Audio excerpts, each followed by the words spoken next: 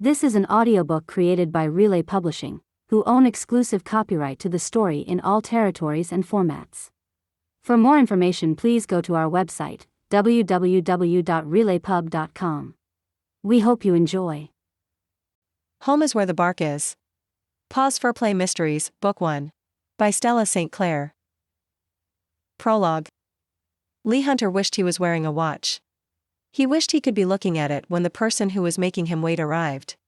He wished people didn't need such pointed reminders that his time was valuable, but it seemed like this person did. Looking at his cell phone wouldn't have quite the same effect, and looking at his wrist with no watch there would just look comical. He held back a sigh of exasperation as he considered whether or not it was going to start to rain. Lee was having a bad day. It was the type of day where you felt like you got punched in the face, but of course, he'd actually been punched, so it felt much worse. He scanned his memory and tried to think of another time that he'd been hit in the face. Nothing came to mind. Not that there hadn't been some close calls. He'd narrowly avoided some fists in the past. You couldn't rent out buildings and homes without things getting personal.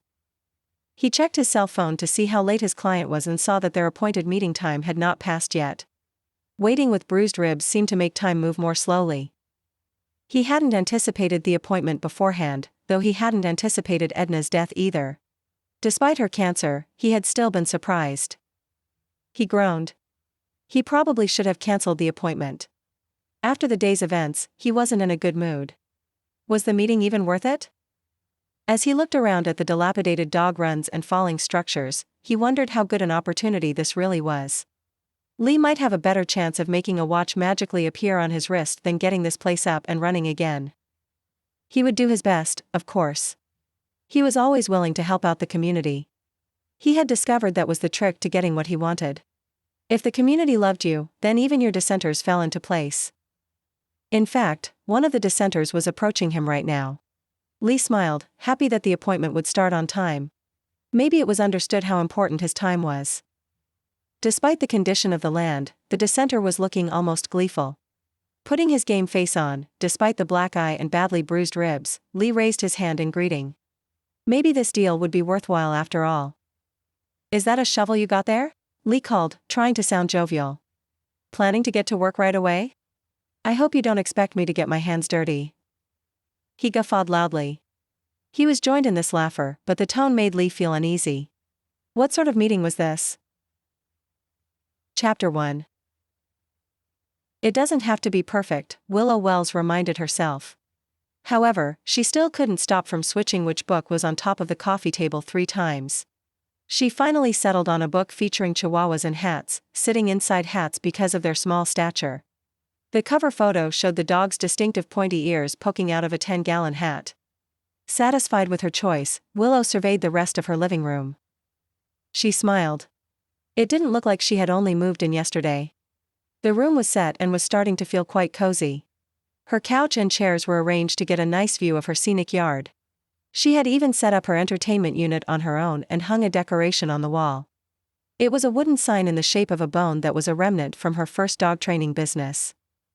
The rest of the house wasn't fully unpacked. There was still construction to be done on the house to make it hers. There was even more work to be done in the yard to fix up the dog run, but that would soon be underway. It made sense to keep some things boxed up until all the renovations were complete. Willow couldn't quite explain why she was so anxious to make a good impression when her father and sister finally visited, but she suspected it had something to do with moving back to her hometown.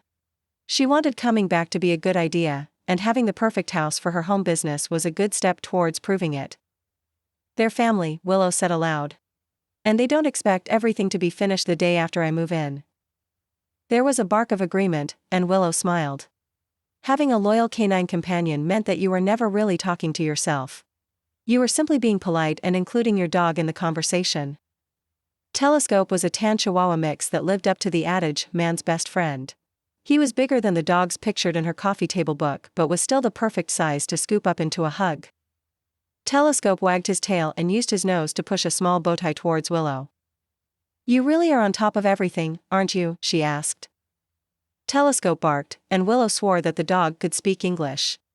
He would often nod as if he understood what she was saying, but at this moment he was sitting up straight, waiting to be dressed for the occasion.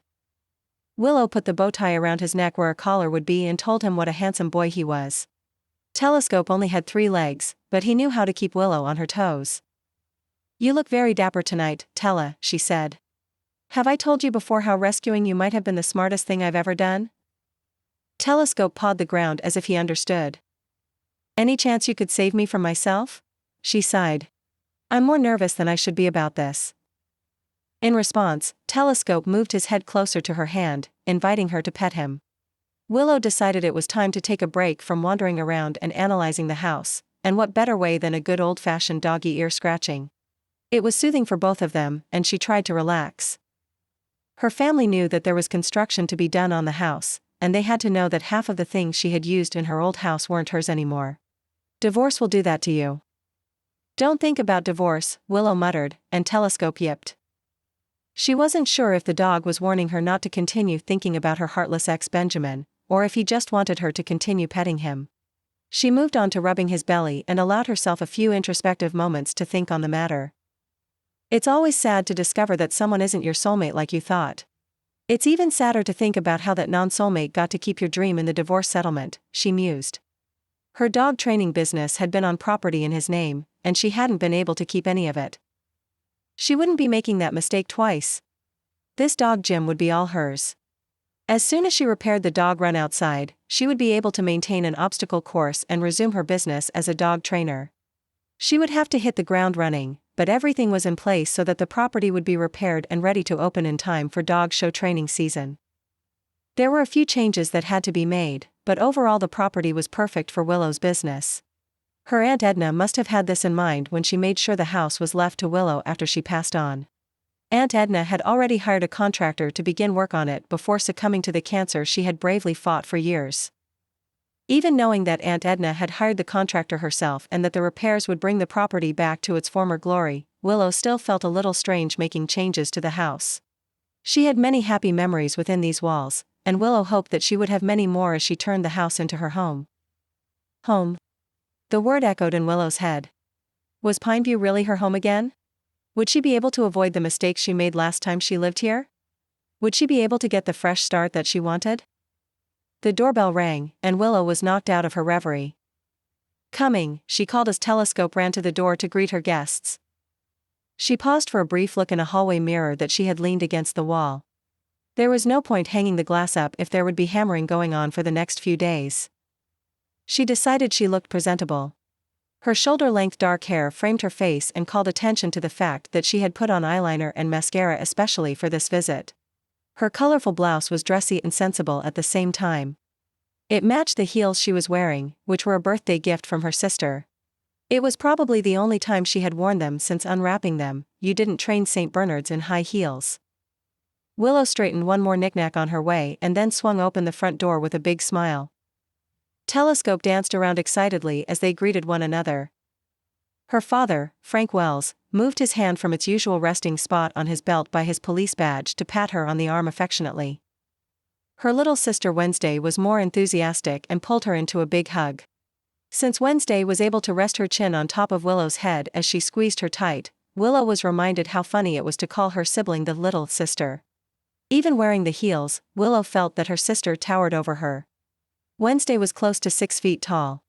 She also had beautiful naturally blonde hair that made her seem even more like a supermodel. After the warm greeting, Willow was feeling more optimistic. Maybe the evening would be perfect after all. Wednesday bent down to greet Telescope, who was still dancing with glee over the arrival of company. "You look so nice in that bow tie, Tella," she said as he licked her hand. "The color brings out the natural highlights of your fur." "Yes. Everyone is very dressed up," Frank said. Suddenly, Willow realized how overdressed she and her dog were compared to their visitors. Wednesday was dressed as if she were going to a Pilates class, though still looking gorgeous as always. Her father had thrown a ratty sweatshirt over the clothes he wore at the police station and was carrying a back brace. Frank cleared his throat and surveyed the area. "I don't see the truck on the street. Is the moving van still on its way?" "No. I unpacked it already," Willow said. Willow cursed inwardly as she realized they had been expecting to help her move in and unpack. She had wanted to make a great impression with her as-finished-as-could-be house, but she should have just waited. Frank looked down at the shoes that Willow had carefully selected to impress her sister.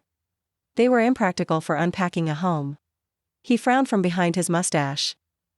"So, there's nothing that you need our help with?" he asked. "No," Willow said. "But I am glad to see you both. We can visit for a while." "I brought champagne," Wednesday said brightly. "It was going to be to celebrate a job well done, but it's done, so, cheers." Willow led them inside to the living room she had been so proud to have finished decorating. She brought some drinking glasses in and popped the champagne cork while Telescope decided to sniff everyone's shoes. She poured the bubbly drink for her guests while they looked around the room. "What an adorable coffee table book," Wednesday said. "Look, Dad, the dog is stuck in the sombrero because he's just so tiny." Frank nodded but didn't seem especially amused. "Let's have a toast," Wednesday suggested. They raised their glasses, waiting for someone to propose what they should drink to. No one spoke at first, and then trying to cover, they all proposed something at the same time. "To an unpacked house," Wednesday said. "To new beginnings," Willow suggested. "To having all the Wells back in Pineview," said Frank. Even Telescope added a bark, which sounded like his own toast. Then, they burst into laughter in unison too. "To all of those things," Willow said, raising her glass. The others followed suit, and they all took a drink. However, then they fell back into silence. Willow could have kicked herself for not realizing they would have wanted to help her unpack. If she'd waited, they would all have had an activity to take part in together, but now all they could do was engage in small talk. She tried to think of a safe topic of conversation that she could start up. She definitely wanted to avoid talking about her divorce, her dog training career that her father seemed to think was a waste of her talents, and why she had left Pineview the first time. What did that leave? Willow took another sip of her drink. Why did things seem out of sync with her loved ones? Was it because only seeing them on holidays and on weekend visits meant that they didn't share secrets as much as they used to? Was it because the last time they had all been together was for the funeral of a beloved aunt? Or, was this all because Willow had ruined their evening's expectations? She was trying to think of something less cliché than bringing up the weather when Wednesday came to her rescue. "Can we get a tour?" she asked. Willow and Frank jumped at the idea.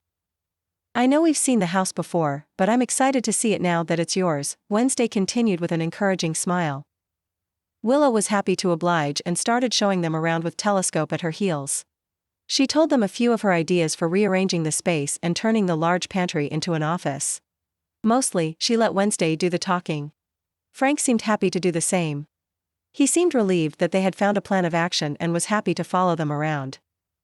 "This is going to look incredible when you're finished," Wednesday said.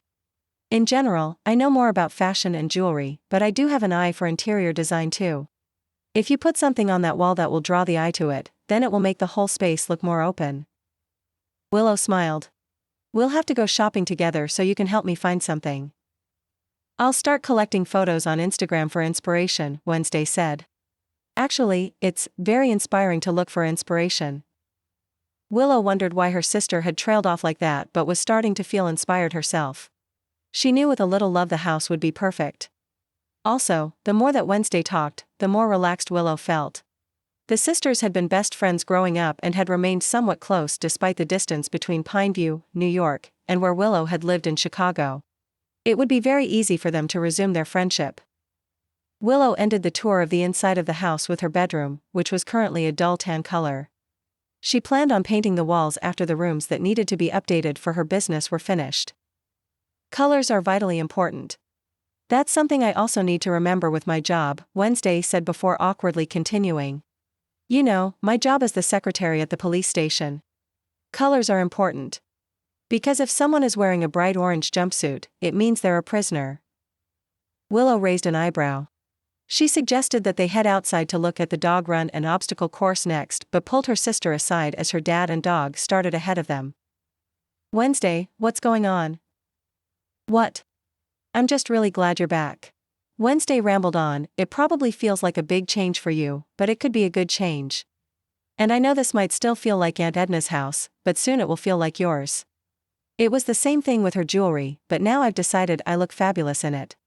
And we're all happy you're home." "Thanks," Willow said, as they slowly descended the stairs. It was exactly what she wanted to hear, but her sister had neatly sidestepped her question. But what does that have to do with needing to remember that prisoners wear orange? Oh. I just didn't want to say anything in front of Dad. And he was so quiet that I kept almost slipping. I think that's how he tricks a lot of suspects at the station, Wednesday said. I want to get more involved as an influencer on Instagram. At least, I've been considering it. Please don't tell him. I won't, Willow promised. But I think I do know what he'd say. What's Instagram? Both sisters said in unison. What's what? Frank asked, quietly joining them. The sisters were able to stop themselves from jumping, but not from giggling. It's nothing, Willow finally said. Let's go outside. This time Willow took the lead and showed them to the dog run area. Despite all the work that needed to be done, she couldn't help but feel excited about the project. Wills, are you sure that you're going to be able to fix this up? Her sister asked, as she looked at a pile of rotting wood that had once been a doghouse. I know it looks a little rough, but it has a lot of potential. It's going to be magnificent when it's finished. Frank Wells gauged the scene and started rolling up his sleeves.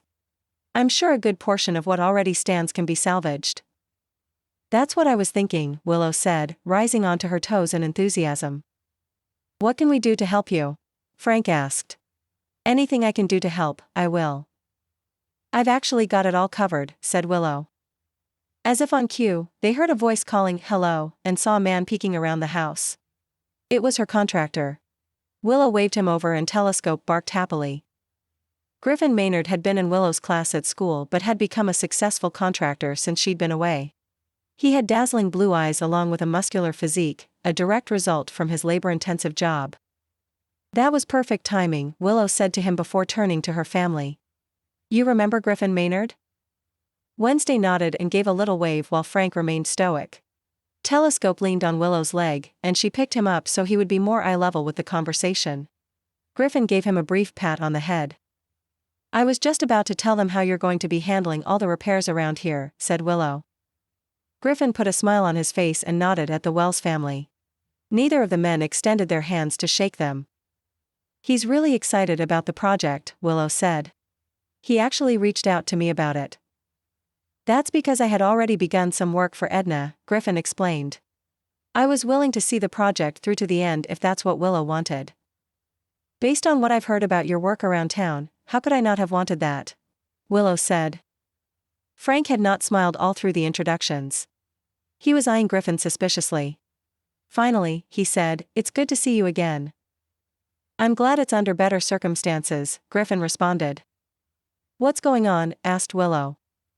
Neither of the men seemed willing to talk, but Wednesday responded. Dad brought Griffin into the station to talk about a missing persons case yesterday. A local real estate developer, Lee Hunter, has been missing for a few days. Willow didn't recognize the man's name. But he just talked to him, right? He's not a suspect or anything like that? Willow asked, kicking a stone in the grass. She laughed, but no one else joined in. He's free to continue with his contractor business, Frank said, not completely answering the question. Is that real estate agent I mentioned free to continue with his business as well? Griffin asked. I know Thomas Danielson wasn't a big fan of Lee Hunter's either. Said Frank. So, you admit that you didn't like him? Willow tried to break the tension by joking, Did I choose a bad time to move to town? If people are disappearing? I intend to keep Pineview a safe town, Frank said. Well, Griffin said, gesturing to the dilapidated dog run. It's supposed to rain tonight. I'm not sure how long it will continue. I thought I'd get started with my measurements to make sure we don't get delayed. Thank you, Willow said. I don't want to interrupt your family time. I'll do what I have to do and get out of your hair. If it's not raining in the morning, I'll be back at 8 a.m. Willow told him it was a good plan. Then she and her sister and dad walked back to the house. She was still feeling positive about her renovation. Her father wasn't warning her not to use Griffin as a contractor. He was just being overprotective. So that you know, Frank said before they went through the door, my offer to help still stands. I really appreciate it, Willow said. But I don't think I'll need to take you up on that. Everything is going to be fine. Chapter 2. The doorbell rang at 10 minutes to 8, and Willow groaned. She'd gotten dressed and made it to the living room but was basically lying comatose on the couch until the Java pick-me-up she was brewing was finished. She didn't expect Griffin to be on time, let alone early. The sun was shining, and birds were singing, but Willow didn't appreciate it. Their happy song sounded more like screeching to her at this time of the day. She had never considered herself a morning person and would have rated her current level of functioning as just one step above sleepwalking. She shuffled over to the door, opening it to see a smiling Griffin. Instead of hello, the word coffee came out of her mouth. Good morning to you too, he said. He followed her to the kitchen where she had set up her coffee maker. She poured herself a cup and handed one to Griffin as well. Are you one of those people who can't function without a morning cup of coffee? I don't know, Willow responded. But it sure makes me feel happier. She took a sip of her drink and started to feel a bit more awake. Griffin sipped from his mug as well but had a smirk on his lips. What? He looked as if he were deciding whether to tell her something or not but finally gestured to her hair. Willow sighed. She had made sure that she was up and dressed at this early hour, but she had completely forgotten about her hair. It must have been as big as a poodle's updo. She tried to flatten it and said, "Not many men see me this early in the morning." Willow paused. Did she just admit to her contractor that she had no love life? She took another sip of coffee to clear her head. She needed to focus on business. After we finish our coffee break, which is admittedly earlier than most breaks would be, I thought we'd get to business and start with the dog run, she said, ignoring the blush she knew was visible on her cheeks. I think that's going to require the most attention. Sounds good to me, Griffin said, bringing the coffee to his lips and still looking a bit too chipper for Willow's taste at this early hour. Edna mentioned that she thought that would need work, and seeing it up close, I have to agree. Willow's sleepy eyes began to tear up at the mention of her aunt. It was a shame that she couldn't be there to see what Willow had planned for the doggy obstacle course. Trying to hide her emotions, Willow covered by asking, "Do you want a snack with your coffee?" Are you offering me a dog treat?" Willow looked at the bag she held in her hands and saw that it was indeed sausage treats for a dog. "Don't be silly," she said with a flustered laugh. "These are for my dog." Telescope bounded into the room and happily accepted the treat, finishing it as a single bite. "Hey there, buddy," Griffin said, bending down to say hello. "What's his name again?" Stella. It's short for Telescope, which is fitting because he's great at finding things. He sees things I can't sometimes. Griffin pet the dog's belly but stopped short of the spot where the back leg was missing. He looked up at Willow. "Is it rude to ask what happened to his leg?" "I don't know myself. He was like this when I met him at the shelter," Willow said. "But he's perfect. Isn't he?" Telescope nodded in agreement. Griffin raised an eyebrow, but Willow turned back to her cabinets. "I wasn't offering you a dog treat. Let's see," she said, giving up on the empty cabinets and moving to the fridge. "For humans, I have some grapes. Or some mini pizza bagels." "Pizza bagels?" Griffin asked, rising to his feet. "Sorry." Willow laughed. "I just moved in. I guess I don't have that much food." "What type of pizza bagels are they? Are they like the ones you made for the bake sale in high school to save the Old Point Bridge? That was something unique to bring." "It sounds like I just couldn't bake," Willow said, frowning. "No. Your addition was great," Griffin said, leaning on the counter. "I wanted to help the cause then too and tried to make something. But I was impatient and put frosting on the cupcakes when they were still hot. It pretty much melted off. Everyone teased me. All day." He chuckled, but Willow just tapped the edge of her mug. "I remember wanting to save the bridge. I don't really remember a bake sale though." "Oh?" Griffin set down his cup. His grin had vanished. "You know, I'm not hungry. Maybe we should get to work?" Willow nodded. Griffin headed outside, and she followed, pausing only to run a brush through her hair. Telescope was tailing Griffin. The dog must have sensed that his human wasn't completely awake yet and wanted to stay close to the newcomer. Griffin didn't seem especially pleased about this. He tried to ignore the dog and focus on his work, but Telescope kept getting underfoot. "You're going to wind up getting stepped on," Griffin said. Telescope barked. "And it would be your own fault if it happened," Griffin continued. Telescope shook his head. Griffin paused and stared at the dog warily. Then, he turned to Willow. "How much does this dog understand?" Be careful what you say around him, Willow teased. They reached the dog run. Some people might call the place dilapidated, but she knew it had a lot of potential. There were several rundown buildings with falling fences around them. Once they were repaired, the fenced-in doghouses could be places for dogs to rest after exercising. The obstacle course would prove to be its own obstacle, but there were several elements that were still intact. With a little hard work, dogs would be able to climb and jump and race. She could imagine it perfectly. I'm guessing you'll be wanting to take down all the old obstacles and put in new ones? Griffin asked. No, Willow said. Are you crazy? I'm not trying to run up your bill, but I really don't think a lot here is salvageable.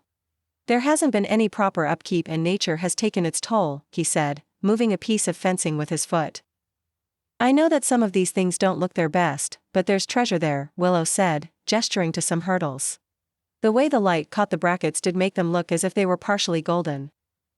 Griffin pointed to something else. That hoop falling off of its stand is treasure? Okay. Not everything is in fantastic shape, Willow said with a slight grimace as she admitted he had a point.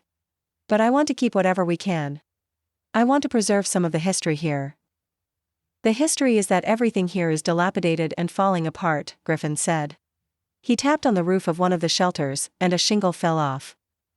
The fences definitely need to be replaced, but the buildings that will shelter the dogs are the perfect size and can be fixed, she said, placing a gentler hand on the building.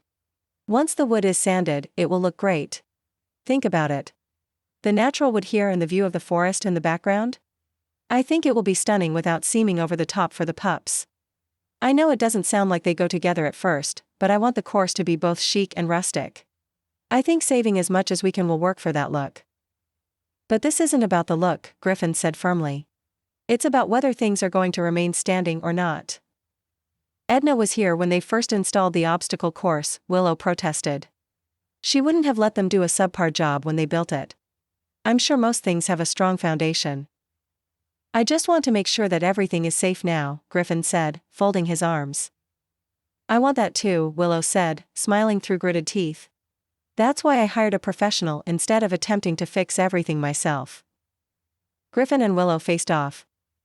Then, why don't you listen to the professional, he asked, throwing his arms up in an exaggerated shrug. And maybe you should listen to your customer. What's that saying?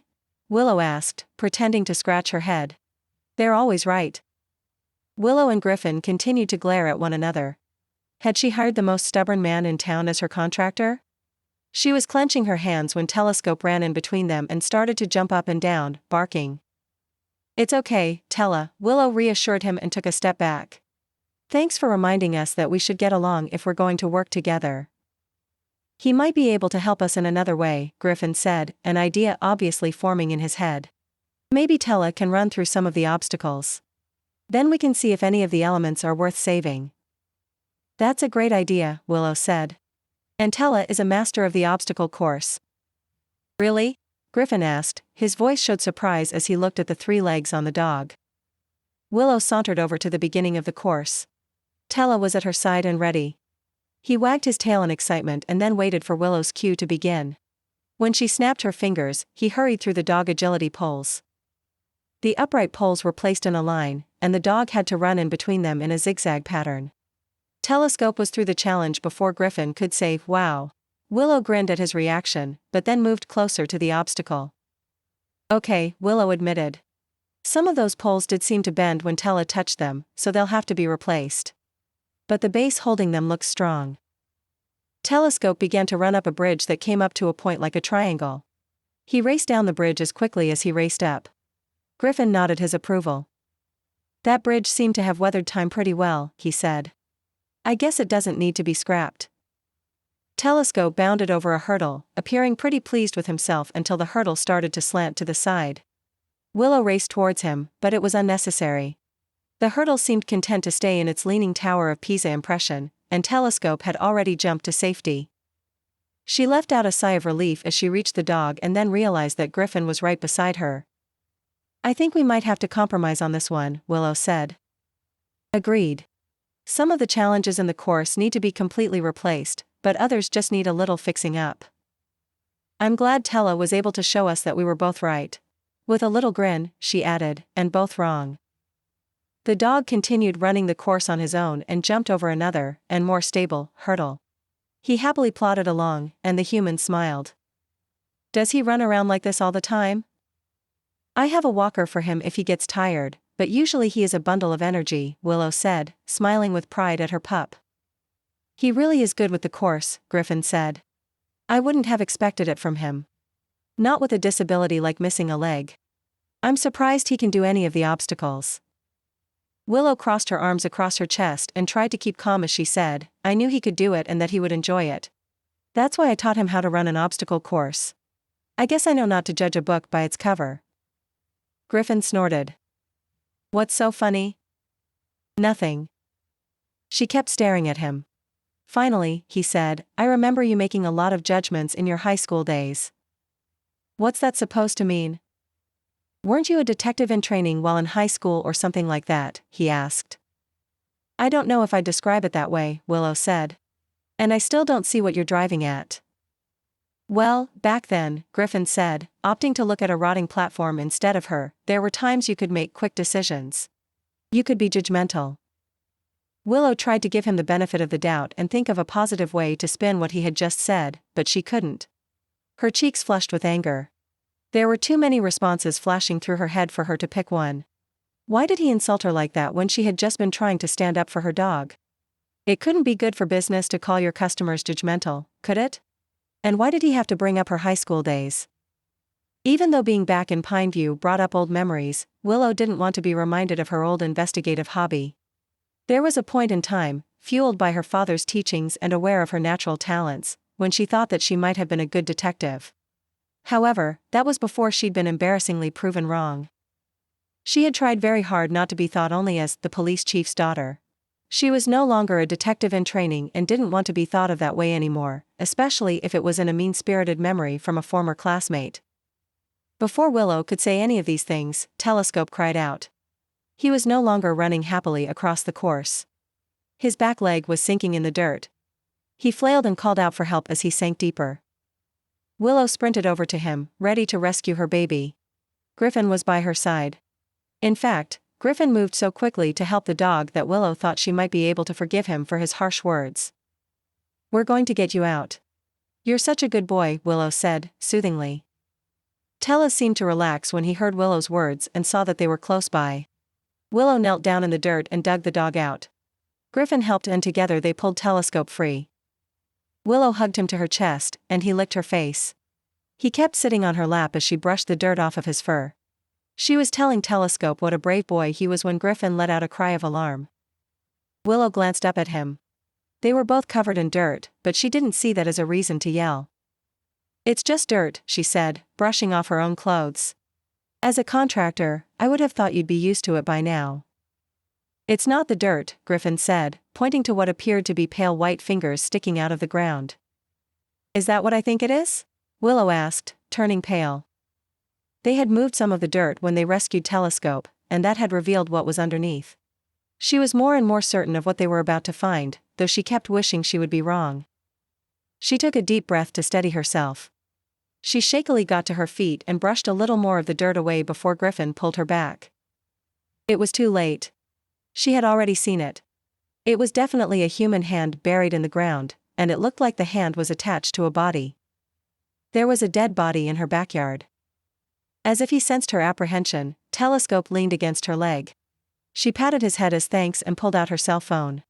The police needed to know about this ASAP. Her call went through. I'd like to talk to Police Chief Frank Wells, please. She was going to have to take him up on his offer. It seemed she was going to need his help after all. Chapter 3. The next morning, Willow was ready and waiting when Griffin arrived at her house before 8 a.m. again. She pushed a cup of coffee into his hand when she opened the door. Good morning, Willow said. Or as good as it can be, considering everything. He followed her inside to her kitchen with a neutral expression on his face. Telescope came out to greet him, but Griffin stepped right past him. Willow accepted his affections instead and scratched the dog's ears. It's funny, Willow said, setting her coffee mug down. I feel like I didn't get any sleep last night, but I'm more wide awake than I usually am. I guess finding a dead body has that effect. She cringed as the words came out of her mouth and poured herself another cup of coffee, this time opting to make it sweeter than usual and adding extra vanilla creamer. It had been a long and trying day after she called her father to report what was buried in her yard. She tried to diffuse the tension by joking about how many people thought that her yard should be covered with crime scene tape all along, but her father barely cracked a smile. Instead, he'd questioned Willow and Griffin about finding the body while the uniformed officers scoured her yard looking for evidence. After making their statements, Griffin was told that he could leave. Griffin had said goodbye and left quickly, leaving Willow and Telescope to wonder what else would be found in her yard. Willow spent the afternoon alternating between staring out the window, watching the police work and pointedly trying not to look.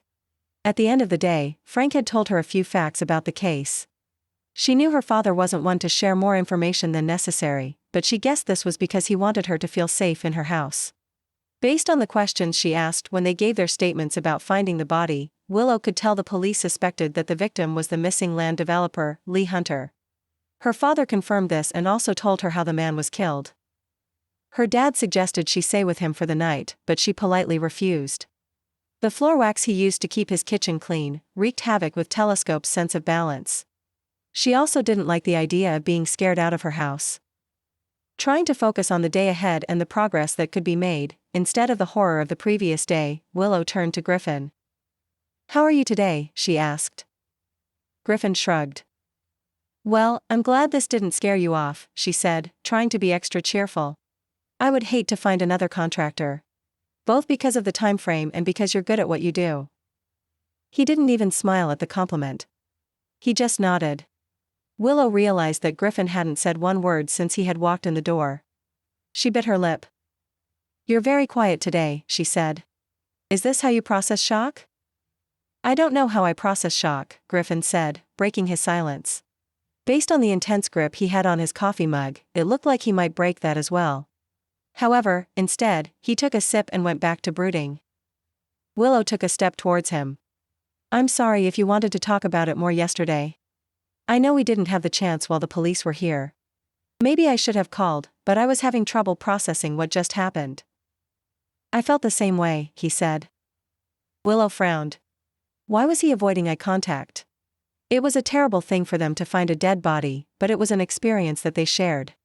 They should be able to commiserate together. She looked down at her dog, who was paying her more attention than the human in the room. He pawed the ground, which she took to mean, try something else. "I knew there would be trouble fixing up an old house, but I didn't expect anything like this," Willow joked. She laughed, hoping Griffin would join in, but he just nodded again. She shrugged at her dog and gulped down the last of her drink. "Well, I guess we should get started," Willow said, hoping that focusing on the task at hand would snap Griffin out of his funk. "We're on a tight timeline, but I think we can still get everything accomplished on time. I'll still be ready to get dogs trained for show season." She clapped her hands together. Griffin didn't move. "Are they really going to let us get any work done today?" he asked. "Isn't this considered a crime scene?"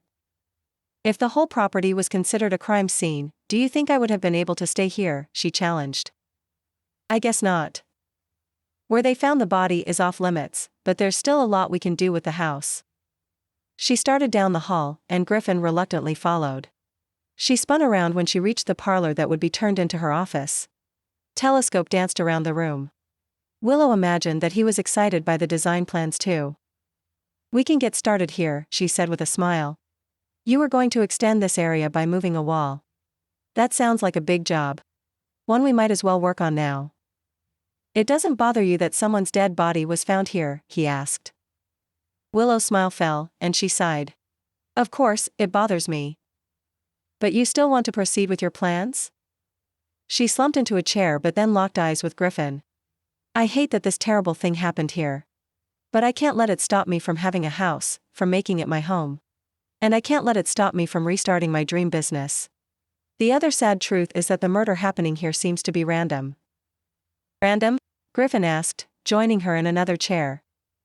"Lee Hunter didn't have any relationship to Aunt Edna or me," Willow explained. "I think it happened here because the house was empty." Telescope moved closer and rested his head on her leg. He always made her feel supported. "I'd never met him," Willow said. "I think that bothers me about this situation too. The man's final resting spot is in my backyard, and yet I have no idea who he is. Maybe you're lucky about that, Griffin said. He stood up quickly and walked over to the window. Willow stared at his back.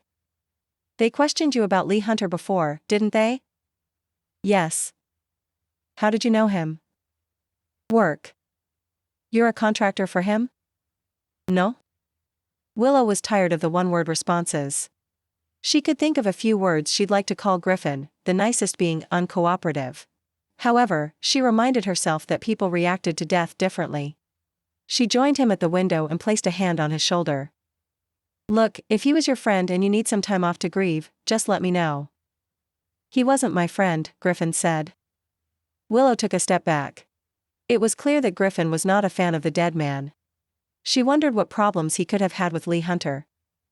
Though she might find him stubborn at times, Griffin was a good man. She remembered his kindness in high school, and more recently, Aunt Edna had spoken his praises. If he held such animosity towards Lee Hunter, it would indicate that the deceased was not a great guy. That would also mean that there would be plenty of suspects in the case. She shook her head to clear it. She didn't want to think about the murder. She wanted to focus on fixing her house and starting her business. However, Griffin decided to start using more than one word at a time and asked, "Are they sure it's murder?" Willow nodded. "My dad told me about the cause of death. It was a blow to the head. He had some other injuries too, but the head injury is what killed him." Griffin just frowned. Sensing that he didn't want to talk about the murder anymore and not having any success knocking Griffin out of his funk, Willow tried to focus on business again. She walked over to a wall and patted it. "Well, this wall isn't going to move itself," she teased. "Why don't you get to work, Tiger?" She cringed inwardly as she realized that she just called him Tiger. He raised an eyebrow at her. Telescope was staring at her too, but she imagined that was because she had just made a cat reference in his presence. Then, Griffin let out a little chuckle. "Tiger?" Willow shrugged. "I'm not sure what I was thinking." Though not completely relaxed, Griffin seemed a tad less grumpy. "I'm sorry for the delay this morning. Besides the murder? I was going to say unpleasantness. Besides that, I'm waiting for some equipment to arrive and your appliances that I could install. I expected the delivery at 8. "I guess not everyone is as punctual as you," Willow said. He was frowning again as he stared out the window and saw no sign of the delivery. He tapped his fingers on the glass impatiently. "Why don't you call them?" Willow suggested. "I wanted to give Stella a bath anyway, so you can let me know how it goes." She slipped out of the room before Griffin could give her another short response and before Telescope could escape from her. Telescope didn't dislike baths at cat-level hatred, but he wasn't a big fan of them. He struggled in her grasp as she carried him to the bathroom. "Stella, there's no fighting it," she said firmly. "You were in the dirt and near a dead body. You need a bath. The brushing you got yesterday isn't going to cut it, and we put it off long enough already." Telescope didn't accept her rationale and wiggled in her arms. She made sure that the bath mat was in place so he wouldn't slip on ceramic, and she put his rubber ducky toy inside so he could lean on it if he needed to. She checked the water, perfectly warm without being too hot. She added some bubbles and got the dog inside the tub. "You're actually pretty lucky, pup. I wish I got to take luxurious baths like you do." Telescope looked at her unhappily. She grabbed a washcloth and began cleaning his coat. "Maybe next time I'll light some candles and play some relaxing music," she teased. Telescope whined. She wasn't sure if it was because he was generally displeased with the bath or he didn't like her joke. Downstairs it sounded as if someone else was unhappy. She heard bits of shouting and figured Griffin's calls weren't going well. While most of what he said was indistinguishable, she could tell that he was upset. The two things she did hear him yell clearly were, "This is unacceptable," and, "Can you explain why?" She tried not to think about what those phrases meant for her renovations. She declared Telescope clean and helped him out of the tub. She grabbed a towel and placed it over him. She was just about dry him when she heard Griffin in the hall. "I just took him out of the tub," she called. Griffin opened the door. Before Willow could tell him what a mistake this was, Telescope had scooted forward and away from her, shedding his towel. He completed his full body shake on his way out the door, leaving the humans covered in leftover doggy bathwater. For a small dog, he sprayed an awful lot of liquid. Well, Griffin said, as he brushed the droplets from his face. That's fitting with the type of day I'm having. Bad news with the equipment? Willow asked, grabbing a clean towel. The reason the equipment never showed up was because my debit card was declined, he said, heading into the hallway so that he had room to pace. I didn't understand it, so I called my bank. All of my accounts have been frozen. But why? Willow asked. Before he had a chance to answer, her doorbell rang. She hurried to the door, conscious that she would be greeting her caller smelling like a wet dog. She smiled when she opened the door and saw her father on the porch. This time she was underdressed because he was in his chief of police uniform, and she was in damp, smelly clothes. However, she was touched to see him on her doorstep. Are you checking up on me? She asked. It was a shock yesterday, but I'm holding up fine. I'm glad to hear that, Wills, he said, stepping into her house. But I'm actually here to talk to Griffin Maynard. He is here, isn't he? Griffin joined them in the entryway. I'm here. Why do you want to talk to Griffin? Willow asked, stepping in between the two men. I'd like to talk to him some more about Lee Hunter, Frank said, evenly. But we already gave our statements about finding the body, Willow said. And I need him here. We need to figure out how to continue with my house after some machinery didn't arrive. I'm afraid this isn't about coming across the remains. Griffin is a suspect in the murder, Frank said, stepping past her and eyeing Griffin. Would you mind coming down to the station and answering some questions for me? Willow was stunned. Could her father really think that Griffin was guilty? Am I under arrest? Griffin asked, maintaining eye contact. No, Frank Wells said with a smile that didn't reach his eyes. This is just a friendly request. Willow recognized her father's tone and gulped. It wasn't really a request. Chapter 4. I can't believe this is happening, Willow repeated. She had lost track of how many times she had uttered those words as she paced her house. She felt on edge and didn't know how to expend the anxious energy. However, pacing through the hallway really wasn't helping. Seeing the unfinished rooms that were supposed to be under construction just reminded her of her troubles. She leaned against the doorframe of her hopefully soon-to-be office and looked around. She felt like punching the walls but knew making dents would just add to her long list of repairs that were already being delayed. Instead, she resumed pacing. Telescope had given up on following her around the house after the third lap. Then, he opted for lying on his doggy bed and watching her wander. Lucky dog, Willow muttered. She wished she could relax as easily as he did. He wagged his tail in a way that she found smug. Her frustration alternated between anger at the situation and at Griffin directly. Murders happened so rarely in Pineview.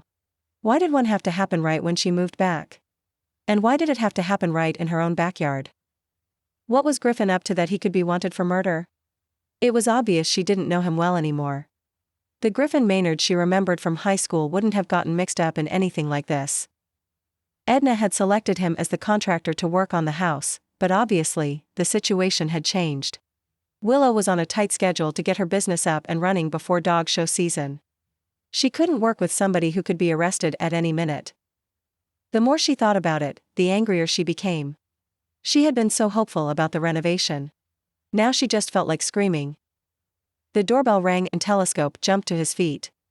Willow walked to answer it, silently reminding herself not to take out her frustration on the caller. She didn't want to scream at a little girl selling cookies or a mailman greeting the new resident. However, when she saw it was Griffin at the door, she knew she wouldn't be able to contain her anger from bubbling over. Telescope greeted the contractor by jumping on his hind leg and wagging his tail. Willow wasn't feeling as friendly. How dare you, she said. How dare I what? Griffin asked, taking a step back. Answer police questions? You were accusing me of being judgmental before, Willow said with her hands on her hips. You were judging me for judging other people. But it seems like I wasn't a very good judge of character, because you're wanted for murder. Griffin's jaw clenched. I'm certainly feeling very judged right now. I'm feeling something different, Willow said. What's one step above rage? Telescope sat between them and looked back and forth between the humans. Griffin ran a hand behind his neck as he shook his head. Your father is judging me even more than you. I've been having one of the worst days of my life. I don't want to fight. I just came here to troubleshoot the construction plans as best we can. She noticed how tired he looked and tried to calm down. She took a deep breath. "I'm sorry you had a bad day," she said as politely as she could. "I can definitely understand that. However, I think that these circumstances might be too potentially disruptive for us to continue working together." "What are you saying?" "All things considered, I think I'd like to go with another contractor," she said, trying to be firm but kind. "If you would please return my money, I'd like to take my business elsewhere." Griffin avoided eye contact. "I can't do that." "Why not?" Willow asked, leaving the doorway to confront him. She wished she were taller, so she would seem more intimidating, but she had to look up at him to glare. "I can't give you your money back." "Why not? Are you a thief as well as a murderer?" she asked acidly. "No." He threw his arms up in anger and then turned away from her. He started to walk away but then seemed to deflate. He took a seat on the steps of the porch and shook his head. Willow walked around him and stood in the grass. She was pleased that she was taller than him while he was sitting. She crossed her arms and said, "Griffin, I need my money back. I don't have enough to continue repairs with someone else without what I already gave you." He looked up at her. "It's not that I don't want to give it back. It's that I can't access my money now. The police have frozen my accounts." "Why would they do that?" "It's part of their investigation. They're trying to establish a motive for me as a murder suspect. They're looking at a business deal." Willow felt like pacing again. "So, because they're investigating you, they've frozen all your accounts, which means that I can't get my money back. And I can't use the money to get all the materials and equipment I need for my projects." "I can't believe this is happening," Willow said, repeating her earlier refrain. "I don't know how I'm going to get these repairs done in time. I know you said your timeline is tight. Getting ready for those dog shows. They're a big deal in the dog trainer world," she explained. "That's how you make a name for yourself and build clients that can sustain your business. The Field Club Championship is one of the most prestigious shows and one I've had luck with before. But it's annual. If I miss this one, I'll have to wait a whole year. And I don't think my business could survive until then." Griffin sighed. "That does sound like a big deal. It seems like I need your accounts unfrozen whether I have you continue the renovation or not. I can't just wait around until this gets figured out," she said, kicking the dirt. "With my timeline, I wanted this started yesterday." "I'm sorry," Griffin said, looking at his hands. "I don't know what else to say." Telescope moved closer and sat next to him. "Well," Willow said, biting her lip. "I think there is one more thing you should say. I'd like you to answer one very important question." "What's that?" Griffin asked. "Did you kill him?" She braced herself for the answer, ready to look for signs of shiftiness. Instead, Griffin looked her right in the eye. "No," he said, earnestly. "I didn't." She was inclined to believe him. He sounded sincere, and his eyes were holding heartbreak from these accusations. She looked at her dog for his advice. Telescope nodded. Willow nodded back and then joined Griffin, sitting on the porch. "Then, I'm sure this will all get settled soon," she said, reassuring him. "Later than we both would have liked, but still soon. There are some good detectives on the force here. They'll back up your alibi and dismiss you as a suspect. Then, they can find the real killer." "I think that's part of the problem," Griffin said. "I couldn't give them my alibi." "Are you kidding? You're a suspect in a murder." Griffin rose to his feet. "Yes, but like I told the police, a non-disclosure agreement isn't letting me explain things fully. Maybe a murder investigation is a sufficient reason to ignore an agreement." "I can't do that," Griffin said. "I've already lost enough money and time by becoming a suspect. I'm sure my reputation will suffer some too. But I can't destroy what's left of it by violating my contract without permission. I can't lose that opportunity too." Willow stood up, listening to all that he had to say. "I've worked too hard to build up my business to lose it all now," he continued. "I don't know if you can understand that." Willow softened. She understood it better than he might have imagined. She knew what it was like to lose everything and she wouldn't wish that on anybody else. She had put her heart and soul into building her first dog training business and lost it when she split with her husband. She wished now that she'd kept better records pertaining to all the legal and binding documentation that proved the business was hers. She understood not wanting to make a mistake when it came to contracts and understood about loss. She wanted to tell him all this, but instead, she said, "Why don't you come inside, and we'll see what we can salvage from the project? Maybe there are still some things we can begin now." Griffin gave her a small smile as he followed her into the house. Telescope wagged his tail as he joined them. "You believe me?" he asked. Willow nodded. Part of her was surprised that she was convinced, but the truth was that she truly did believe him. She could sense that he wasn't a killer. "I promise to do what I can to help," said Willow. "We both want to see this situation resolved as quickly as possible." Telescope yipped, chiming in that all three of them wanted the same thing. Griffin stared at the dog, seeming more convinced than ever that Telescope understood what they were saying. Willow laughed, finally releasing some tension from the terrible day. "It's unanimous," Willow said, bending down to rub the dog's chin. "Well," Griffin said, clearing his throat, "I know many of the repairs are on hold. Because the backyard is off limits because it's a crime scene and my shiny new appliances haven't been delivered so they can't be installed," Willow summed up, wryly. "Right. And not many of the materials were previously purchased. However, I think there might still be some smaller projects that I could begin." Willow nodded. After pacing around her house so much that afternoon, she had an idea where they might be able to start. "I could begin with the downstairs bathroom," he said. Willow smiled. "That's what I was going to say. I could start removing the old fixtures and the tile. They're all going to be changed to more easily accommodate dog grooming. Those are things I can do by hand." "That's what I was thinking too. And an advantage of getting that room underway is that once it's done, Telescope won't be able to soak us again after he takes a bath." Hearing the word bath, Telescope scooted away from them. She watched as he headed into another room to hide, but then Griffin brought her attention back to him by placing a hand on her shoulder. "Thank you," he said simply. "No problem," she replied. He gave her a smile and then went to grab his tools. As he walked away, she began to frown.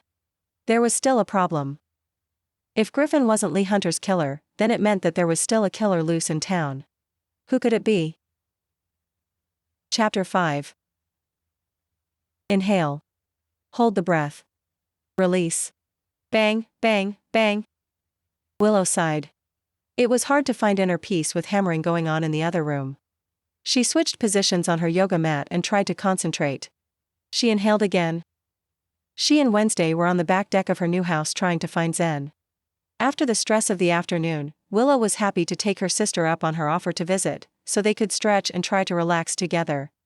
However, it wasn't going exactly as planned. She knew that hearing the sounds of construction was good news because it meant that Griffin was able to begin work, but the noise was distracting. Willow transitioned into downward-facing dog, placing her hands and feet on the ground and raising her hips into the air. Telescope's version of the pose was different. He was lying down with a paw over his face because he was trying to ignore Wednesday's multicolored, long-haired cat. The cat kept crouching down and staring at him with her vivid green eyes, trying to invite Telescope to play with her. He looked like he would much rather take a nap. The cat picked up one of Telescope's rubber balls and deposited it in front of her owner. She meowed as Wednesday ignored her, and Willow realized that her sister was playing on her cell phone as they did their yoga. Wednesday looked up and saw the ball. She threw it into the yard, and her cat bounded after it, beginning a game of fetch.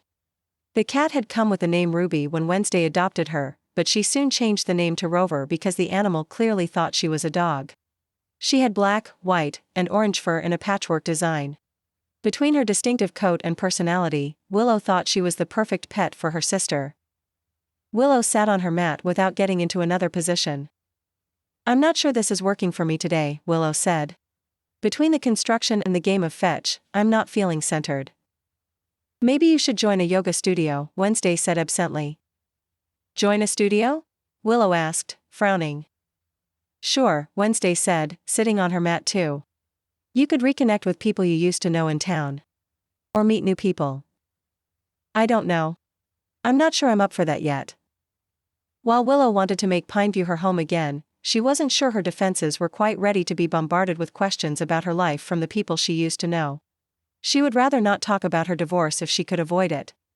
She also didn't want to dwell on losing her former business until she could announce the opening of her new dog gym, and its opening on time was looking shaky at the moment. She was knocked out of her reverie by the sound of something falling in the bathroom.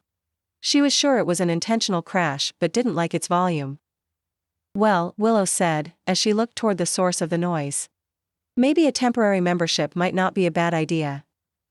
My ideas are usually pretty good, Wednesday said with a smile. Then she looked away, lost in thought.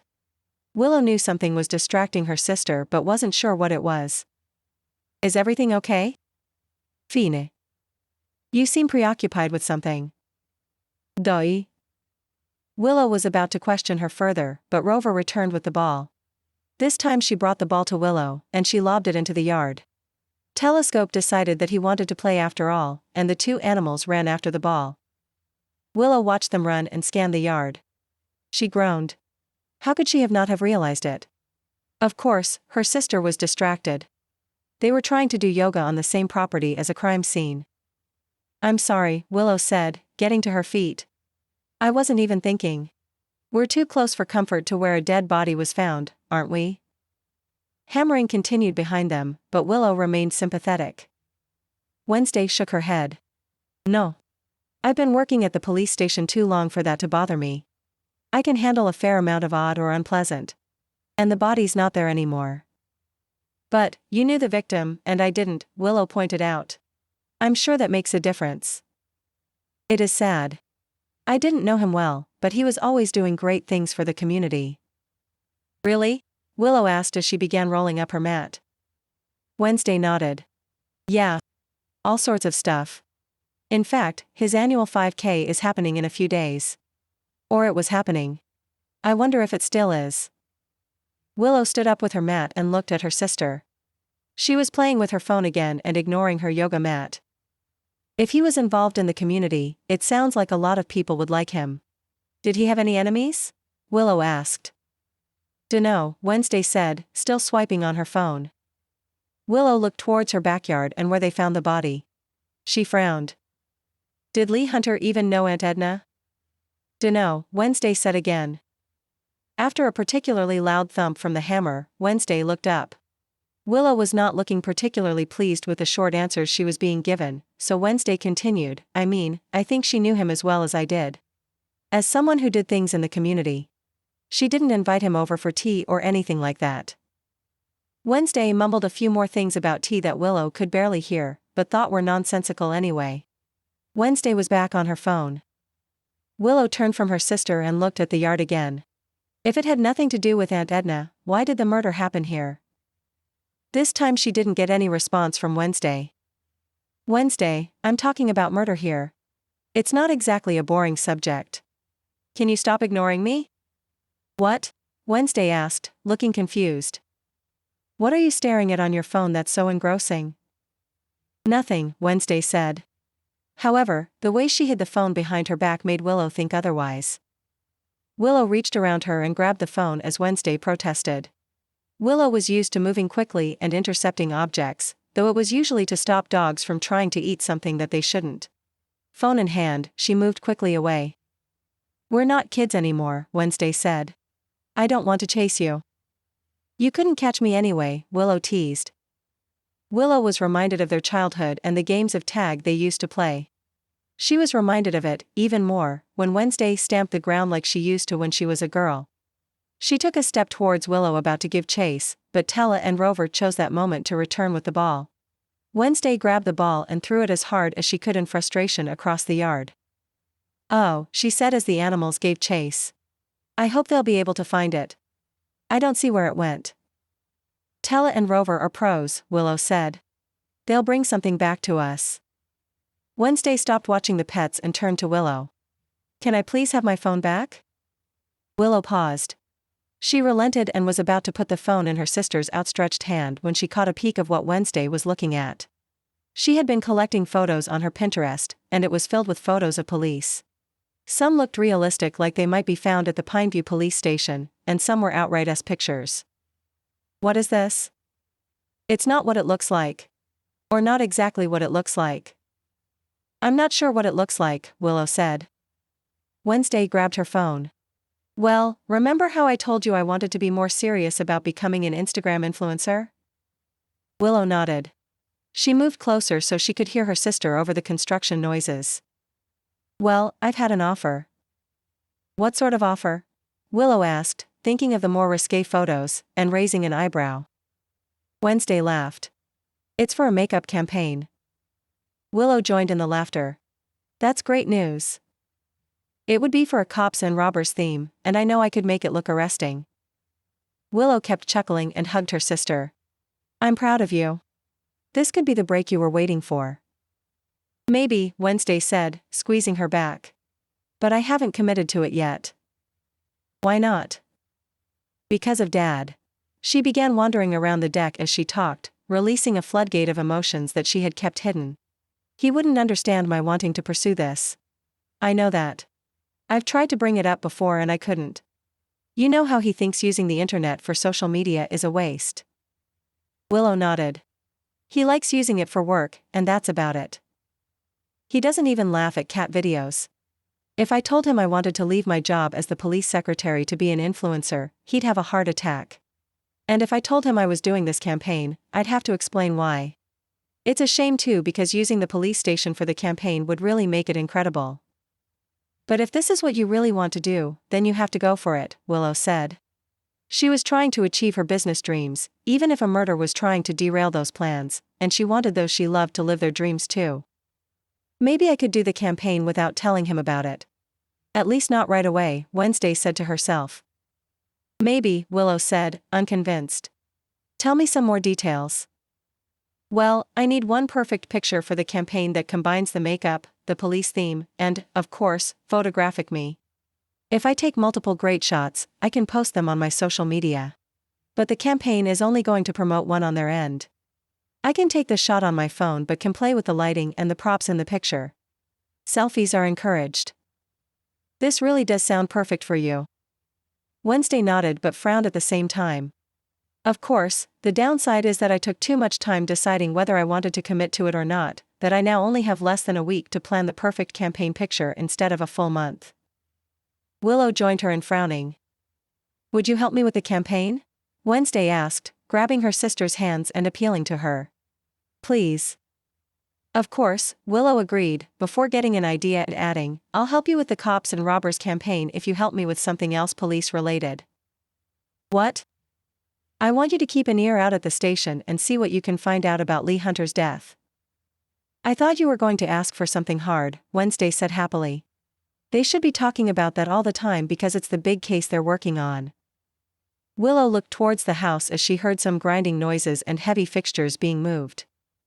Right now, they think that Griffin did it? I think so, Wednesday said. Apparently, he didn't get along with Lee. They were suspicious of him when Lee Hunter's case was a missing person, and they still like him as a suspect now that it's murder. I think he's innocent, Willow said. And I promise to help him as best I can. I don't think he did it either, Wednesday agreed. Rover and Stella like him. That points to him being a good guy. And not a killer. Stella is a good judge of character. He was never especially warm to Benjamin. Smart dog, Wednesday said with a wink. Still, as much as we might think Griffin is on the up and up, the police aren't as sure. And honestly, if there's even a small chance that he's a killer, you probably shouldn't have him in your house. This case needs to get solved ASAP. Then I could work with him with a clear conscience, and we could continue our bigger projects that need his frozen accounts unfrozen. I wish it would get solved too, Wednesday said. But, unfortunately, it is going to take a little time. The case isn't going to waltz up and solve itself. Telescope barked, and they looked down as he and Rover rejoined them on the deck. Oh, did they finally find the ball? Wednesday asked. She knelt down to pet her cat and said, Sorry I threw it so far. She gasped, and Willow knew that Rover must be holding something besides the ball. Seeing something glimmer in Rover's mouth, Willow bent down too. Telescope wagged his tail, seeming proud of their find. It was a diamond ring. Where did she get that? Willow asked. It must have been from your yard. Wednesday joked, maybe I should throw another ball. Rover dropped the ring on the deck and sat proudly next to it. Willow scratched the cat's ears in praise. Don't touch it. Just in case, Willow said as an eerie thought popped into her head. Wait a second, Wednesday said, peering at it on the porch. This ring looks familiar. Do you know who it belongs to? Well, it looks like Isla's engagement ring, but the diamond is a lot bigger. Who? Isla Hunter, Wednesday said, slowly. Lee's ex-wife. Willow gave Rover and Telescope some more petting, praising them for their good work. The pair might have just fetched an important clue in a murder case. Chapter 6. 20 minutes later, they were standing in their father's office at the police station. You said you found some evidence? Frank asked. Willow proudly held up a sandwich bag containing the engagement ring they had found, and a small smile formed on his face. Willow figured that he was glad for two reasons: they had found a potential clue and that they had bagged it. Willow and Wednesday were daughters of a detective and knew how to treat evidence. They had picked up the ring with tweezers and placed it in a clear bag. Willow looked around the office as they sat across from his desk. She hadn't been there in years. Her holiday visits had never called for a trip to the police station. However, it still looked exactly the same. Her dad's office was neat and orderly. There were commendations on the wall and a few personal photos of Willow and her sister growing up and one stunning picture of their mother. Where did you find the ring? Frank asked as he accepted the bag.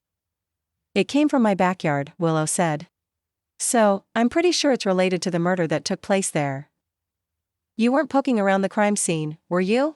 Frank asked.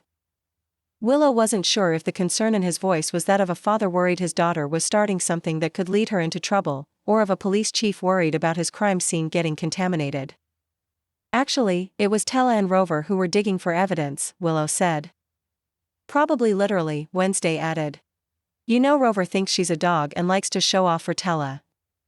It was in a cat's mouth, so I'm not sure what chance we'll have of recovering DNA from it, but we did everything we could to make sure that we didn't add ours to it.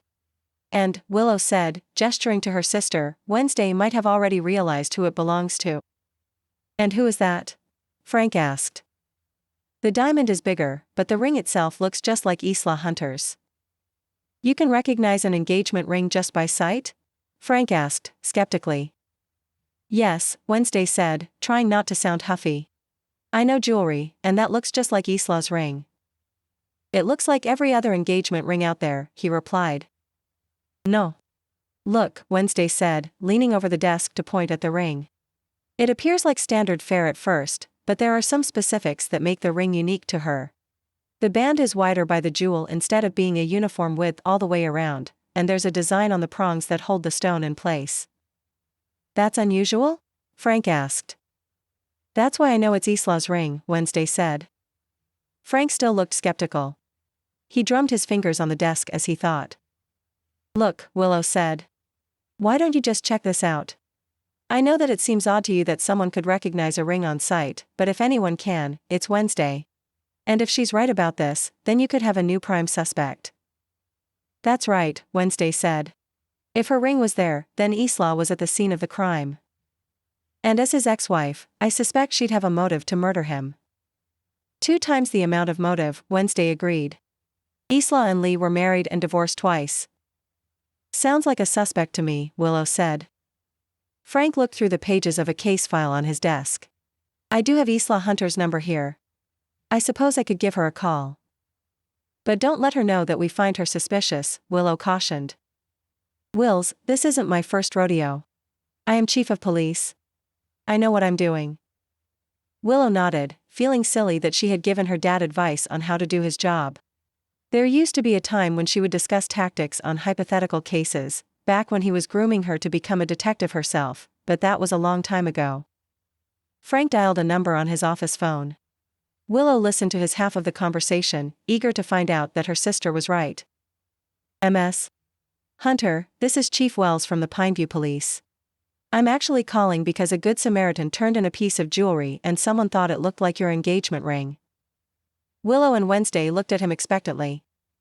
Your ring isn't missing? He asked. You're sure? All right. Thank you for your time. Yes, I hope we find the rightful owner too. He hung up the phone as his daughters rose to their feet. I don't understand it, Wednesday said. Maybe she's lying, Willow suggested. I think it's more likely that the ring just looks similar, Frank said. All these sorts of rings do. Wednesday shook her head. I know jewelry. Why would she lie about something that could be easily checked up on? Frank asked. He walked around his desk to be closer to them. It was a good thought, but it didn't pan out. When we do find out who it belongs to, we'll see if this is a helpful piece of evidence. I'm appreciative that you found it and brought it in. I'll handle the investigation from now on. I know that Willow has other things to focus on at the moment. True, Willow said. Though it would be easier to focus on them if my contractor's accounts weren't frozen. Frank cast a stern glance her way. Wills, I'm not going to apologize for conducting an investigation to the best of my ability to catch a killer, he said firmly. No matter the inconvenience. That wasn't what I meant, she said, looking at her toes. He patted her on the arm. I will try to keep your inconvenience to a minimum, though. I feel this case might be solved soon, and then you'll be free to continue with another contractor. Willow knew he was trying to appease her, but this wasn't what she wanted to hear. She wanted other suspects besides Griffin Maynard to be considered. While her dad would consider the ring they found as evidence, it didn't look like it was doing anything to move Griffin out of the prime suspect spot at the moment. Thanks, Willow said, finally. But I like the one I have now. Frank returned to his desk. I better get back to work. I'll keep you informed about when your yard will be cleared as a crime scene. Thank you, Willow said, as she and her sister headed to the door. And we should all get together for a family dinner one night soon. I'd like that, he said with a nod. Wednesday didn't say anything as they left. When they were outside of the station, she finally let it all out. I just don't get it. I'm positive the ring band is identical to Isla's. I believe you, Willow assured her. And I was thinking about something that Dad said. How I gave it a good shot? Wednesday asked with venom. That it's something that is easy to check up on, Willow said. Is there some place where we could just happen to run into Isla? Actually, yes, Wednesday said, grinning. You said you wanted to join a yoga studio, right? Willow was pleased. She had her temporary membership in hand and was looking forward to killing two birds with one yoga mat. There would be no hammering and sawing during this workout session, and Wednesday assured her that Isla always attended this Pilates class. Namaste Awal was a studio with a few rooms for different classes, a locker room, a massage room and sauna, and a nutritious smoothie bar. The studio would have been worth recommending to Willow anyway because they offered drop-in classes that worked for her changing schedule. It didn't hurt that the owner, Miranda, was a sweetheart. However, today the studio also came with the added perk of investigating a suspect. Willow and Wednesday chose spots and set up their mats for the Pilates class. Willow glanced around the room and smiled to herself. She was glad that there wasn't anyone who she went to school with in the class that night, so she wouldn't have to take part in any small talk. She could keep her attention on Isla's arrival. That's her, Willow said, subtly nodding towards a woman who entered the room. Isla had flaming red hair that didn't look completely natural. She was dressed all in black, and Willow wondered whether it was because she was in mourning or because she thought the black workout clothes were slimming. If that was the desired effect, it didn't entirely work. What Willow couldn't see was whether there was a ring on her finger. Isla's mat was covering her hand as she walked in and she chose a spot in the middle of the room. The sisters looked at one another and nodded. They switched places in the room, splitting up to get a better view. Neither could get right next to Isla, but they chose spots on opposite sides of the room to try and get a better view. Isla gave a small wave to the people she knew in the class, including Wednesday, and then closed her eyes as if in meditation. The instructor entered the room to begin the class and Willow pretended to be listening to what she said instead of sneaking peeks at her classmate's hand. While not quite as obtrusive as the sounds of construction, Willow still found her ulterior motive in the class distracting. All the while that she practiced bicycles and boomerang poses, Willow kept an eye on Isla. There was definitely something shiny on her hand that was catching the light. When the class ended, Willow's muscles were burning, and her curiosity was too. She hurried over to Isla, but Wednesday had already beaten her there. This is my sister, Willow. Willow smiled, hoping she wasn't too sweaty for an introduction. So nice to meet you, Isla said, extending her right hand. Willow shook it, wishing it had been the left one.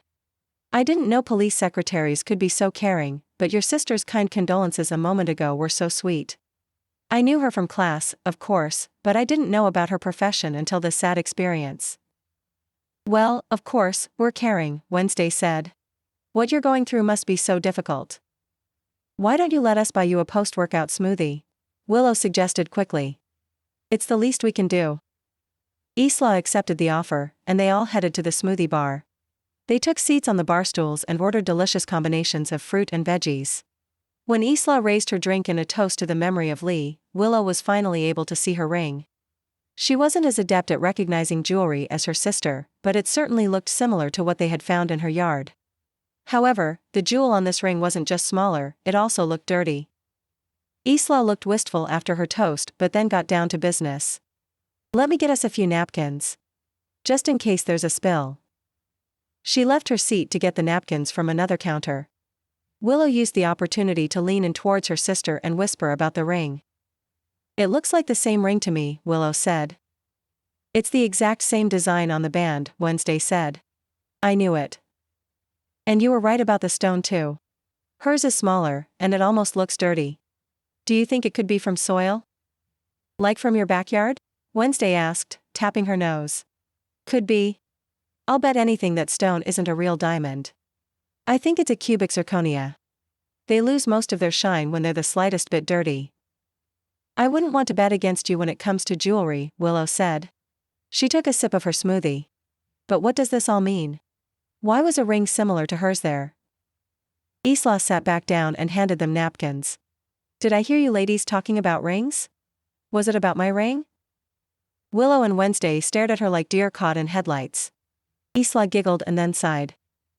"I don't mind," she said. "I know there's some gossip going around. I might as well embrace it. You might be wondering why I wear his ring if he was technically my ex-husband?" "Yes," Willow said. "That's what we were wondering." "Technically you're twice ex-husband," Wednesday added. "I didn't think of him as my ex anymore," Isla said, playing with the ring on her finger. "He really was a good man. And I'm wearing the ring now as a sign that I've forgiven Lee for his indiscretions." Willow was about to pursue this topic some more, but a look of absolute hatred came over Isla's face. Isla ignored the smoothie that she had left on the counter and ripped Willow's drink out of her hand. Willow wondered what she had done to upset her, but she soon realized that the rage was directed at someone behind her. She turned and saw a young blonde woman emerging from the massage room. The woman locked eyes with Isla as she spat. "What are you doing here?" Isla marched closer to her and threw the smoothie at the blonde's head. The woman dodged away from it. However, in her haste to move, she knocked down a wooden sign saying "Namaste." Willow realized that both women had lost their inner peace, and it could translate into an all-out brawl. Luckily the owner of the studio and the masseuse came out right away to handle the situation. Willow was glad that she didn't have to try and get in the middle of the two angry women. They were being persuaded to move away from one another when Wednesday nudged her sister. "Let's go." As they left the studio, Willow had to ask, "What just happened?" "The other woman who came out from a massage? Well, she was the other woman in Lee Hunter's life." "Really?" Willow asked, looking back to the studio. Wednesday nodded. "That's the rumor around town, and it definitely looks like Isla believes it. Tiffany was Lee Hunter's assistant. And mistress." "I'll pass the word on to Dad about what happened here," Wednesday said. "Good idea." "There was a lot of rage there," Willow said. "I can't believe she threw a smoothie at her." "My smoothie. She probably should have gotten more napkins." The sisters laughed. But Willow had something more serious than a spilled smoothie on her mind. It was entirely possible that they had just found 2 more suspects for Lee Hunter's murder. Chapter 7. Willow was digging through boxes in her new garage to see what supplies she had for her business. She had opened a box full of dog treats, which had Telescope making a racket. "Sorry, Tella, they're not all for you," Willow said. "Even though you've been a very good boy." Tella barked a response and pawed the ground. "But that doesn't mean you get an entire box of treats," she responded. She gave one to her dog and then continued going through her supplies. She had woken up in the morning with a great idea, and it looked like she just might have the materials to follow through with it. The 5K that Lee Hunter was orchestrating was still going forward, and it would be a great way to introduce her business to the community. Her brochures and flyers had arrived. Combined with the specialty dog treats that Telescope was a fan of, it would be easy to set up a booth with the other vendors at the event and advertise her business. She just needed to see if they still had space available. She planned on heading over to the town square where they were setting up that afternoon. She just wanted to make sure that she would be ready if they agreed to let her join. The only thing she had left to look for was a table. She groaned as she discovered that the folding table she owned had a broken leg. Then, getting an idea, she headed towards her pantry. Telescope was at her heels. "Griffin?" He turned around, taking a break from his measurements to talk to her. "Do you think you could help me fix a folding table?" "I'd have to see how much damage was done to it, but usually tables are easy to fix," he said, rolling up his sleeves. Willow couldn't help noticing how fit his forearms were. She forced her attention away from them. "Thanks. I don't know for sure that I'll need it, but it's good to know it could be repaired. I'll just need it if I get to be a vendor at the 5K. Griffin put his notebook into his pocket roughly. "Liespitk?" "Well, it's the community 5K, isn't it?" "But he planned it." "No. I can't help you. I don't want to do anything to support one of Lee's ventures. I'm boycotting the 5K and everything involved in it. Even table fixing." Willow thought that he recognized that at least the tail end of what he said was ridiculous, but she wasn't sure that he understood the depth of his foolishness.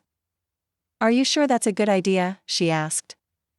"I'm fine with fixing your table, but not for one of his events." "I meant, are you sure it's a good idea to be boycotting it and letting everyone know you didn't like Lee Hunter? You are a suspect in his murder. Maybe this isn't the best tactic to get your name off the suspect list." Griffin just huffed and excused himself to get back to work. She saw him grab a hammer on his way out and soon heard banging. She looked down at her dog. "Keep an eye on him, will you? I don't want him taking out his frustration on our floors." Telescope nodded dutifully. Willow arrived at the center of town where they were setting up for the 5K. It was going to be an impressive event. Volunteers were setting up flags and banners to mark the runner's course. There was seating for the audience, so they could cheer on the athletes in comfort, and there were areas that were marked for refreshments. What Willow found most exciting were the tents being set up for vendors. It looked like a large area, so they might be able to squeeze her in. She walked through the setup, and she started to see people she recognized. She was glad that she was looking professional today in a suit jacket over a colorful blouse. Because she was here asking about her business, she would also have a handy topic of conversation to bring up if she needed to chit-chat. She asked the people hanging flags along the racer's route who was in charge of the event, but they weren't completely sure who had taken over after poor Lee Hunter's death. Willow hadn't considered that this could be a possibility. If no one was placed in charge yet, then she was wasting her afternoon looking for permission to join. Luckily, she ran into the town librarian who seemed to know what was going on. After reminiscing about how Willow had read nearly every mystery book in the library before she ran away to school and then never returned, the woman told her that a man named Ronald was in charge. She pointed him out. Willow thanked her and promised to come in and check out a book sometime soon. She intercepted Ronald before he could head to another established vendor. "Are you Ronald? Are you in charge?" "Yes. Ronald Bray." He had a receding hairline and an extremely nice suit. He held out his hand and Willow shook it. "I'm Willow Wells." He didn't have any reaction to her name, and she decided that he must be from out of town. Even people she didn't know in town usually knew that the Wells were related to the police chief. She also assumed by now that people would have heard that she was the one who found Lee Hunter's body. The locals would all know that piece of gossip. Willow wondered how he had come to be in charge of the event. "What can I do for you?" he asked cordially. "Well, I was hoping that you might still have vendor space available. I'm opening a dog gym soon, and I'd love to have a table to explain it to people. I can train dogs, whether it's for a dog show competition or just so they understand their humans better. And I provide a space where dogs can exercise and socialize, just like people do when they go to their gyms." "That sounds like a fascinating business," Ronald said. "And I'm sure people who run the 5K would love to know about it. They might be health conscious about their pets too. Or just want something fun for them to do. I have brochures and signs and some tasty dog treats. I could get a table too." "I think we can probably fit you in," he said. "Let me check with Cassie. She's been handling the vendor tents." He led her over to one of the tents where a woman with a clipboard was sitting. He was all set to introduce them, but it turned out to be unnecessary. Cassie dropped her clipboard and ran over to Willow, hugging her. "Willow Wells." Willow tried to catch her breath and remember who the hugger was. The memory clicked, and she recognized Cassie Cahill from school. They had been lab partners on several projects, but Cassie had used the time by the Bunsen burners for gossiping. She still wore her copper hair the same way she used to and was still covered in freckles. Willow, you haven't grown at all. You're still the same tiny little thing. It's good to see you, Cassie, Willow said, trying to actually mean it after being squished so hard. She looked for Ronald, but he had already walked away. I heard you were back in town. Well, first I heard you were around because of poor Edna. We all loved her. And then I heard that you might be back. That you were moving home permanently? You inherited Edna's house, didn't you? I wasn't sure if that was true or not. But then I thought it was true because of another rumor. Did you really find a body in the backyard? Willow nodded. She knew that the locals would have heard the story by now. She might as well have them spread the truth instead of rumors, as long as nothing she said could interfere with the investigation. I did, Willow said. I didn't know it at the time, but it was Lee Hunter. He had been murdered and buried. Oh, my goodness. That's the worst thing I've ever heard, Cassie said, though she seemed to be delighting in the first-hand details. Was it bloody? Honestly, I saw a hand and called the police. And now the detectives are working hard to find the person responsible, Willow said, choosing to leave Griffin out of her story. She didn't want him added to any of Cassie's gossip when he was already the prime suspect in the crime. If anyone can figure it out, Chief Wells can, Cassie said. Are you going to help him solve the case? You were always solving things in high school. Well, high school was a long time ago, Willow said, not wanting to get dragged down in the memories. The only mystery you couldn't solve was why Chet Ravensbaum didn't want to date me, Cassie said, laughing a little too loudly at her joke. I'm actually trying to focus on my business now, Willow said, not sure if she should have laughed or not. I came here to see if you had any more vendor space. Oh. That might be a tight squeeze. We actually have a lot of vendors this year, but I'll see if I can juggle some people around. I'd really appreciate it. I'll try. For you, Willow. But it is really crowded already. Lee got a lot of vendors to join this year. It's such a shame what happened to him. I just can't believe he was murdered. Me neither, Willow agreed. But I am glad that this 5K is able to continue in his absence. Yeah, Cassie said, hugging her clipboard. Ronald has been great about running things. What's his relationship in all this? Willow asked. Well, he's new to town and, Cassie trailed off and cocked her head. I can't believe she's here. What? Willow asked, turning to see who Cassie was talking about. She recognized the woman from the yoga studio, though she looked much calmer than the last time she had seen her. It was Tiffany, and she'd just waltzed over to the nearest vendor tent. She had an exercise bag swung over one arm and appeared to be looking for someone. Cassie ushered Willow closer and held her clipboard up so they could gossip in private. Do you know who that is? Her name is Tiffany, isn't it? Willow asked. She was Lee's assistant. Not only his assistant, Cassie said, conspiratorially. I might have heard that she was the other woman, Willow admitted. She was interested in learning this information about the victim's love life, but she was feeling silly discussing this behind a clipboard. That's putting it mildly, Cassie said with a laugh. Lee and Tiffany were having an affair for years and years, about as long as she's been his assistant. And that includes during all of Lee's second marriage to Isla. Willow looked back towards Tiffany, and Cassie shook her clipboard at her. Hey, is that really why you're here? What? Willow asked. Cassie took a step away and asked her suspiciously, Are you here to spy on Tiffany? I didn't know she'd be here. And why would I be spying on her? Because she probably killed Lee. That's why I can't believe she's showing her face here. Tiffany had walked away, but Cassie glared at where she had been. Why do you think she killed him? Willow asked. It probably wasn't something she planned, but I bet she did it out of anger. One of those crimes of passion. She was angry about being the other woman? Willow asked. But why now? If it's been going on for so long? I thought everyone knew, Cassie said, staring at her like she was crazy. Because she's pregnant. Tiffany is pregnant? You didn't know? Cassie asked. No. I didn't, Willow said, shaking her head. But now she wanted to know more about it. If Tiffany was pregnant with Lee's child and he wasn't supportive, she might have a major motive for murder. Chapter 8. Prenatal yoga was an unexpected class for Willow. She stood awkwardly to the side as she watched women with baby bumps of all sizes move around the studio. Several were still chatting about their cravings and the healthiest additions to mix into their smoothies for the baby's development. Other women had already shuffled into the room where the class would take place. Willow felt like an imposter being in the room. She wasn't pregnant and didn't have any plans to become so. It didn't seem like it was in the cards for her anytime soon. The only man in her life right now was Stella. If that wasn't enough to make her feel awkward about being surrounded by happy moms-to-be, her real reason for sneaking into the class was to spy on somebody.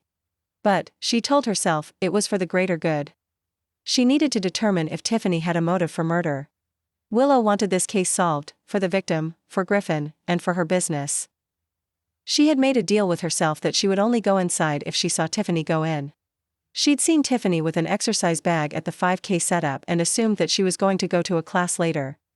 Willow had scoured the schedule at the studio and the only class that night was prenatal yoga.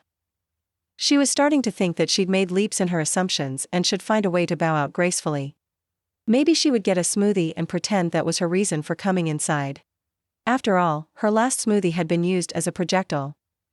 She was about to make her getaway when she saw the person the smoothie had been directed at. Tiffany's blonde curls bounced into the room. The other woman looked distracted as she set her yoga mat up in the class. Willow threw her yoga mat over her shoulder and walked into the room. It looked like she would be taking the class after all. Willow hadn't been sure that she believed Cassie about the pregnancy. Her high school friend had seemed a little too keen on gossip. However, it was hard to dispute the facts. Tiffany was definitely in the prenatal class. She didn't have a large baby bump, but there were women of all sizes and at different points in their pregnancy in the room. And what were the odds that there were 2 non-pregnant women in the class? Willow laid her mat on the floor close to Tiffany, so she could keep an eye on her. Tiffany was already beginning to stretch, and Willow decided to do the same. She didn't want any of the other women asking about her due date or selection of baby names. The instructor entered the room and Willow was glad that she didn't know her from the classes that she planned to take regularly. If anyone recognized Willow later, her plan was to say that she joined the class by mistake. She hoped, however, that this wouldn't be a mistake at all, at least so far as her real goal of getting more details about Tiffany's pregnancy. The instructor greeted them with her hands together in prayer mudra and told them what a special journey they were on. She told them how wonderful it was that they made it to the mat that day to practice and that the benefits of the movement would be good for mother and child. Willow felt more like a fraud. However, as she took a deep breath with the rest of the class, she decided that she needed to let her feelings of awkwardness go. She was here, and she had a mission. Though they were supposed to keep their eyes closed during the opening breathing exercise, Willow squinted through one to look at Tiffany. She was following the instructor's guidance and breathing deeply. Willow didn't know Tiffany, but she sensed that the other woman was feeling downbeat. She wasn't as cheerful as the other ladies in the class. Willow wondered if her mood had to do with the murder. Maybe Tiffany was sad that Lee was gone, or maybe she was concerned about being caught for her crime. Perhaps she was wondering if she was going to have her baby in jail. The instructor began to lead them in some movements designed to open the hips and Willow smiled. The class was shaping up to be more of a traditional yoga class than she thought it would be. There was a focus on centering yourself and on hip openers, which Willow admitted she could use. She didn't expect to be relaxed surrounded by pregnant women and following a potential killer, but the movements of the class made Willow feel soothed and strong. And who knew? Maybe these were exercises that she could use someday for their intended purpose? The class ended with everyone bowing their heads and repeating Namaste. Then, everyone began rolling up their yoga mats and chatting as they left the room, everyone except Tiffany. Even as the instructor left, Tiffany stayed behind to continue her practice. Willow stayed too. "It's nice that we can still use the space," Willow said, hoping that would explain her presence. In reality, she was trying to figure out a way to begin a meaningful conversation with Tiffany. She had never really met her and wasn't sure how to get her talking. She hoped Tiffany didn't remember seeing her talking to Isla at the smoothie bar. She also didn't want to scare her away by making her think that she was being accused of murder. She wasn't sure bringing up the baby immediately was the best plan either. Willow didn't want to be caught in her own lie for why she was there. She didn't know much about pregnancy and wasn't sure what she would be asked. She knew more about raising puppies than babies.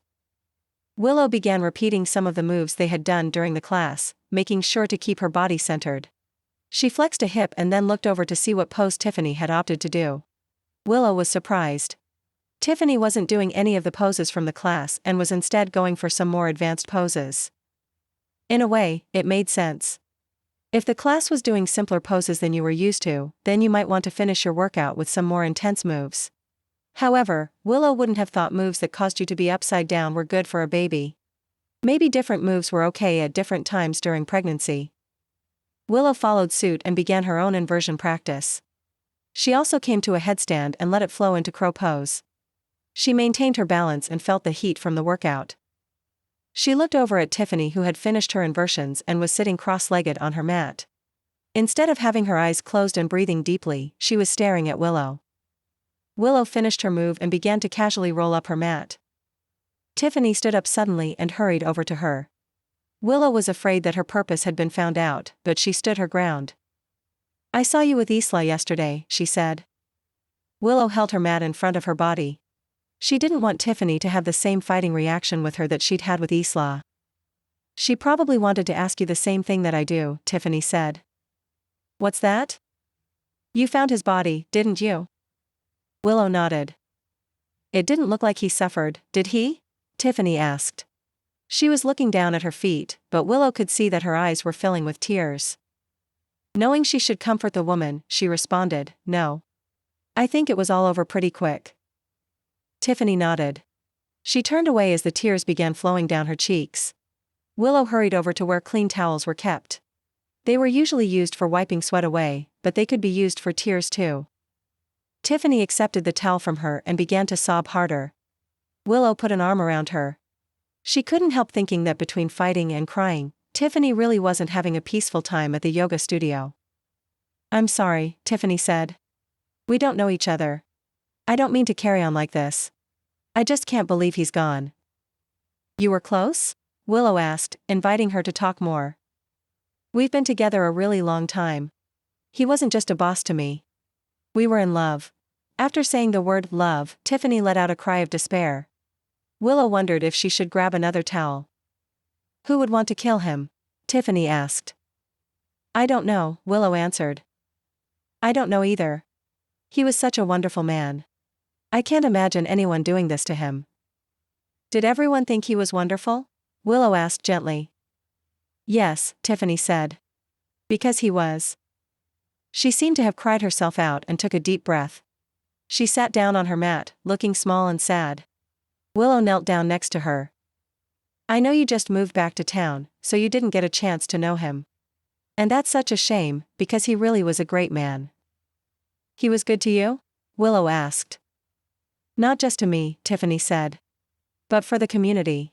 He did so much for the community." "I heard that," Willow assured her. "Whatever you heard, I'm sure it doesn't half compare with the truth. Because he did so much. No one knew how much he did for the town like I did. I was his assistant. And I know how much he helped. Everyone is worse off with him gone." Willow placed her hand on Tiffany's shoulder. "I'm sure some of his events will continue, like the 5K. And his memory will live on in the community. It won't be the same without him. Nothing will be the same." Tiffany stared at the ground and cradled her head in her hands. She was done crying, but she wasn't done with her sorrow. Willow looked at her sad form and bit her tongue. She didn't have the heart to ask her about the baby now. It would be like adding insult to injury. Willow sighed inwardly. She picked up the dirty towel by the corner and threw it into the wash bin.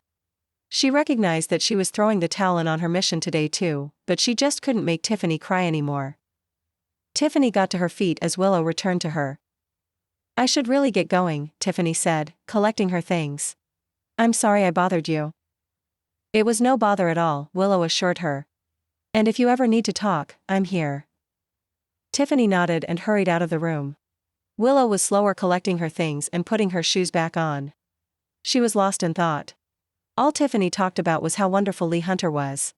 She seemed genuine about it. There were an awful lot of tears to fake if it hadn't been true. So far, the only person who wasn't singing Lee's praises was Griffin. Was it possible that Griffin could have done it? Griffin seemed to really hate the man, but everyone else seemed to think that Lee Hunter was a saint. Even his ex-wife and mistress couldn't say enough nice things about him, and he had cheated on both of them. After collecting her phone, Willow texted her sister and asked her to look into some pregnancy facts. Tiffany's baby bump wasn't showing, but she appeared to be preparing for motherhood. Wednesday was a whiz with online research, and maybe what Willow learned about Tiffany's yoga routine could shed some light on how far along she was with the pregnancy. The baby was still a strong motive for murder. Maybe Tiffany did love Lee but had still murdered him. Maybe her regret over the murder was what was making her so upset. Or maybe Willow was letting the real murderer run around her house with power tools. Chapter 9. The next morning, Willow swung open her front door to admit her contractor. "Where have you been?" she asked. She didn't mean to sound accusatory. In fact, Willow had been worried. However, Griffin bristled at the remark. He clenched his jaw as if to restrain himself from saying something snarky. Willow tried to turn it into a joke. "You'd been so early every day. I thought my clock was broken when you weren't here." He laughed half-heartedly. "Unfortunately, we can't do everything we'd like to do even when I am here." Willow left the doorway and headed to the kitchen with Griffin following. She offered him coffee, but he shook his head. She put the mugs away and tried to sound cheerful. "Well, as soon as the police dismiss you as a suspect, things can go back to normal. I get the feeling that's not going to happen anytime soon. They called me in for questioning again." "They brought you in again?" Willow asked, frowning. This was getting even more serious. The police were still focusing on Griffin instead of looking for other suspects. "That's why I was late," he said. "I should probably get to work. I don't want the day to be a total waste." He headed towards the backyard with his tools and Willow followed. Telescope was already in the yard, exploring his territory. He ran over to greet them, wagging his tail. Willow watched as Griffin bent down, petting the dog's back and accepting his licks. Telescope seemed happy to see him. The dog really liked Griffin, and if Telescope thought he was a good guy, then Willow had to agree. She still didn't really think that Griffin was a killer, but why was he the only one who openly disliked the victim so much? And why did the police keep questioning him? "What did they ask you this time?" Willow asked. "More of the same," Griffin said, straightening up. "So, they've been asking you for your alibi? And you won't give it to them?" "That's right," he said, trying to walk away from her. "Have you explained why you've been so mad at Lee Hunter? Could it be dismissed as a motive for murder?" "No. I haven't been able to explain it fully. That's tied in with my legal troubles too." "Their legal troubles now?" Willow asked, moving in front of him and blocking his path. "That doesn't sound good. It sounds like a motive." "I was going to start replacing some boards on the deck's railing, so no one falls if they lean on them. And I'm already behind," he said, gesturing to a pile of wood. "You can either help me with this or, please, leave me alone so I can get some work done." "If it's just replacing rails, I can help," Willow said. Griffin looked as if he wished that she had chosen the other offer. However, he grabbed some tools and handed them to her. They started in the center of the deck, checking the rails by wiggling them to see if they were loose. "Can't you tell the police something, so they'll stop bothering you?" Willow asked. Griffin pointed the other way, indicating that they should walk in opposite directions while checking the railing. Willow tested the rails while waiting for an answer. "No," Griffin said. "I already told you that I'm bound by a non-disclosure agreement." "Can't you ask the other person in the agreement to let you talk? These are extenuating circumstances." "If it was that easy, don't you think I would do it?" He found a loose rail and pried it off with a crowbar, perhaps a little more roughly than he would have under other circumstances. "I don't know," Willow said, finding her own loose rail. "You don't seem to be doing much to help your cause." She headed to the pile of replacement railings at the same time that Griffin did. "Why?" he asked, as he handed her a rail. "Because I won't violate a contract? I already explained why I can't do that." "Because you're not explaining anything to me or the police about why you did the things you did. And you're acting suspicious." "How am I acting suspicious?" "I'm doing exactly what I do every day." For emphasis, he began hammering the new rail into place. "You're doing things like boycotting the 5K and saying how Lee Hunter wasn't a great guy. I'm pretty sure you're the only one in town who thinks that." "Isn't that swell?"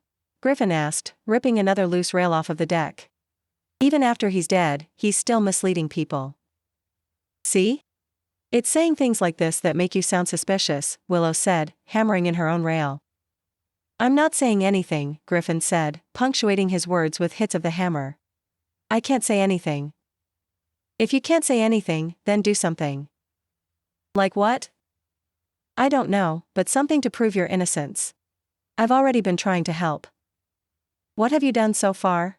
Griffin asked, starting a discard pile of faulty rails. Because your father still hauled me in for questioning this morning.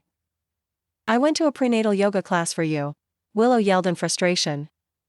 That doesn't make any sense, Griffin yelled back. Deep down, Willow knew that she hadn't explained things properly, but she was too angry to explain it any further. It was obvious that he didn't appreciate her efforts. Maybe he wanted to get arrested. Maybe she should just let him get thrown in jail. She would just do the repairs herself. She hit the nails with extra force while putting the new rails in place. Griffin was doing the same thing on his side of the deck. Their angry pounding of hammers echoed across the yard. Willow was so involved in repairing the deck and trying to out-hammer Griffin that she didn't hear Telescope barking at first.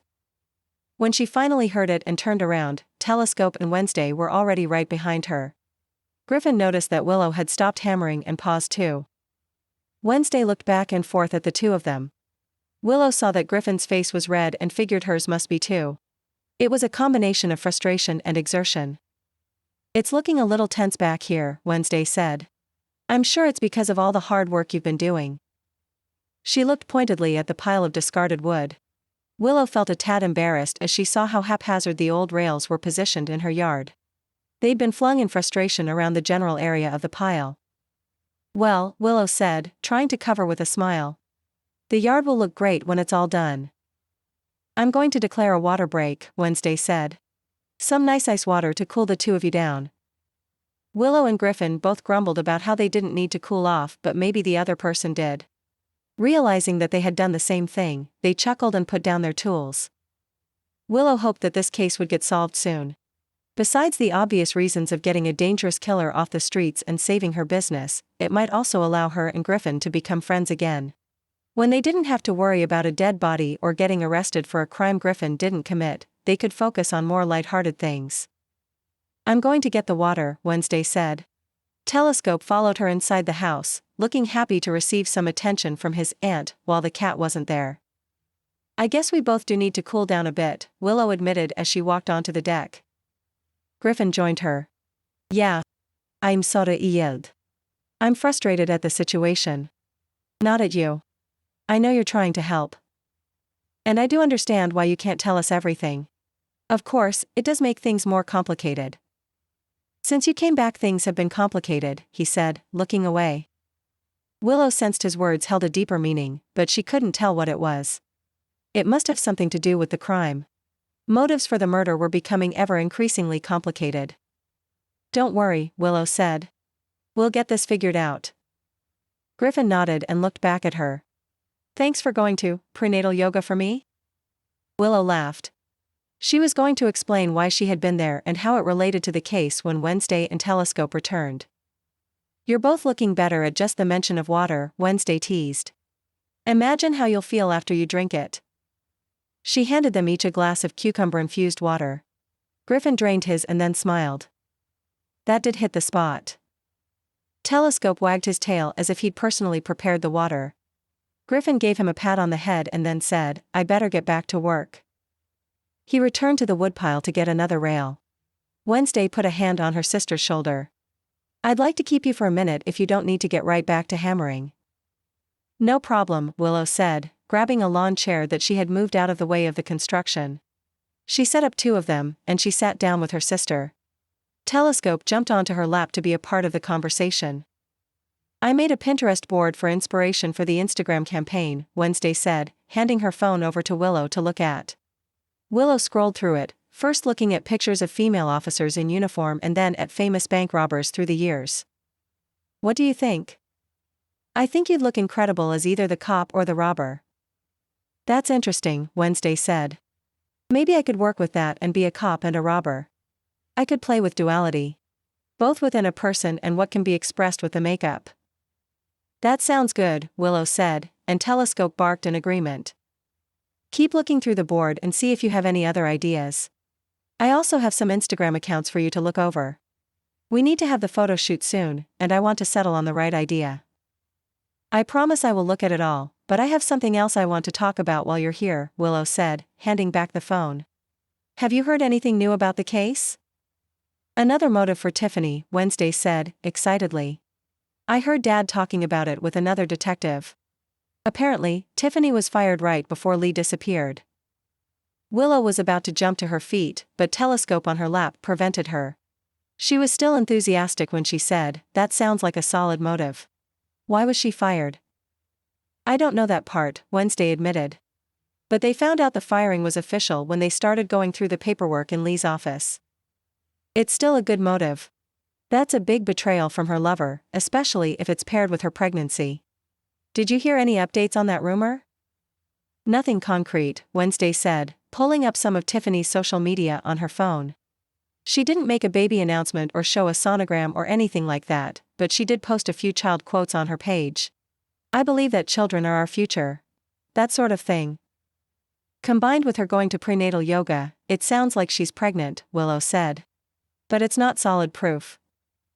There was also a greeter at the drugstore who swears that Tiffany recently bought a pregnancy test. That sounds more concrete. Yeah, Wednesday said, making a face. Except the greeter is 92 years old and still calls me our mom's name. So, the information should be taken with a grain of salt. Willow sighed. I feel like we're right back where we started. Are you talking about Tiffany Goodman? Griffin asked. The women looked at him. Telescope jumped off the chair, and they stood up as Griffin moved closer. Yeah, Willow said. This is the Tiffany that Lee was seeing? Griffin asked, putting his hands in his pockets as if he wasn't sure he should join in on the gossip. The same one, Willow said, hoping he would say more. I told you it was common knowledge that she was his mistress, Wednesday said. If only her pregnancy were such common knowledge, Willow said. Then, we'd know for sure if it was true or not. I heard she was pregnant, Griffin said. It sounds pretty definite. How come you're better filled in on the rumor mill than me? Wednesday asked, crossing her arms.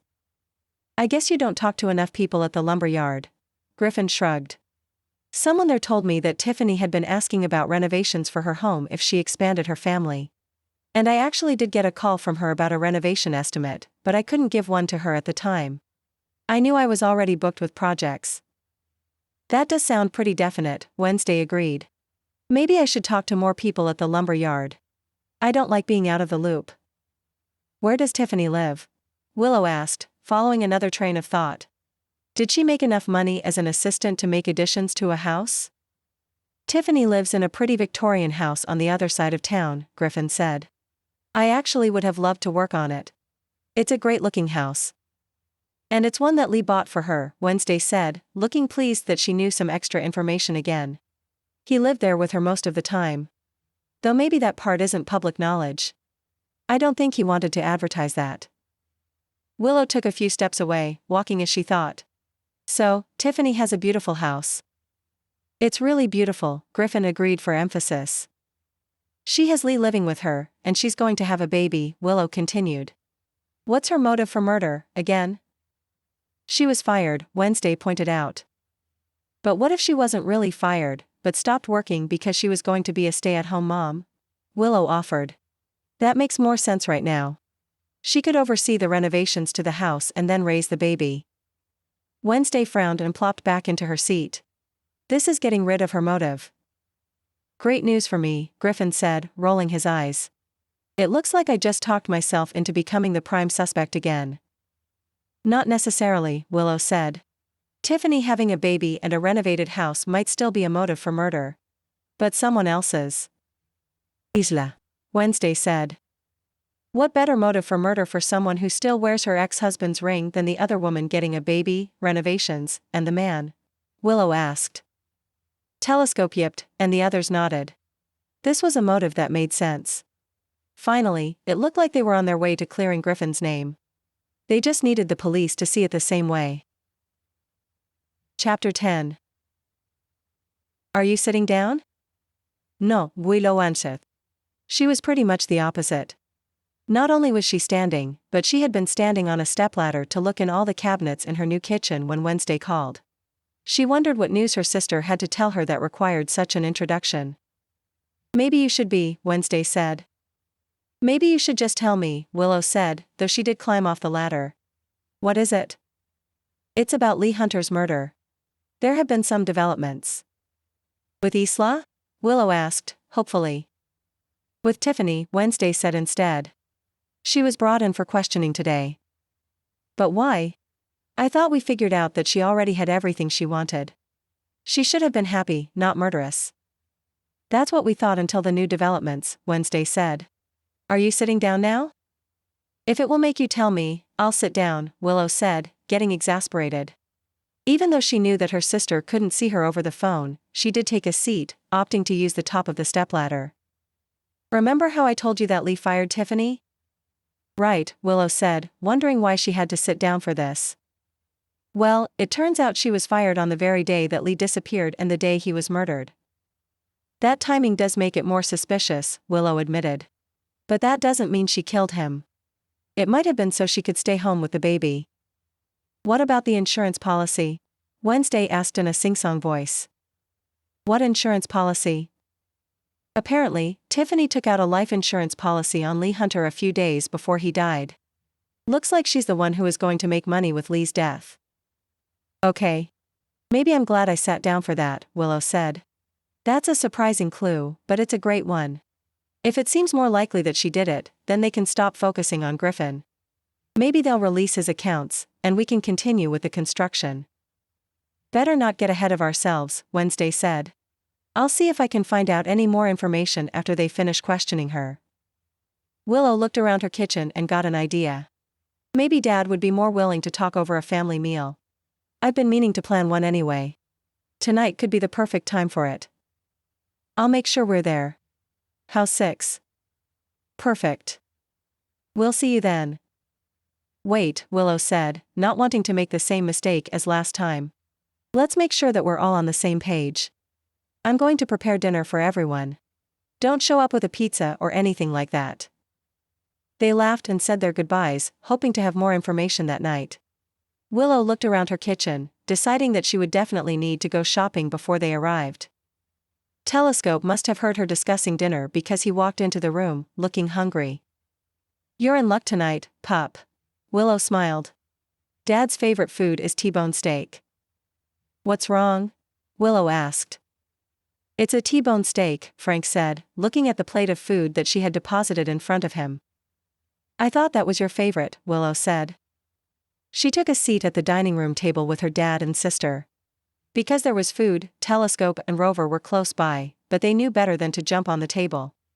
They would just try to look adorable when begging for scraps. Frank was looking at his meal suspiciously. "It is my favorite." "Then what's the problem?" Willow asked as she passed a bottle of red wine to her sister to pour. "No problem," Frank said, picking up his silverware. "Just as long as this is a meal and not a bribe."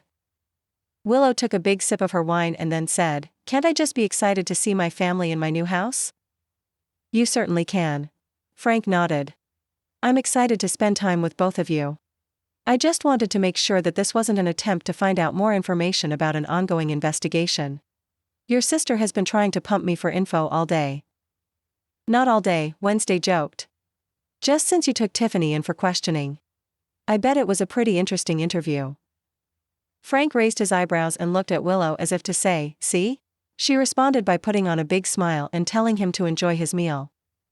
Then, she looked at Wednesday, who shrugged and mouthed the words, "I tried." "He won't budge." Frank took a big bite of his steak. Afterward, he smiled. "An excellent meal." "I'm glad you like it," Willow said. She poked at her food as she thought. Her dad wasn't always so tight-lipped about his work.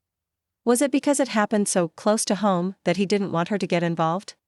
Was he worried that she would do something to hurt a case against Griffin? She thought back to the conversations she used to have with her dad growing up.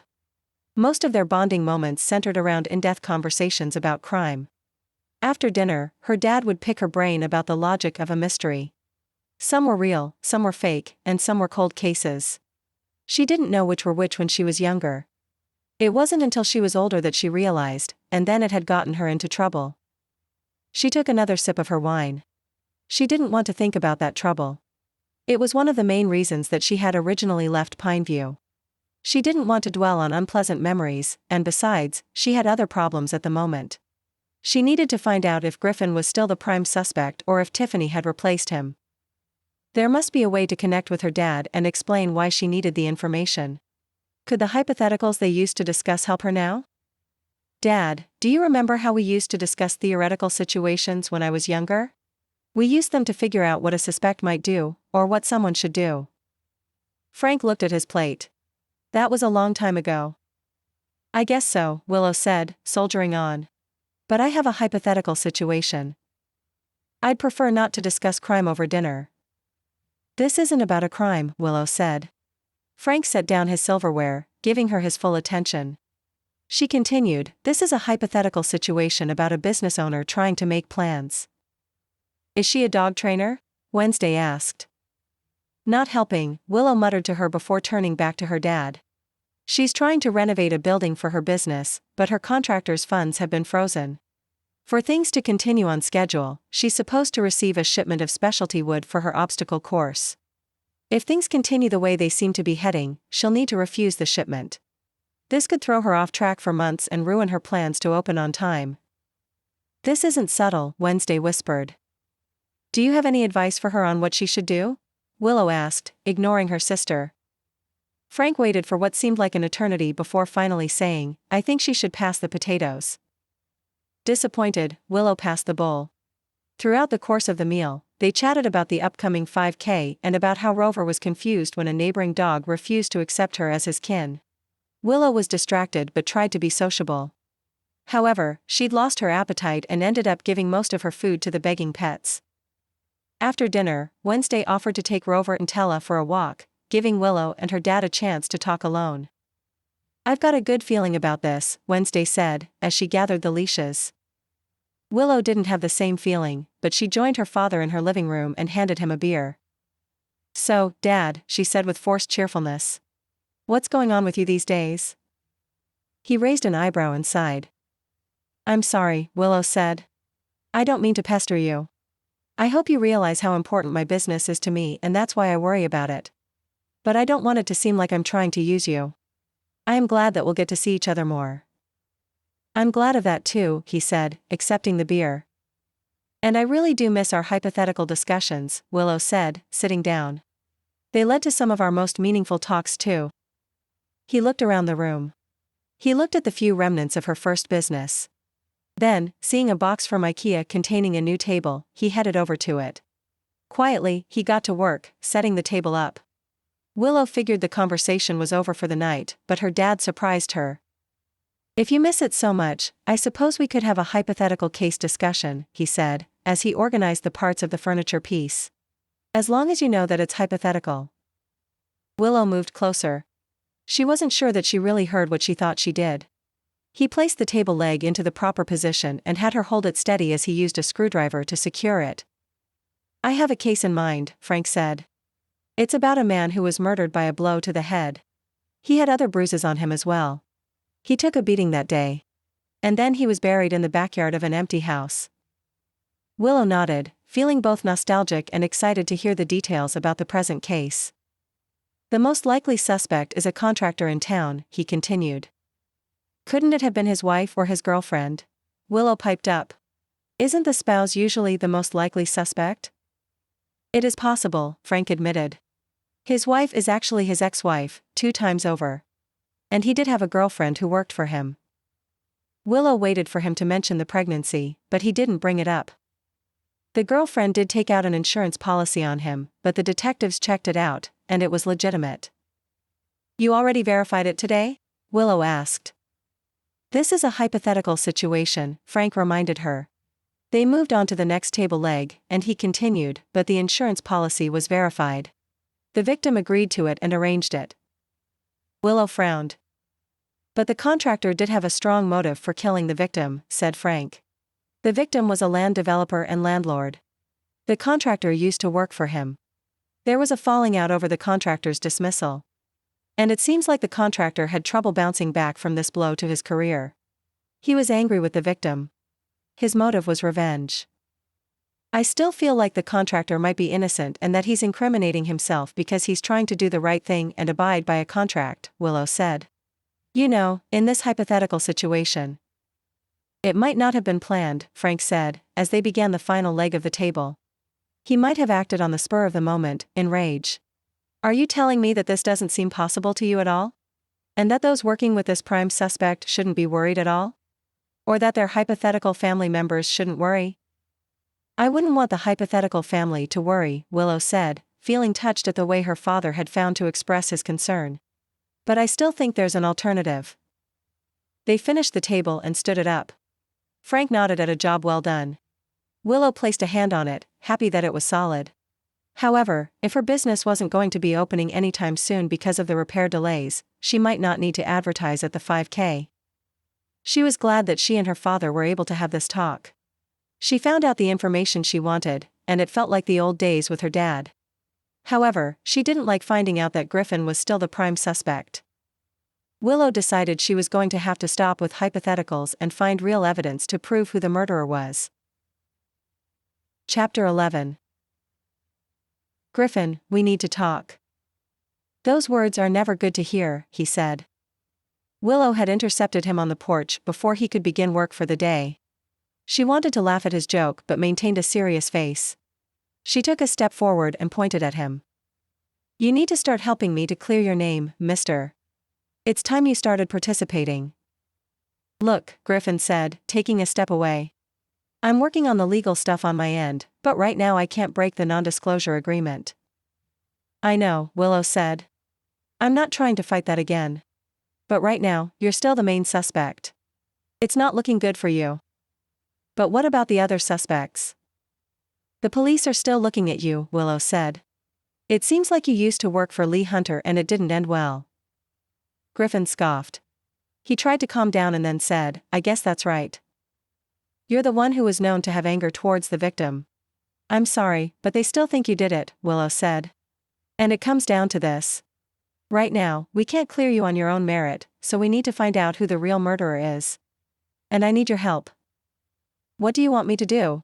Griffin asked. I want you to get me into Isla's house, Willow said matter-of-factly. What? Griffin said, trying to walk around her and head towards the house. I think I need to get to work. This is your work today, Willow said, countering and staying in front of him. We need this case solved so we can unfreeze your accounts and finish construction. Griffin stopped moving forward and crossed his arms. And you want me to get you into Isla's house? How? You're a great contractor, and you're up on the renovations going on in town. You knew about Tiffany's inquiries, Willow pointed out. I guess. I'm sure we can come up with a logical-sounding reason to have you look at Isla's house, said Willow. She crossed her fingers. There's no chance that you already did work for Isla already, did you? Actually, I have, Griffin said, seeming to sense that he wouldn't like what she would say next. I just redid her bathroom. She was a good customer. Perfect, Willow said, clapping her hands. Tell her that your newest customer is demanding to see a bathroom you've redone to justify the quality of your work. Ask if she'd mind showing it off. Griffin hesitated. I don't like this. Would you like being arrested any better?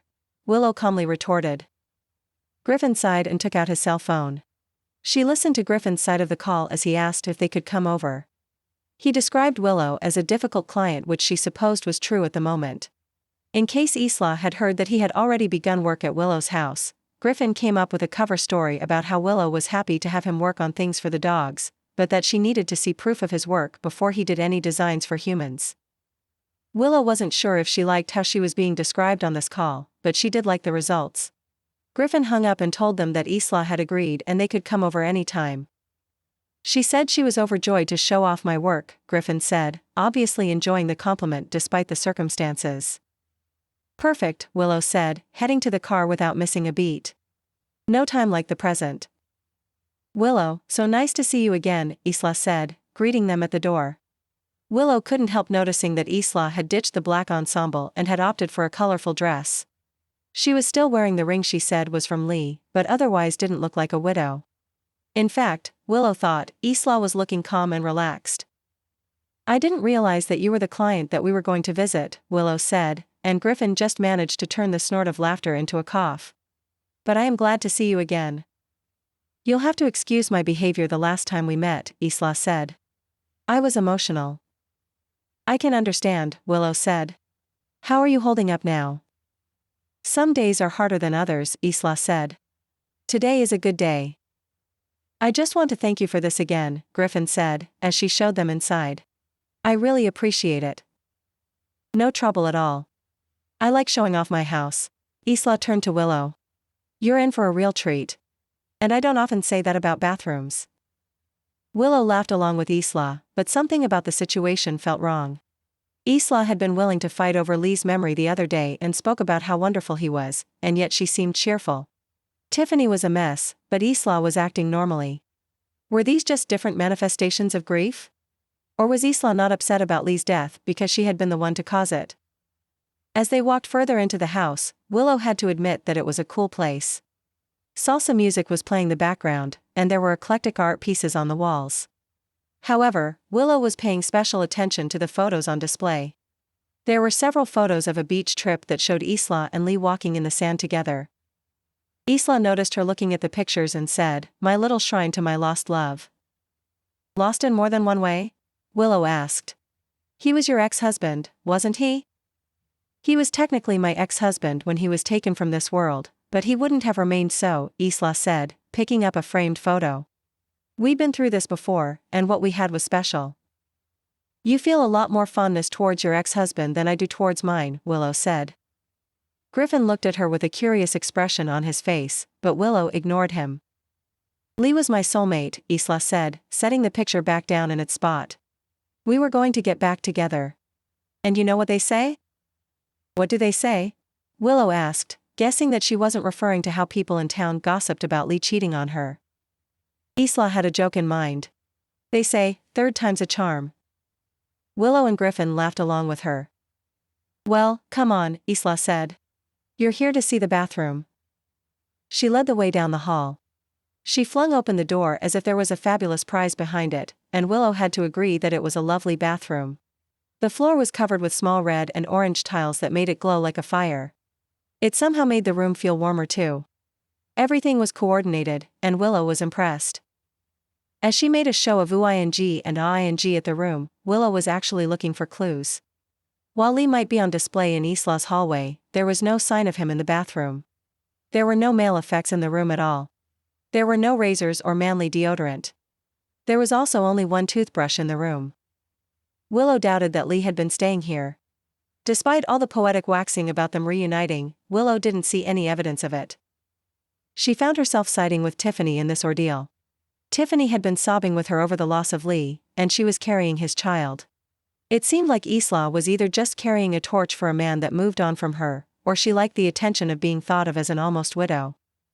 It also bothered her that Isla was wearing the copycat ring. What did that mean? And now you know you're in good hands, Isla said with a smile after showing the room. I'm sorry I doubted you, Willow said to Griffin. And I'm so pleased that you were able to stop by, Isla said. It's so wonderful to have company during this trying time. I just don't know what to do. Usually, when I feel lost, I could call Lee for advice, but I can't do that now. Despite these words, Isla still didn't look upset to Willow. She was playing with the engagement ring, and Willow was annoyed. I feel lonely so often, Isla said. Lee and I never had children. It's a shame he was having one with his assistant, Willow said, without really thinking. Isla snorted. Tiffany having his baby? No. There's no way. That's ridiculous. She began cracking her knuckles. Willow bit her lip. She might have overstepped. Lee wouldn't do that to me. And, she said, trying to joke. Lee always said that he never wanted to change diapers. He didn't like dirty deals. Despite her attempt to play it off, Willow could see real anger behind Isla's eyes. She wasn't surprised that Isla asked them to leave. I just remembered an important engagement, she said. I'm going to have to insist you leave now. Isla ushered them to the door, and Willow was disappointed because as she was being pushed out, she saw something important sitting on the countertop. She made sure to get a good look at the document over Isla's shoulder as she was pushed. "I'm so sorry we bothered you," Griffin said. "Don't be silly," Isla replied. "You didn't bother me at all." However, she promptly shut the door in their faces. Griffin wouldn't look at Willow as they walked back to the car. "My business is failing in many other aspects," Griffin said. "You don't need to alienate one of my good customers." The bathroom really did look great. "I'll have to find a way to make this up to her," Griffin said. "You can keep telling her I'm a difficult customer and you didn't know I would be so rude." "I'm not sure that's so far off the mark," Griffin said. "Of course, you might not have to apologize to her if she is the one who winds up in jail," Willow said. Griffin stopped. "What do you mean? I didn't think we found anything useful there." "Not until we were being pushed out the door, unfortunately," Willow said. "But I saw a document on her countertop that I'd love to hear her explanation for and to know what it was doing there. It was a copy of the life insurance policy that Tiffany took out on Lee Hunter." Griffin frowned. "That is weird." "I know," Willow said. "Why does she have it?" They were both quiet as they got into the car, absorbed in their own thoughts about the case. Then, Griffin turned to her. "You're not really a difficult customer," he said. "I know you're trying to get me out of this jam." "Trying," Willow said, wishing that she had already succeeded. "You might be the best customer I've ever had," Griffin said. He turned on the car and started driving them back to her house. Despite everything, Willow couldn't help smiling. If she did clear him of murder, she would definitely be his best customer.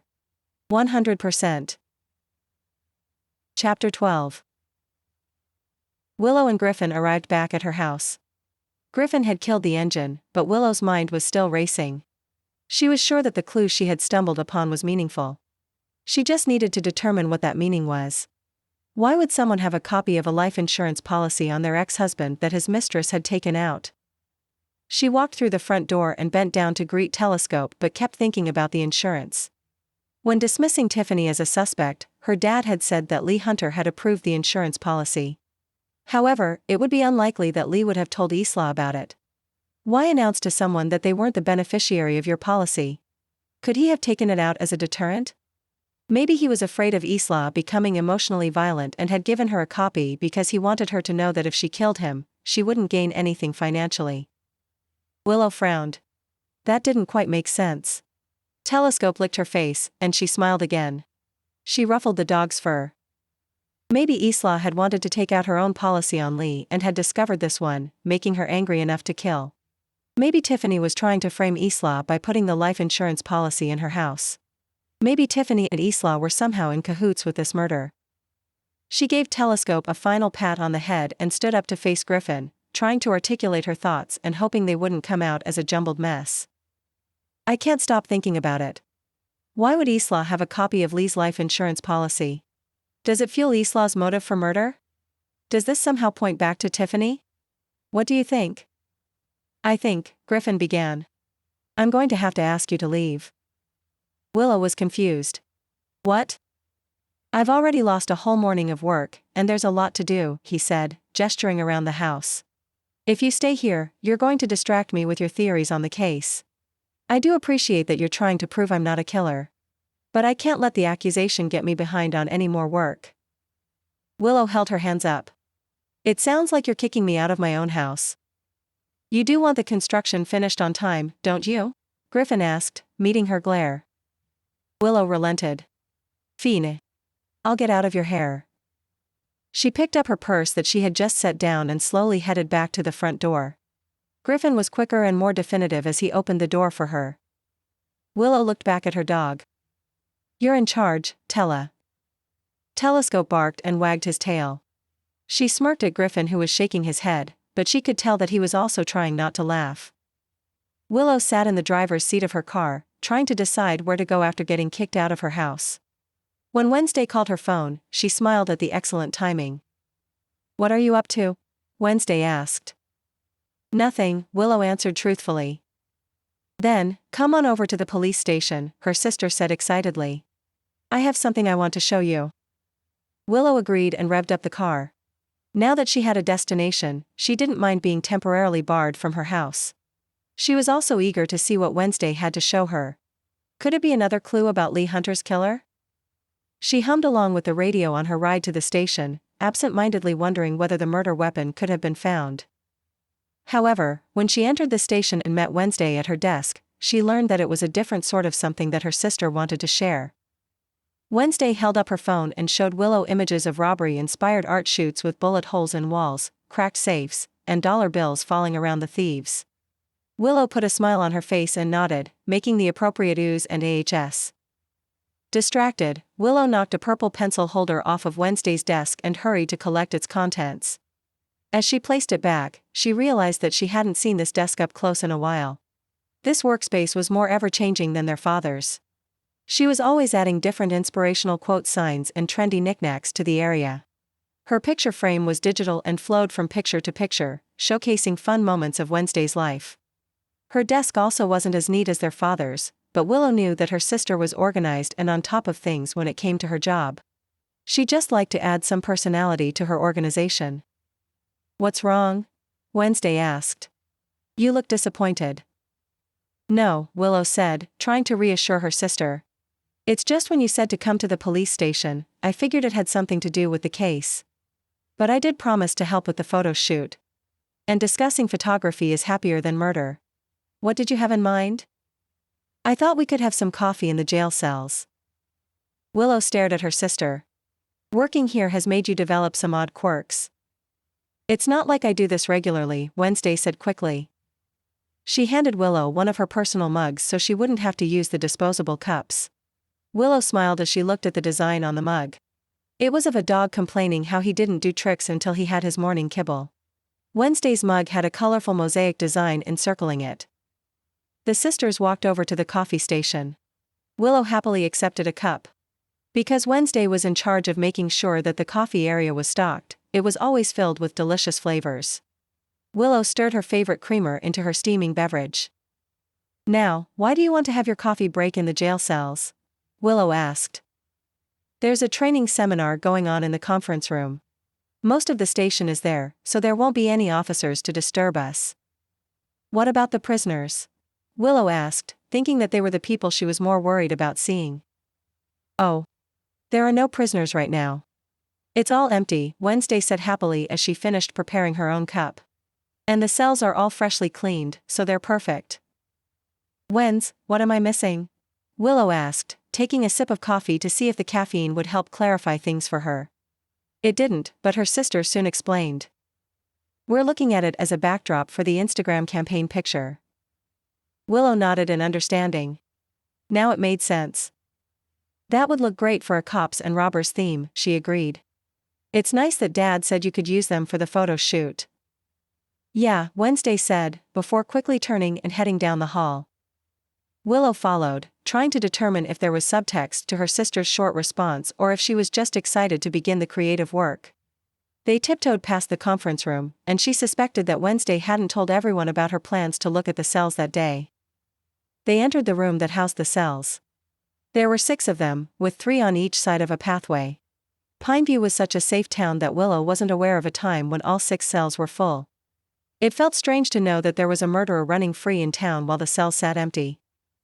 Willow wished that the killer was locked up there right now, but she supposed there was work to be done before that could happen. She knew the police were working on the case even if they were reaching the wrong conclusion by suspecting Griffin. They might uncover a helpful clue that would shed light on the real killer, and she would continue to investigate to help move the process along more speedily. For the moment, though, she would enjoy her coffee and listen to her sister's plans for the photo shoot. Wednesday led them to the last cell on the row. "Careful not to let the door close," Wednesday said, as they walked in and sat on the cot. "We don't want to get locked in here." "It's more comfortable than I imagined," Willow remarked. "But, now what are you imagining for your picture?" "I have a few ideas. I was playing with your idea of duality in being both the cop and robber and using the two-way mirror from the interrogation room, but then I thought that using the jail cell would make for a more dramatic picture." Willow nodded, looking around her surroundings. "It will definitely carry the theme across, and not many other influencers would have access to a location like this. That's why it's so cool that Dad said you could use it." Wednesday turned around to face the bars, so her back was to her sister. She ignored what Willow had just said and shook the bars while trying not to spill her coffee. These bars are so thick and sturdy. I could even climb on them for the picture, and they would hold. I would hope so, Willow said, standing up and rattling the bars herself. This is a real jail cell. We wouldn't want prisoners to be able to escape easily. She examined the bars, imaging what materials she should use for her fencing at her dog gym. She wanted something sturdy there too, but she didn't want it to feel like a prison for the puppies. That was one of the decisions that was put on hold while they were waiting for their funds to become available, but she would like to talk to Griffin about the fencing. While he wasn't enthusiastic about discussing how she was searching for clues in the case, she was sure he would be willing to talk about the building plans they could put in place as soon as the case was solved. Wednesday began discussing the different angles they could use for the picture, and Willow joined in by adding that they could use the shadows of the bars to create a feeling of being trapped even more. Willow turned on the flashlight app on her phone to see how lighting could affect the shadows. Willow stood outside the cell to shine the light in while Wednesday posed. Because they were just practicing, Wednesday was making ridiculous faces as she took the selfies. Willow tried not to crack up at Wednesday's performance. After finding the spot where the shadows made the bars look doubled, they sat on the cot to finish their coffee before it got completely cold. Willow was smiling. It felt good to do things with her sister like they used to when they were younger. They'd never bonded in a jail cell before, but it still felt comfortable. Thanks for your help, Wednesday said. I'm happy to, Willow said, honestly. And plus, you're spying at the station for me to help me make sure that my contractor doesn't end up in one of these cells. They finished the last sips of their coffee and got to their feet. I think this was really productive, Wednesday said. We know where the lighting will be best. The shadows look really good when I'm kneeling by the door. Just don't make the same silly faces you were making when you were practicing, Willow teased. I think it gave me a good idea, though. Since I'd be by the door, Wednesday started. You know how in old-timey prison movies, they have prisoners grabbing for a key that's just out of reach? I think so. Like a dog is holding the key? Wednesday leaned against the bars and held her hand out. What if I'm reaching for the makeup? As if that's what I really want when I'm in prison. They started to leave the cell. That sounds like it could be a good visual for the campaign. And if you wanted to use a dog model for the shoot, I know one you could use. Also, Willow didn't get the chance to finish her thoughts on the picture because her sister shushed her and pushed her back into the cell. What? Wednesday shushed her again and dropped down, so she was hiding behind the cot. Willow reluctantly hid too. They heard footsteps and bits of conversation as others entered the room and stood in the hallway between the first two cells. Why are we hiding? Willow whispered. So we're not seen, Wednesday said, sounding nervous. Willow rolled her eyes. She lifted her head so she could see who had come into the room. She should have known it was her father. She heard his deep voice tell the others that they wouldn't disturb the training in the conference room in here. There were two men with him. One was a young detective that Willow knew she had met before, but she couldn't quite remember his name. It was something like Douglas or Dalton. The other man Willow didn't recognize at all. He was middle-aged with reddish hair that was just beginning to turn gray. He had a round face that was looking at her father very seriously. If we're hiding from him, I'm guessing you didn't get permission to use the cells for the shoot, Willow whispered. Well, not exactly, Wednesday said as quietly as she could. I know you're nervous about telling him about becoming an influencer, but if it involves using the station, you need to tell him. Wednesday held a finger up to her lips, letting her eyes do the talking. They were saying she was annoyed with her sister. Willow didn't care. She was hiding on the floor of a jail cell because Wednesday wasn't even trying to discuss her plans with their father. I think you need to be upfront with him, Willow whispered. I think you need to be quiet, Wednesday said, pushing a hand towards her sister's mouth. Willow swatted the hand away. Having given her advice even in whisper form, she was content to listen to her sister's advice and be quiet. However, the real reason she agreed to do so was because she wanted to hear what the detectives were discussing. Did you hear something? Frank asked. No, Douglas/Dalton said. The cells are all empty today. Wednesday glared at her sister in their hiding place. Willow returned the stare. It was her fault that they were crouched there. However, hopefully, they would overhear something interesting about the case. Very well, Frank said. Please, continue. Well, the detective said, shifting weight back and forth between his feet.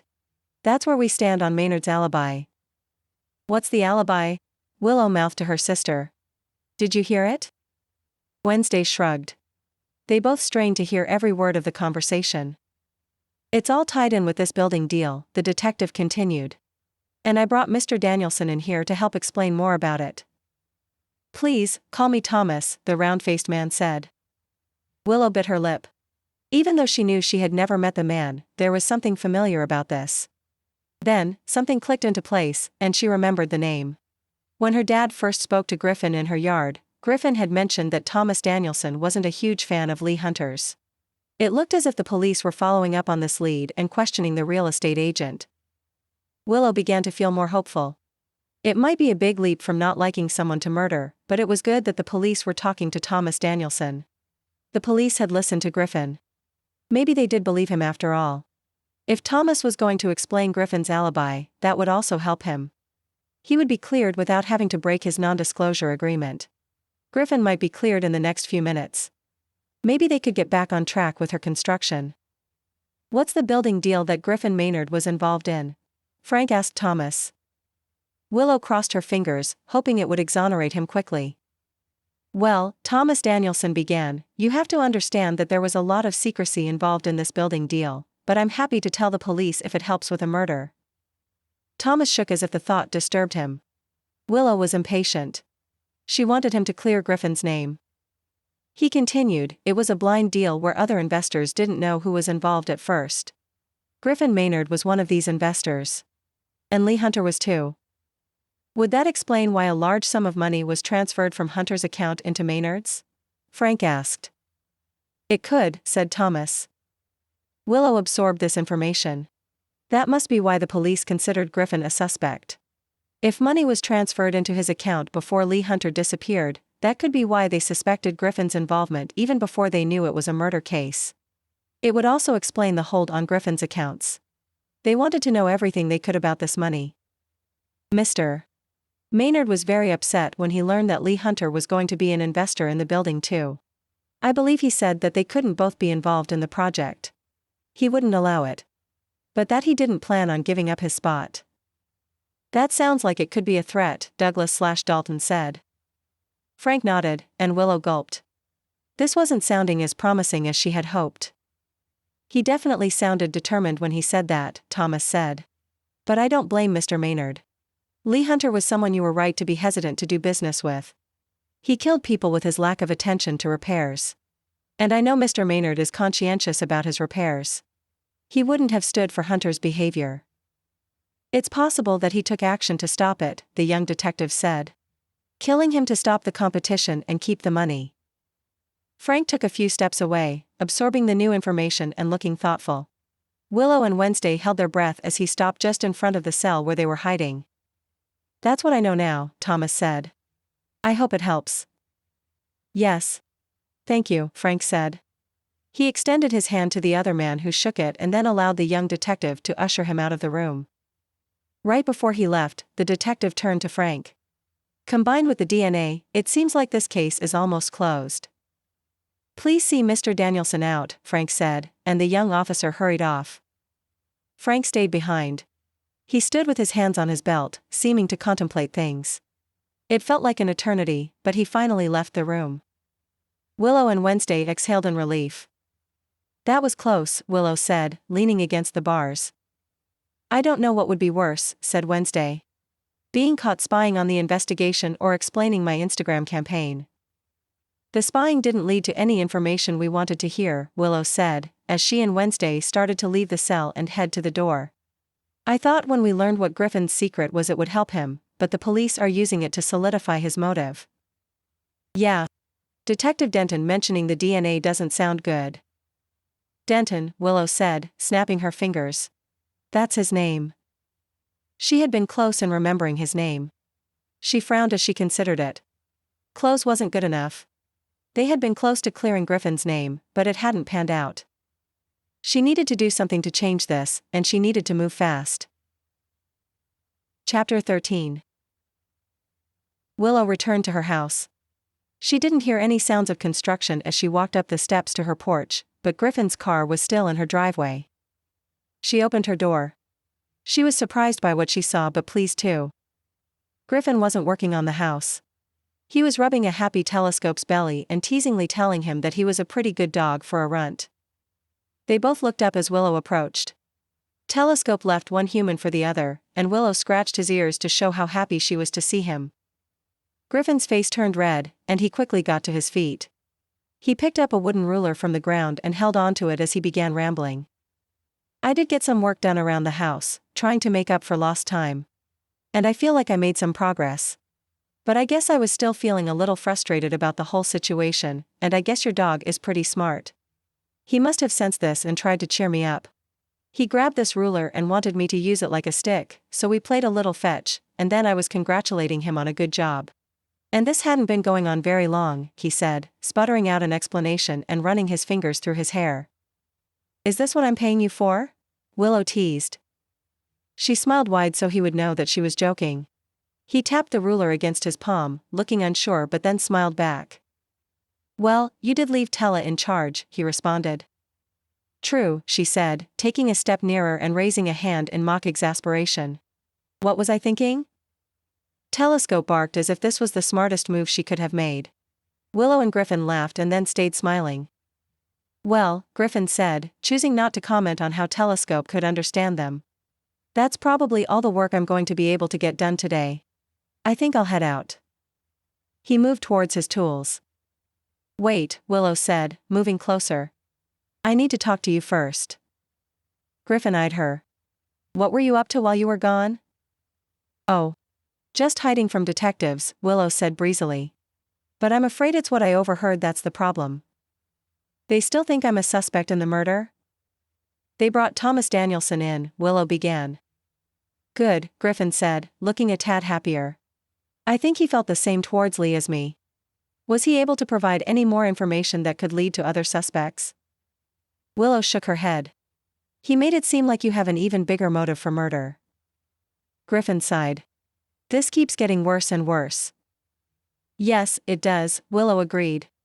Because a detective also mentioned finding your DNA. She didn't tell him that she didn't know any of the details about the DNA related to the case. She was hoping that he would tell her about it himself and provide an explanation. DNA? Griffin repeated. He seemed to deflate and walked over to his toolbox dejectedly. Willow intercepted him. Griffin, I'm sorry to be pushy. But you're going to have to tell me what's going on. We've been through this before. Yes, Willow said, standing firm and meeting his eyes. But we need to have different results this time. I need you to have a see-the-light moment and realize that you need to talk me. It's not that I don't trust you, Griffin said, looking down. Good. Because I trust you. I trust that you're not a murderer. I've been doing everything I can to clear your name, but you haven't been doing everything you can. I need you to tell me the facts in the case. Telescope barked in agreement. Griffin turned away. Because they were still in her hallway, there wasn't much space for him to wander unless he wanted to leave entirely. I have to insist, Willow continued. I'm not going to keep helping if you don't tell me your involvement in everything. I'll find another contractor if I need to. I'll fix the property without you. I'll take out a loan or something. I doubt you'd be qualified for a loan after losing such a large sum to me, he said half-heartedly, turning to face her. He sighed. Defeat was written on his face. Willow was convinced that he didn't have anything to do with the killing, and she hoped that he was about to open up to her. I guess I don't want to miss rebuilding the dog run and seeing Stella do the new and improved obstacle course, Griffin said finally. Then, you'll tell me? He nodded. Come on, Willow said. She led him to the back porch where they could both sit down. It was quiet and peaceful outside. She hoped this setting would make what he had to say easier. I guess I should start at the beginning, Griffin said. That might make things easier, Willow agreed. Early in my career, I worked for Lee Hunter. It was one of my first big jobs. And he was a bad boss? Willow asked. She helped Telescope onto her chair, so he could find a comfortable position on her lap. It seemed that he wanted to hear the whole story too. He wouldn't pay to make the necessary repairs to the building. He wanted things done cheap instead of done right, and I wasn't comfortable with that. I guess he didn't expect me to stand by my morals, and he fired me. Unfortunately, I signed a non-disclosure agreement for the job. I couldn't tell people why I was fired. It made me look bad. I looked like an unreliable young rogue. And that hurt my career for a while. It took me a long time to repair my reputation. Wow, Willow said, petting Telescope. I can see why you didn't like him. It wasn't just that he made things harder for me, Griffin said, clenching his fists. It's that I knew that he would get away with not making the necessary repairs. I vowed to never work with him again. I don't blame you, Willow said. She felt the same way about working with her ex-husband. It was unlikely that an opportunity would ever arise where she would have to work with Benjamin again, but she knew that if it ever did come up, she would run for the hills. I was able to build up my reputation again, but it took work, Griffin continued. Your reputation is certainly good now, Willow said. People say you're the best. Thanks, he said, accepting the compliment with a slight nod. I didn't think of Lee Hunter for a while. I still held a grudge, but I didn't come into contact with him. Until recently, when I learned we both wanted to be investors in a new building. Willow nodded, encouraging him to continue. This was what her father, Detective Denton, and Thomas Danielson had been discussing at the station. I was going to be a silent investor, and I was excited about it. It seemed like a solid investment, but when I learned that Lee Hunter also wanted to be an investor, I told the board that I wouldn't stand for it. Lee would have wanted to make subpar repairs to the building. I couldn't stand for that. Did you threaten him? Willow asked, trying to sound casual. I did tell the board that I wouldn't be an investor if he was too, but that I didn't intend to give up my spot, Griffin said. I was mad, but I didn't mean it as a threat exactly. And that's all there is to it? No, Griffin said, running a hand through his hair. Once Lee Hunter was back in my life, he was causing trouble. I think he was trying to ruin my reputation again, so he could be the sole investor in the building. He was spreading rumors, which I know cost me at least one major bid. It would have led to more too. Willow looked out at her yard that would hopefully one day be the dog gym she envisioned. Lee Hunter was certainly giving Griffin a motive for murdering him, but she still didn't believe he killed him. Telescope jumped from Willow's lap to Griffin's and looked up at him. Yes, Griffin said to the dog. There is more to tell. About the city planning committee meeting. Willow was grateful for her dog's help. Maybe she should have had Telescope ask Griffin about his alibi the first time around. We were both at the city planning commission meeting, and everything seemed to come to a head. We were there because the city was planning on remediation for black mold in some of the township offices. Lee Hunter owned some of these buildings, and I know that he didn't do his part to stop the problem in the first place. But he was there, lying about it all. That must have made you mad, Willow said, imagining what the detectives would say. I wanted to hit him. Telescope let out a tiny growl. And I did hit him. The night he was murdered, Griffin said, sighing. I really regret it now, but I was so mad that I punched him. A few times. If my DNA was found on him, that must be why. Willow shook her head. You really do have the worst luck. I guess Lee's was a little worse than mine, Griffin said thoughtfully. I don't like being angry at a dead person, but I am still mad at Lee Hunter. He wouldn't make repairs that were needed in his properties, and that can be dangerous. I spend my career doing the opposite of him, fixing things. Still, if I had it to do over, I wouldn't have hit him. I think it looks bad that you didn't tell the police this before, said Willow. He held his hands up helplessly. My reason for doing it was tied to my NDA. Willow mulled over everything he had said. She believed he was telling the truth, but it still didn't look good for him. Griffin had been doing repairs for Edna at the time of Lee's death. The police must have thought that he killed Lee there because he had access to the property. Then, he continued working on Willow's construction, so he could cover up his crime. However, she could understand Griffin's anger at Lee. She also knew what it felt like to be stuck in a situation where you felt like you had no control. What he needed to do was take control. He needed to get involved in solving this case, or he was going to take the fall for it. Thank you for telling me, Willow said. It's good to know all the facts if we're going to solve this thing. And notice, I said we. We? Yes, Willow said, rising from her chair. I'll need your help. We need to find out everything we can about Lee's business and keep looking into the women in his life.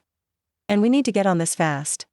Because I spent some time in a jail cell today, and I don't want you in there for 25 to life. Chapter 14. Griffin stared at the items in his living room, trying to distract himself from the task at hand. It was better decorated than most bachelor pads, but that was because he had crafted many of the wooden furniture pieces himself and liked having them on display. He picked up his phone and set it down for the third time in a row. He was reminded of how nervous he had been in high school about calling up a girl. The reason for this call would be different, and probably even more awkward than his high school self trying to play it cool. Griffin sighed. He'd wanted to stay away from the murder investigation and let the police find Lee's killer. That had backfired spectacularly. He was the prime suspect in the case. What was worse was that he couldn't blame the police for considering him. Lee had definitely made him angry, and after punching the guy, his own DNA was making him look guilty. He picked up the phone and set it down once again. He didn't want to be tied to this murder, but he wasn't especially keen on investigating it himself either. He might have already lost a client by questioning Isla, but Willow insisted he had to. Maybe she was right. Griffin remembered Willow from high school. Even if she didn't seem to remember him very well. She had made him laugh, and he thought she was smart and determined. What he hadn't realized was how pushy she could be too. Griffin picked up his phone, and this time made the call. Willow was right. As much as he didn't want to get involved, he didn't want to be arrested for a murder he didn't commit even more. Tiffany answered the phone with a confused, "Hello?" Griffin realized that she didn't recognize his number. "Hello, Tiffany Goodman? This is Griffin Maynard. I hope I'm not disturbing you. I know you had put in an estimate request for renovations on your home. If you're still looking for a contractor, I'd be happy to provide that service." "Finally, some good news," Tiffany said. "I'd absolutely love that. I'd been asking around for a good contractor, and your name kept popping up. But I thought that you were all booked up." "Well, I do have some time available," Griffin said, keeping a cheerful tone in his voice. "When would a good time be for you to look over the space?" she asked. "I am free today," Griffin began. "Or today would be perfect," Tiffany said. "Come right on over. I'm so glad you're not booked solid." Griffin thanked her and told her he would be right over. He threw his jacket on and headed out to her house. Willow would be proud of him. He was feeling pretty proud of himself too. He successfully found an excuse to visit a suspect's house. Even if it had been with Willow's prompting and his reluctance, he had been invited inside. He might find a clue that would prove Tiffany was the killer. Or something that would point him towards another suspect. The one thing he really needed to do was finish what Willow started and find out more about Tiffany's baby. If she was getting a nursery built, then it was pretty obvious that she was pregnant. However, how far along she was with her pregnancy might be important. It might explain the life insurance policy or provide a motive for Isla. Griffin arrived at the pretty Victorian house and felt a pang of regret that he wasn't there to make an estimate for real. He would love to work on this gorgeous house. Tiffany greeted him at the door. He complimented her on the already stunning house, and she complimented him back, saying that she'd heard many good things about him when asking around about contractors. "I'm just so pleased that you've become available," Tiffany said. "There's a lot I'd like to do. If you like it now, just wait until it's finished." "That sounds like the type of thing I'm supposed to say as the contractor," Griffin said with a grin. Tiffany ushered him inside. She raised an arm in a sweeping gesture of the space, then paused and let her arm fall back down to her side. "The downside is that Lee won't be around to see the house all finished," she said sadly. "I'm sorry for your loss," Griffin said. "Lee was the owner of this house? He bought it for me. He certainly knew how to take care of me. And I intend to stay here. That way I can continue to be close to him." "What a beautiful tribute," Griffin said, trying to sound sincere. Tiffany put on a brave smile and began leading Griffin around the house. He smiled, taking note of the original hardwood floors. Then he looked around for things more relevant to the case. Looking at Tiffany's abdomen, he couldn't tell that she was pregnant. He wasn't an expert on that sort of thing, but he thought it might take a while for her to begin showing. He expected her to begin with the room she expected to turn into a nursery, but instead, she brought him into the living room. Her cell phone rang, but she pressed ignore and focused on the room. "The fireplace in here is going to have to be replaced," Tiffany said, moving towards it and placing a hand on its bricks. "It's not in working order right now, and I'm afraid that it will let a draft in during the winter." Griffin explained the different options and how it would depend on whether she wanted to remove the fireplace or replace it with a functioning one. Even though he was answering her questions in contractor mode, he was thinking about this renovation's relevance. It could be possible that Tiffany was thinking of the baby's health and safety when considering a potential draft. She seemed satisfied by his suggestions and said she was leaning toward having a working fireplace installed to create a nice and cozy heated room. Then, she led him into the dining room, which she wanted to expand. She also wanted new windows installed. It was already a large room, but if she was expanding her family by having a baby, then she might want extra space. It's always nice to have extra room in the dining area, he said, hoping she would elaborate and mention the baby. Especially if you're planning on having others join you. Tiffany nodded. I'm hoping friends will visit me, so I don't feel quite as alone without Lee. He answered her questions about window frames for a few minutes and then steered the conversation back to Lee. I'm surprised that Lee wasn't handling these renovations himself, Griffin said, trying to sound offhand. I was happy to take care of this, Tiffany said. It's just that he knew so much about buildings, you know, because of his job, Griffin said, trying to keep the conversation going. Tiffany continued to look at the current window frame as she let out a little laugh. It's partly because of that job that I was handling the renovation side of things here. He was very busy and successful. I should know. I was his assistant. Oh. I heard that you might have stopped being his assistant? Did you? Well, it was only temporary, Tiffany said, turning to him and smiling. We loved working together. But not around the house? Lee was amazing at so many things, Tiffany said. But he did have a tendency to let minor things go. He was so busy. Not only with work, but with his activities around town. He was so involved with the community. It was just easier if I did this, so our home would be perfect, and he could focus on his other commitments. Right, Griffin said. He wasn't sure how to keep the conversation going, so he followed her into the kitchen and listened to her renovation ideas. He decided that Lee couldn't have been involved in any of her renovation preparation. If Lee was, he would never have agreed to let Tiffany contact Griffin about being her contractor. Was he not as invested in the house as she was? And did that have any bearing on his murder? Griffin followed her around several rooms. He tried to figure out a way to entice Tiffany to talk about her pregnancy without being blunt. Many people like to record their children's heights on these frames, so you might want to have a material that is flat and easy to write on. Tiffany agreed and said she was happy to look at different materials. Then she added, Lee would have made such a great dad. Griffin waited eagerly for her to continue, but instead, she led him upstairs to look at the bedrooms. After they had looked at two of them without any mention of the nursery, Griffin was starting to get annoyed. Was she intentionally avoiding the subject of the baby? Did she somehow figure out that he was investigating the murder? Tiffany's phone rang and again she ignored the call. When they reached the third bedroom on their tour, Griffin couldn't contain it anymore. He had to ask outright. And is one of these rooms going to be turned into a nursery for your impending bundle of joy? Based on the confused expression on Tiffany's face, he could tell he'd jumped the gun. He stood there awkwardly, putting his hands in and out of his pockets. I'm not pregnant, Tiffany said. Griffin was open-mouthed.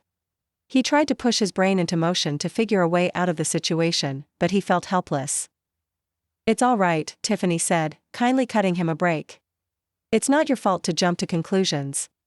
I did question other contractors about a nursery.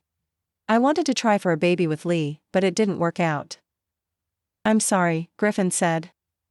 Tiffany sat down on the edge of the bed. At first, Griffin thought she was going to cry, but then she let out a laugh. It's ironic, Tiffany said. I wanted a baby with Lee, but I'd actually been withholding sex from him lately. I thought that was the only way to get a ring from him. I thought I was close too. I had thought that he bought a ring, but I guess he didn't. Griffin wasn't sure if he should move closer to be supportive or if that would stop the flow of her confession. He decided to nod in an understanding manner. Tiffany continued. I was so desperate for an engagement ring, but by trying to force Lee to give one to me, I wasted our finals days together. We could have kept things the way they were. Then, we could have had a few more days of happiness instead of fighting. Fighting? Griffin asked, trying not to scare her off from talking.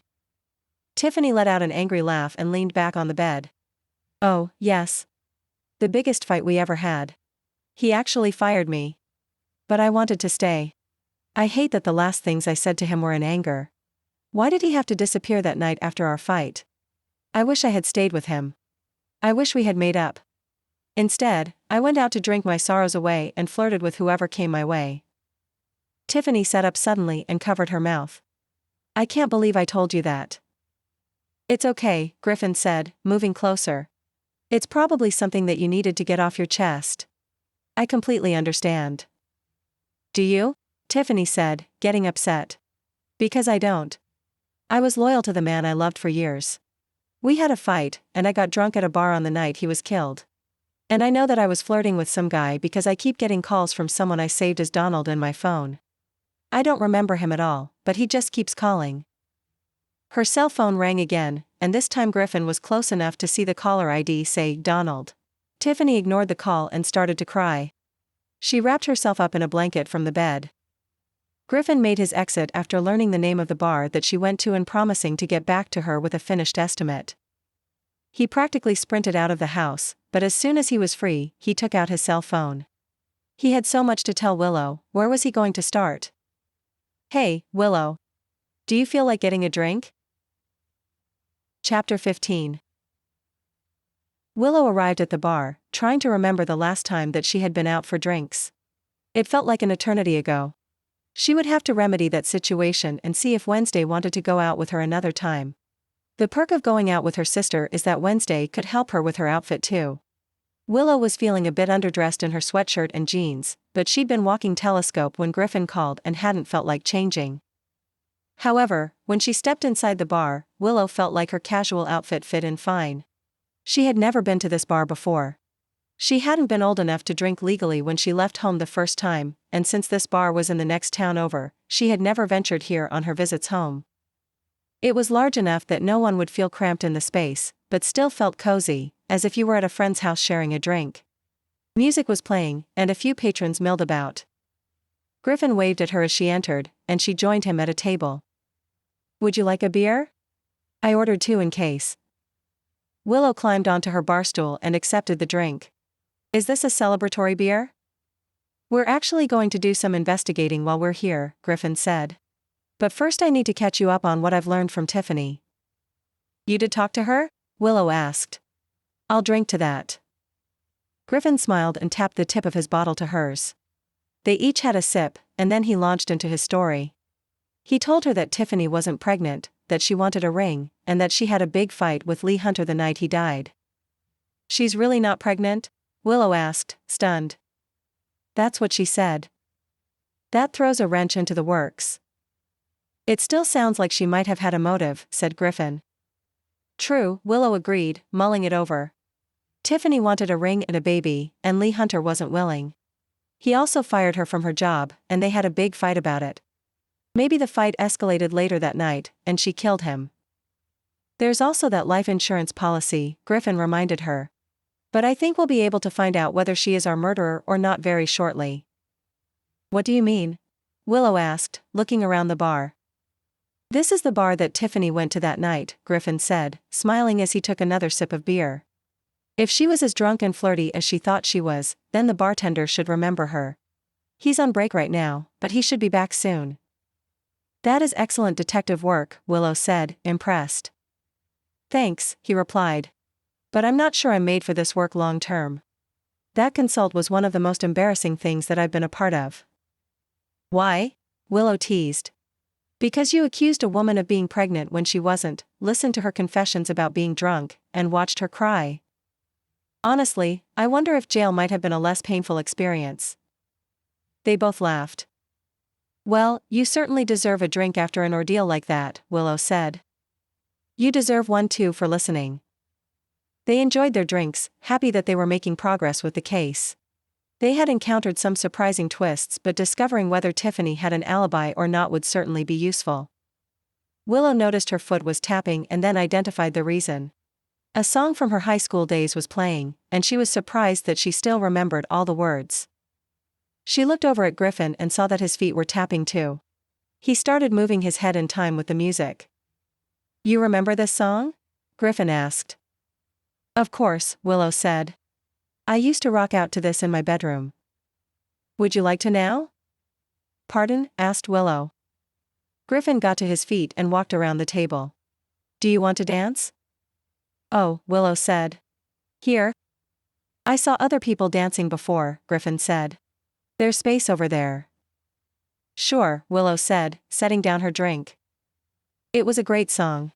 They had been working hard fixing her house and trying to catch a killer. She could use a break and might as well make it a dance break. They made their way over to the open space that would serve as their dance floor and began moving to the rhythm. They tried to replicate some of the moves that had been cool when the song had originally come out and laughed as they tried. Then, they just danced in the way that felt natural. It was freeing and fun. She had a sense of nostalgia from her high school days but still felt in the moment. Griffin was a good dancer and seemed less tense than he had been since their troubles began. He seemed to have lost the chip on his shoulder. Willow moved closer to him, noticing again what beautiful blue eyes he had. She was just starting to wonder what it would feel like to have him pull her into those strong arms of his when the song ended. They headed back to their table but stayed in a good mood. Willow was glad to have a partner at her side, both in solving crime and on the dance floor. Look, Griffin said, indicating to the man behind the bar. The bartender is back. Perfect timing, Willow joked. Because I just finished my beer. They left their table and sat down at the bar. The bartender walked up to them with a smile on his face. He was a burly man with a bristly beard. What can I get for you? He asked.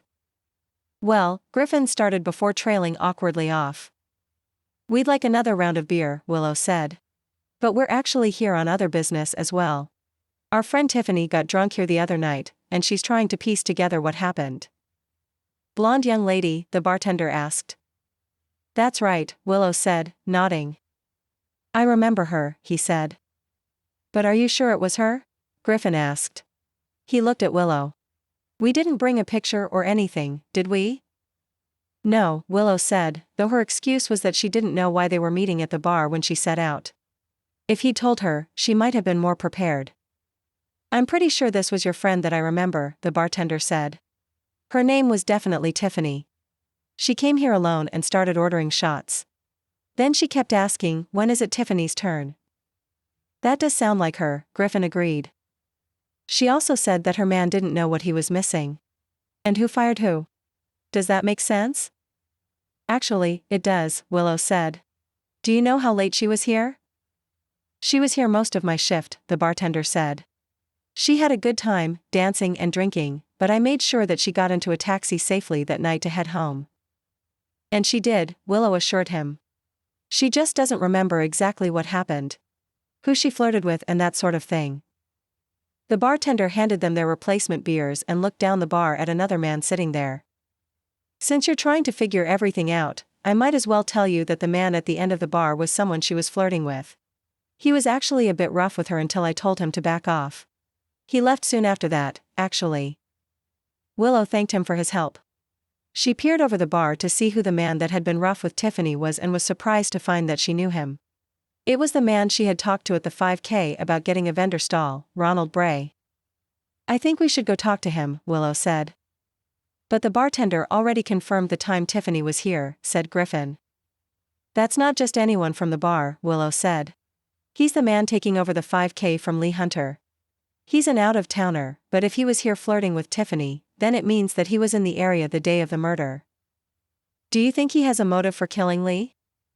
Let's go find out, Willow said, jumping off her bar stool. She and Griffin walked to the end of the bar, and Ronald looked up from his drink. Ronald, hello. How are you? Willow asked brightly. Ronald stared at her, seeming to try and place her. We met at the 5K setup. I'm Willow Wells. Right, Ronald said. Hello again. And this is my, Willow struggled to find the right word to say. Friend. Griffin. It's nice to meet you, Griffin said. Willow and Griffin each took a seat on either side of Ronald. He looked back and forth between them and then took a swig of his drink. So, Ronald, what brings you to the Pineview area? Griffin asked. Just enjoying a drink, Ronald replied. But why are you here in general? Griffin said, rephrasing the question. You know, Ronald said, fluttering his hands around. Work. What kind of work do you do? Griffin asked. You ask a lot of questions, Ronald said, eyeing them from side to side. He's just making conversation, Willow said.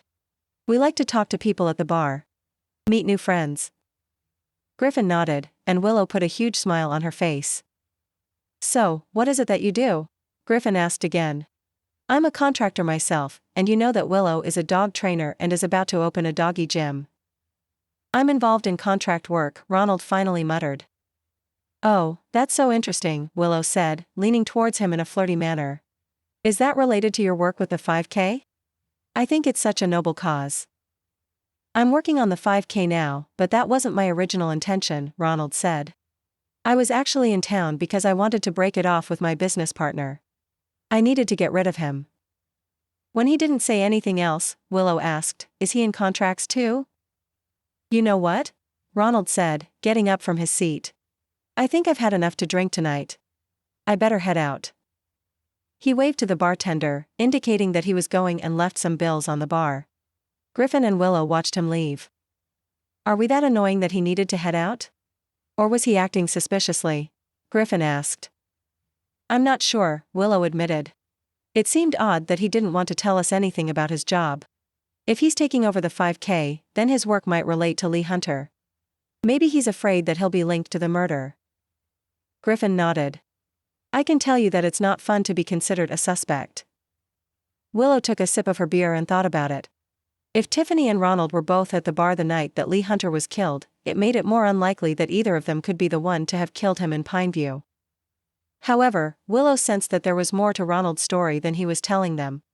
She wanted to know what it was and if it related to the murder. Griffin had been a big help in her investigation, but there was still a lot more work that they had to do. Chapter 16. Wednesday was 3 hours outside of town at a spa, but it felt like she was in another world. She had never felt so pampered in her life. She was touring with a group and getting a first-hand look at all the latest trends in beauty. If being an influencer meant that she got to attend more free events like this one at chic spas, then she was all for it. After one glass of free champagne, Wednesday was even willing to text her father to let him know about her desire to become a serious Instagram influencer. It wasn't the champagne giving her the courage. It was enjoying this experience and wanting it to continue. Of course, they hadn't been allowed to keep their phones on them while they were inside the building. She would have to see if her courage held out when she left the soothing spa. She was currently enjoying hot stones being placed on her feet as part of a pedicure. Relaxing music was playing, and Wednesday felt relaxed from head to warm toes. She mentally went through her checklist, deciding what shoes she could wear that would best show off the nail art she was about to have painted on her toes. Then she thought about what outfits she could use to match the shoes. She smiled. This was so much fun. The pedicurist finished with the stones and brought out the nail polish.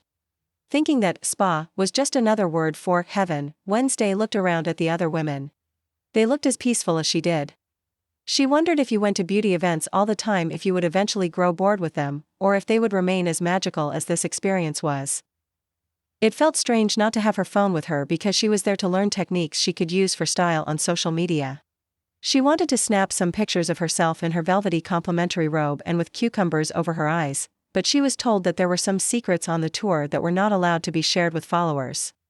Well, if it meant she could continue to relax at the spa, she could follow their rules and bear to be separated from her phone for a few hours. She took a sip of her champagne and wondered if it really would be easy to tell her father about her influencer desires when she left. The Cops and Robbers campaign really did provide a nice opening for her to do so, but she also recognized that it would be soul-crushing if he told her that becoming an influencer was ridiculous. And that's what he was going to say. Wasn't it? Wednesday sighed. She was starting to think stressful thoughts when she was supposed to be relaxing. If she kept this up, she would need to schedule another massage. Though having another massage might not be such a bad thing. Massages were amazing, and she deserved having her knots worked out after such a hard week. Besides hiding the campaign from her dad weighing on her nerves, there was also the whole murder thing to consider. She hadn't had much luck uncovering anything new at the station since accidentally overhearing the conversation when she hid in the jail cell with her sister. She did get confirmation that Griffin's DNA had been found on Lee Hunter's body, but that was hardly good news. However, she was still convinced that Griffin was innocent. Her cat was a good judge of character as she learned from a few experiences with dates she had brought home. Rover knew right away if they were not worthy of her. Rover also hadn't been a huge fan of Benjamin. However, Rover had thought that Griffin was a good guy, and that was good enough for her. Her money was on Tiffany or Isla, but she alternated between which femme fatale it could have been. At the moment, she was leaning towards Isla. There was something about finding her ring at the crime scene that didn't sit right with her. When the pedicurist finished with her nails, Wednesday thanked her, but the woman brushed off the praise, saying it was all part of the package. Wednesday smiled. She loved this spa package. The woman who had been leading them around the spa for their different treatments appeared and addressed the group. I know everyone's toes are drying, but I also know that you don't want to miss out on any other activities. Wednesday shrugged to herself. She certainly didn't want to miss anything, but she would have been perfectly happy lounging in this comfortable chair while her nail polish dried. The woman explained how they would now be treated to some before and after photos from some of the more intensive clients. Wednesday could read between the lines. She was talking about the clients who had plastic surgery done. Wednesday wasn't planning on getting any surgery herself, but she might as well flip through some of the pictures and see what other people were up to. Plus, they had been promised luxury chocolates, so the day would end on a high note. Wednesday followed the group as they were each led to a small table with a lounge chair and a book of pictures. She took a seat, finding it even more comfortable than the last chair. Glancing at the images, she realized this must be the real reason why they weren't allowed to have their cell phones. The spa didn't want anyone to take pictures of the before and after photos. The spa had done their best to remove identifying features that didn't influence the procedure that was being highlighted in the photograph. However, it was still possible to identify someone if you knew what to look for. Wednesday was set to flip through the pictures when she saw one that made her stop dead in her tracks. She recognized the person in the photo. It was Isla. They had blacked the eyes out of the photo to disguise her identity, but they had left Isla's jewelry in the picture. Big mistake. Wednesday knew her jewelry. She recognized the style and the distinctive engagement ring. Wednesday would recognize it anywhere. It had the same look as the one they found at the crime scene but held the cubic zirconium stone that they had seen on Isla's band at the yoga studio. Wednesday felt like skipping.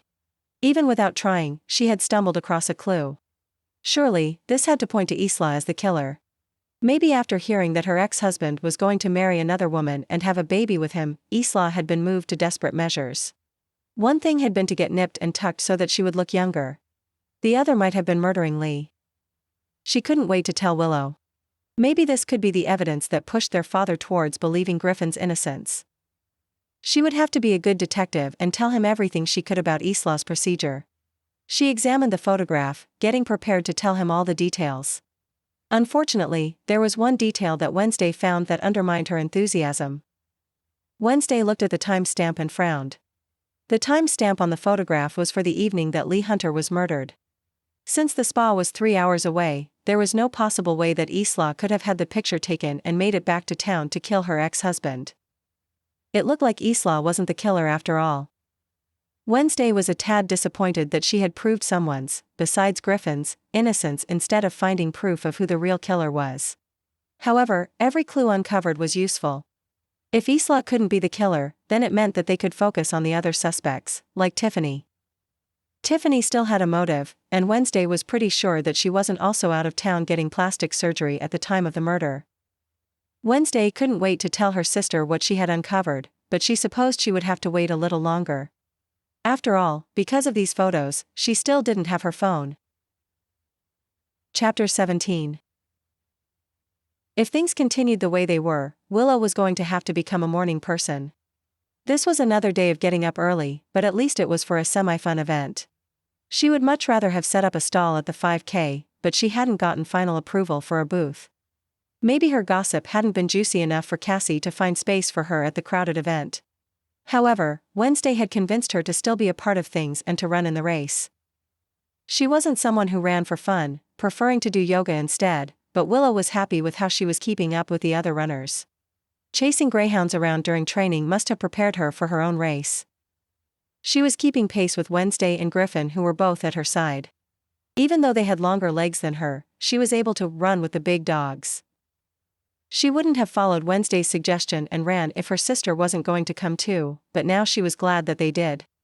They had convinced Griffin to ignore his former boycott of the event and to show that there were no hard feelings. Willow thought it was more important than ever that Griffin show the community that he bore no ill will towards Lee. Since Wednesday had eliminated Isla as a potential killer, it meant that they were down a suspect. Luckily, Tiffany was running in the race today, so they could keep an eye on her. Ronald was also running the 5K, and that meant that he would be around too. Even though they had both been at the bar the night of Lee's murder, it might have been possible for one of them to meet Lee later and kill him. Tiffany was still a prime suspect. Ronald's connection to Lee was still unclear, but he had been evasive at the bar and Willow didn't think that it had anything to do with what he had been drinking. The race was also a good opportunity for Willow to scope out the rest of Lee's coworkers and people in the community who interacted with him. Though most people who she talked to about Lee sang his praises, it was possible that the killer was amongst them. She ran past the stand, and people in the crowd waved and cheered. Despite it all, Willow had to admit that this was a nice event for the community. There were people from Pineview cheering for the runners and checking out all the booths. The area was decorated cheerfully, and she was happy to see the final setup. She saw the librarian who she had talked to the other day in the crowd and waved at her. Then, the finish line came into view. Willow picked up her pace, causing the other two to do the same. Smiling, she crossed the finish line at the same time as her friends and high-fived them as they began to cool down. "Great job," she said. "I thought I was in pretty good shape, but I don't do much running," Griffin said. "No," Willow said. "You just do a lot of heavy lifting." "I think I'm going to get one of those little cups of water," he said. "I'll bring you both some too." He headed off, seeming to use the walk as a cool-down period. "I'm going to abandon you too," Wednesday said. "But only for a minute. I want to touch up my makeup, so I can take some pictures of the event." "Fine," Willow said. Her sister walked off, and Willow scoffed. She knew that they would both be back shortly, but she didn't like that they left her as soon as they had finished the race. They had accomplished something. Maybe not something that would solve the case or start her business, but they had still done something. She felt like celebrating. She decided to stay by the finish area and cheer for others until Griffin and her sister came back. A young woman with red hair and a round face crossed the finish line, looking exuberant. She high-fived Willow, and they congratulated each other on finishing the race.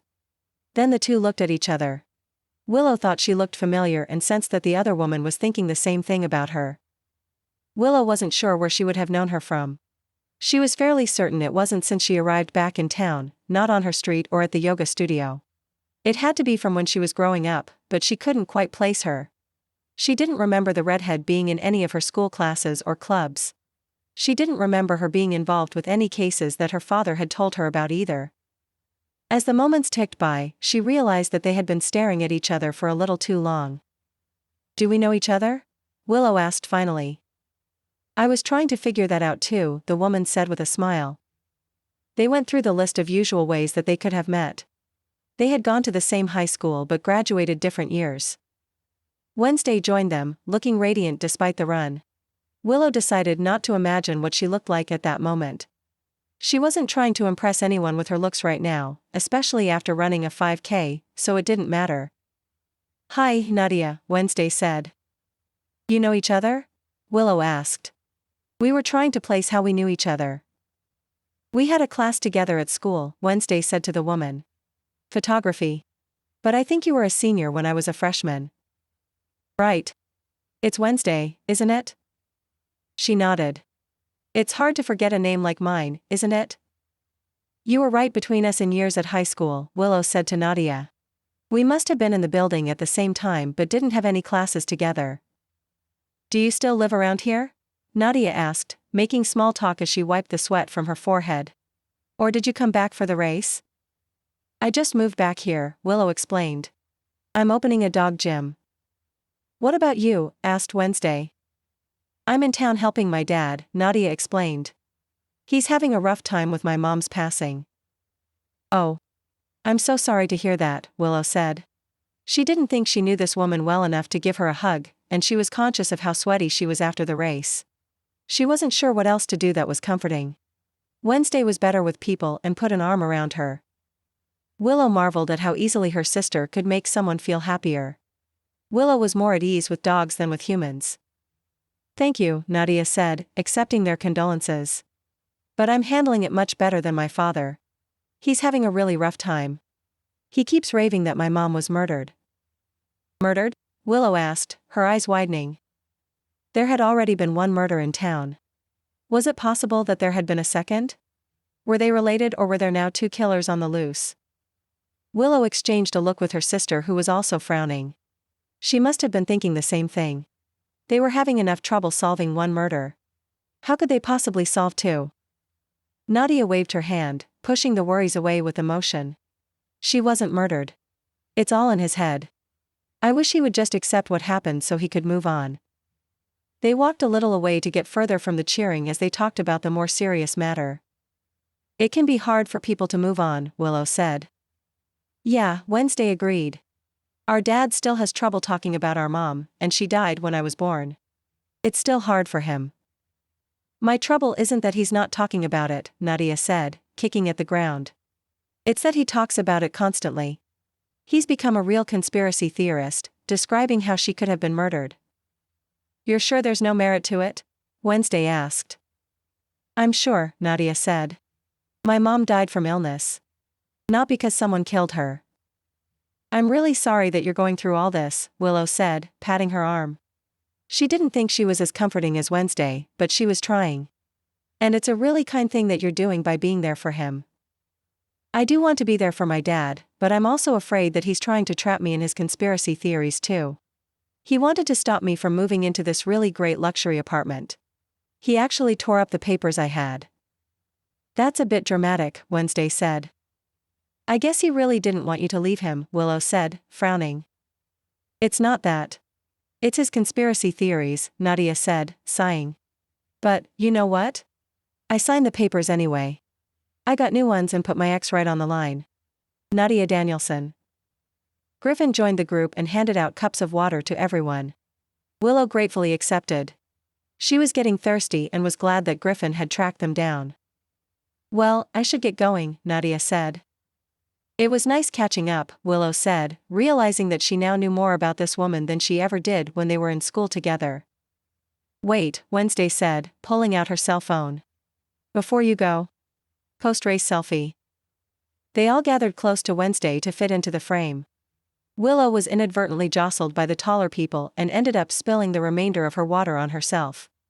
She guessed she wasn't smiling in the photo. See you around, Nadia said.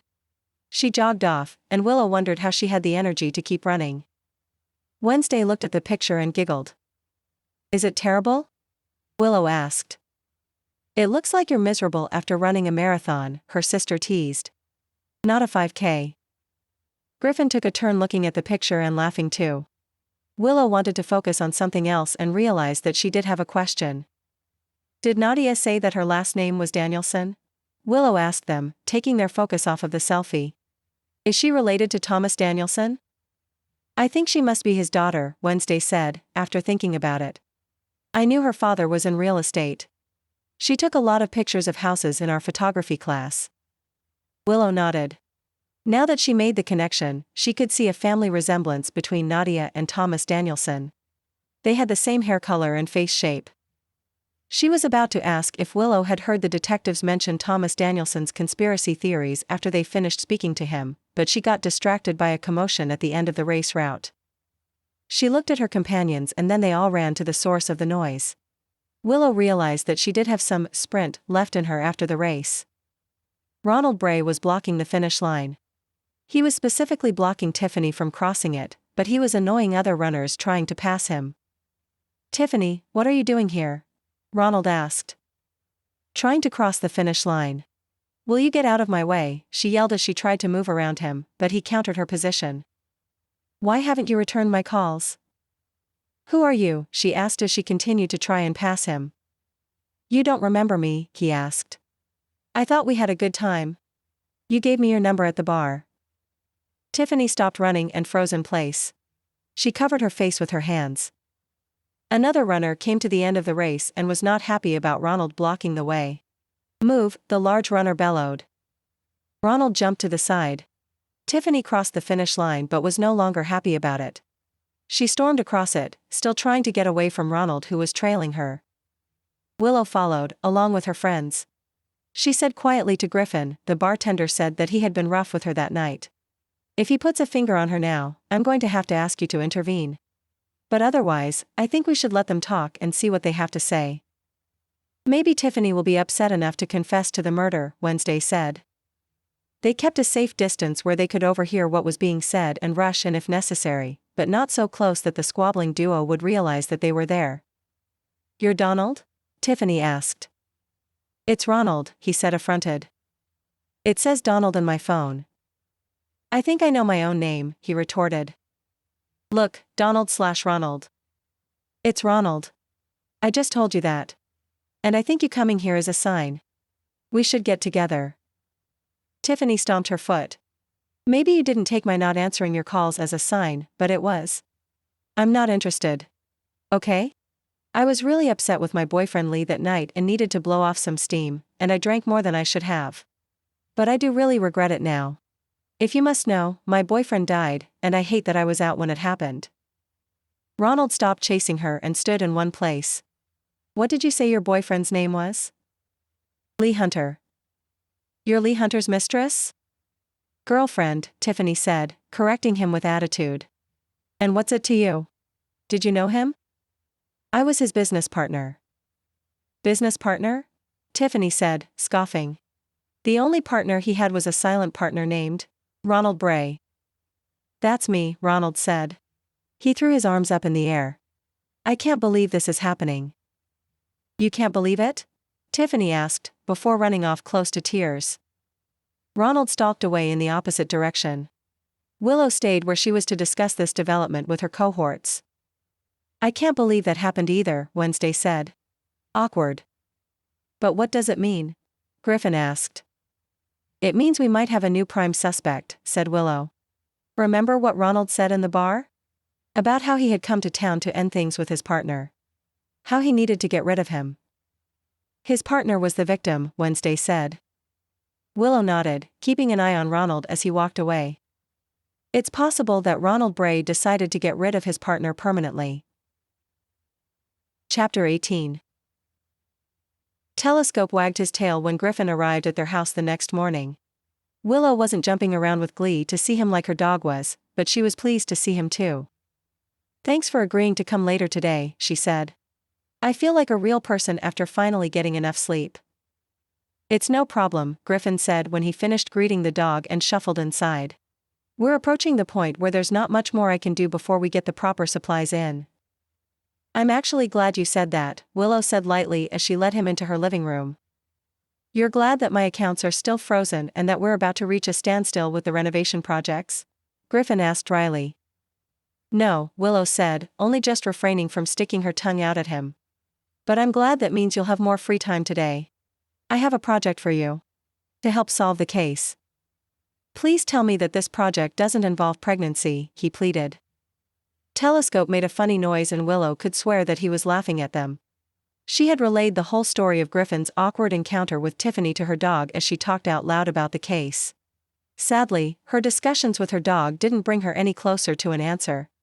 However, she had some plans on how to get the ball rolling on the case. "I hope it doesn't involve any pregnancy," Willow said. "I want you to talk to Thomas Danielson." "I certainly won't be asking him if he's pregnant," Griffin asked. "What should I ask him?" "First, see if there were any other potential investors for the building that you and Lee were interested in." "I'll ask him," Griffin said, sitting down and leaning his arms on his knees. "But I don't think there were. The other money being put into the project was from a corporation, not a person who could hold a grudge against Lee Hunter."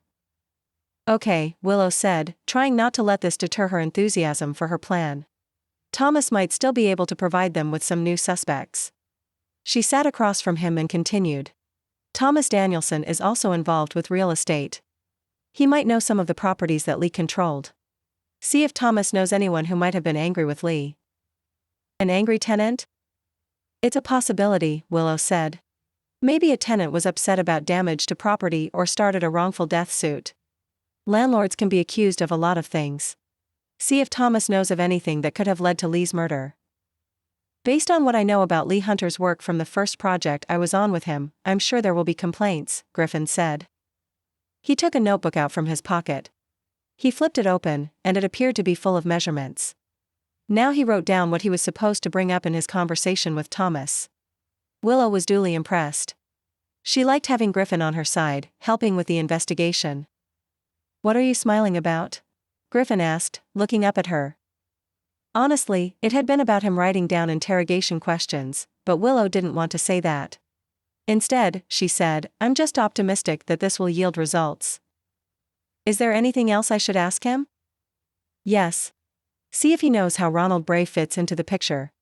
We know that he was Lee's silent partner now. We should find out as much as we can about him to see if his wanting to end the partnership would be worthy of murder. Griffin tapped his pencil on his leg. Telescope watched it with interest. Could Ronald have committed the murder? The bartender said that Ronald left the bar much earlier than Tiffany. He would have had time to get back here and murder Lee, Willow said with a nod. And just what are you doing this afternoon while I'm questioning a suspect? Griffin asked suspiciously. Wednesday and I are going apartment hunting, she answered with a smile. She jumped to her feet, and Griffin rose as well.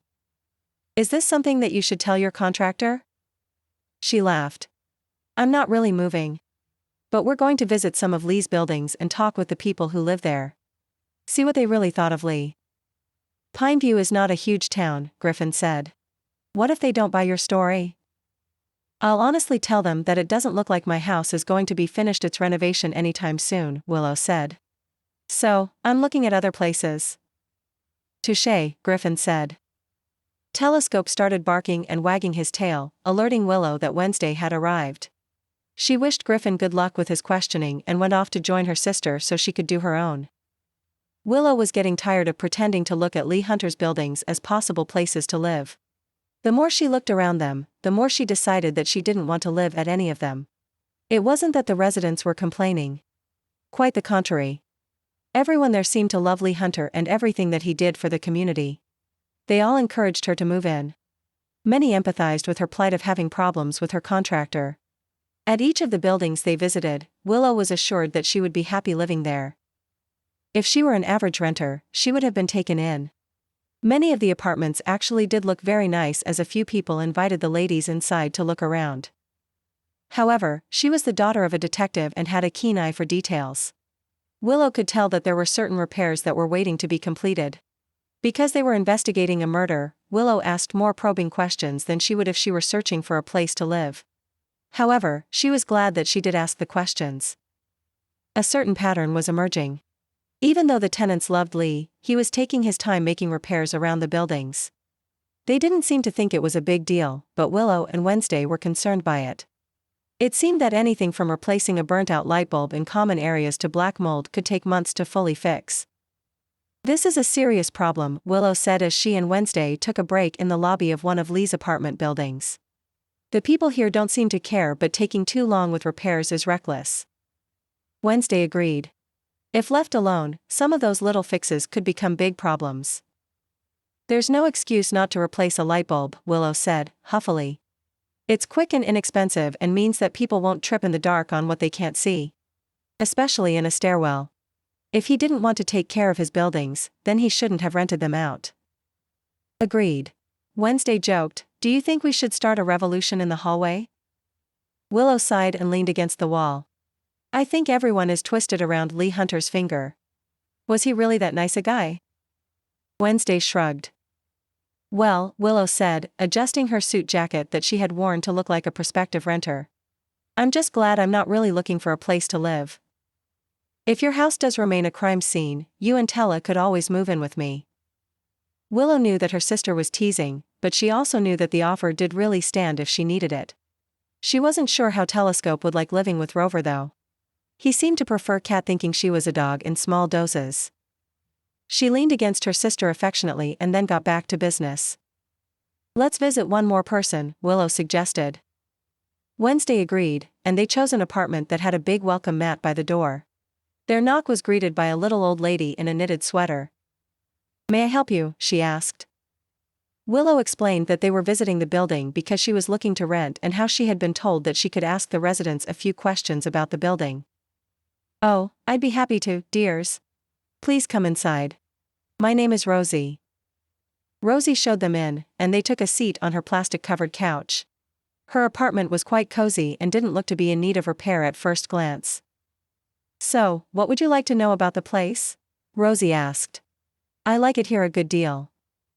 Everyone we've spoken to has been very complimentary, Willow said. Too much so, Wednesday joked. Are they paying you all to say nice things? Not at all, Rosie said, laughing. We just love it. It was then that Willow noticed the dripping sink in the apartment. She could hear the plop of water droplets falling down into the basin. What do you like best about living here? Wednesday said. Well, of course, they are lovely apartments, Rosie said, gesturing to the surrounding room. But living here you also get such a fine sense of community. That was so important to the previous owner. Previous? Willow asked, pretending not to know what she meant. Now, I don't want you to think that this has anything to do with the apartments here, Rosie protested. It has nothing to do with them at all. But I'm sorry to say that the owner was murdered. It was all over the local news. Willow and Wednesday pretended to be shocked. But why would someone kill him? Willow asked, trying to focus on getting information on Lee instead of on the dripping sink. That I just don't know, Rosie said. He was the nicest man that could be. Cared about every single one of us living in his place. And he was so involved in the community too. You don't know anyone who would have wanted to hurt him? Willow pressed. No, said Rosie. I know all the other residents feel the same. We just loved Lee. I can't imagine anyone disliking that man. Willow tried not to frown as she thought about the one person who she knew did dislike the victim. Whoever killed him was a truly evil man, Rosie proclaimed. Willow and Wednesday nodded. They asked a few more questions about the building to look like they were serious. The only interesting thing they learned was when Willow mentioned the sink. Oh, yes. I suppose it is dripping, Rosie said with a chuckle. That started about a month ago. I'm just used to it by now. It hasn't been fixed in a month? Willow asked. Rosie shrugged. My hearing's not what it used to be anymore, anyway. It doesn't bother me. It bothered Willow, but she decided not to say anything to upset the kind, old woman. They thanked her for her help and left the apartment building, hoping that Griffin was more successful with his questions. Willow was looking forward to accepting some cuddles from Telescope when she got home. It had been a frustrating day. She had hoped to get a long list of tenants with complaints about Lee's homes that she could turn into a suspect list. However, she hadn't even gotten one name of a person with a complaint. She said goodbye to her sister and headed towards her house. She planned on calling Griffin to see if he had uncovered anything on his end, but was surprised to see that Griffin's car was still in her driveway. There was another car there too that she didn't recognize. Willow entered, wondering what was going on. Telescope barked a greeting to her but didn't come to meet her at the door like he usually did. He was keeping an eye on what was going on in the living room. She entered and saw Griffin in roughly the same position that she had left him in that afternoon. He was seated on the sofa but was now joined by Thomas Danielson. They rose to their feet when they saw her. When Tella barked, I figured you were home, Griffin said. Willow kept her comments to herself about how it made sense for her to come back to her house, but not much sense for them to be there without her. Instead, she said, he's a smart dog. The real estate investor extended a hand towards her. You must be Willow Wells. I'm Thomas Danielson. I know, Willow began before realizing that she had never actually met Thomas before. She had just spied on him from a jail cell. She shook his hand and tried to cover. I know your daughter Nadia. We went to high school together and got to talking at the 5K. She's the light of my life, Thomas said. Then he added, I hope she wasn't complaining about me. I know I can seem overprotective at times. No, Willow said, shaking her head and choosing not to share everything that Nadia had told them. He looked back at Griffin. Well, I think that's everything that I can tell you that's helpful. I wish I had more tenant complaints to give you. Willow bit her lip. This wasn't sounding promising. I hope that everything works out for you, Thomas said.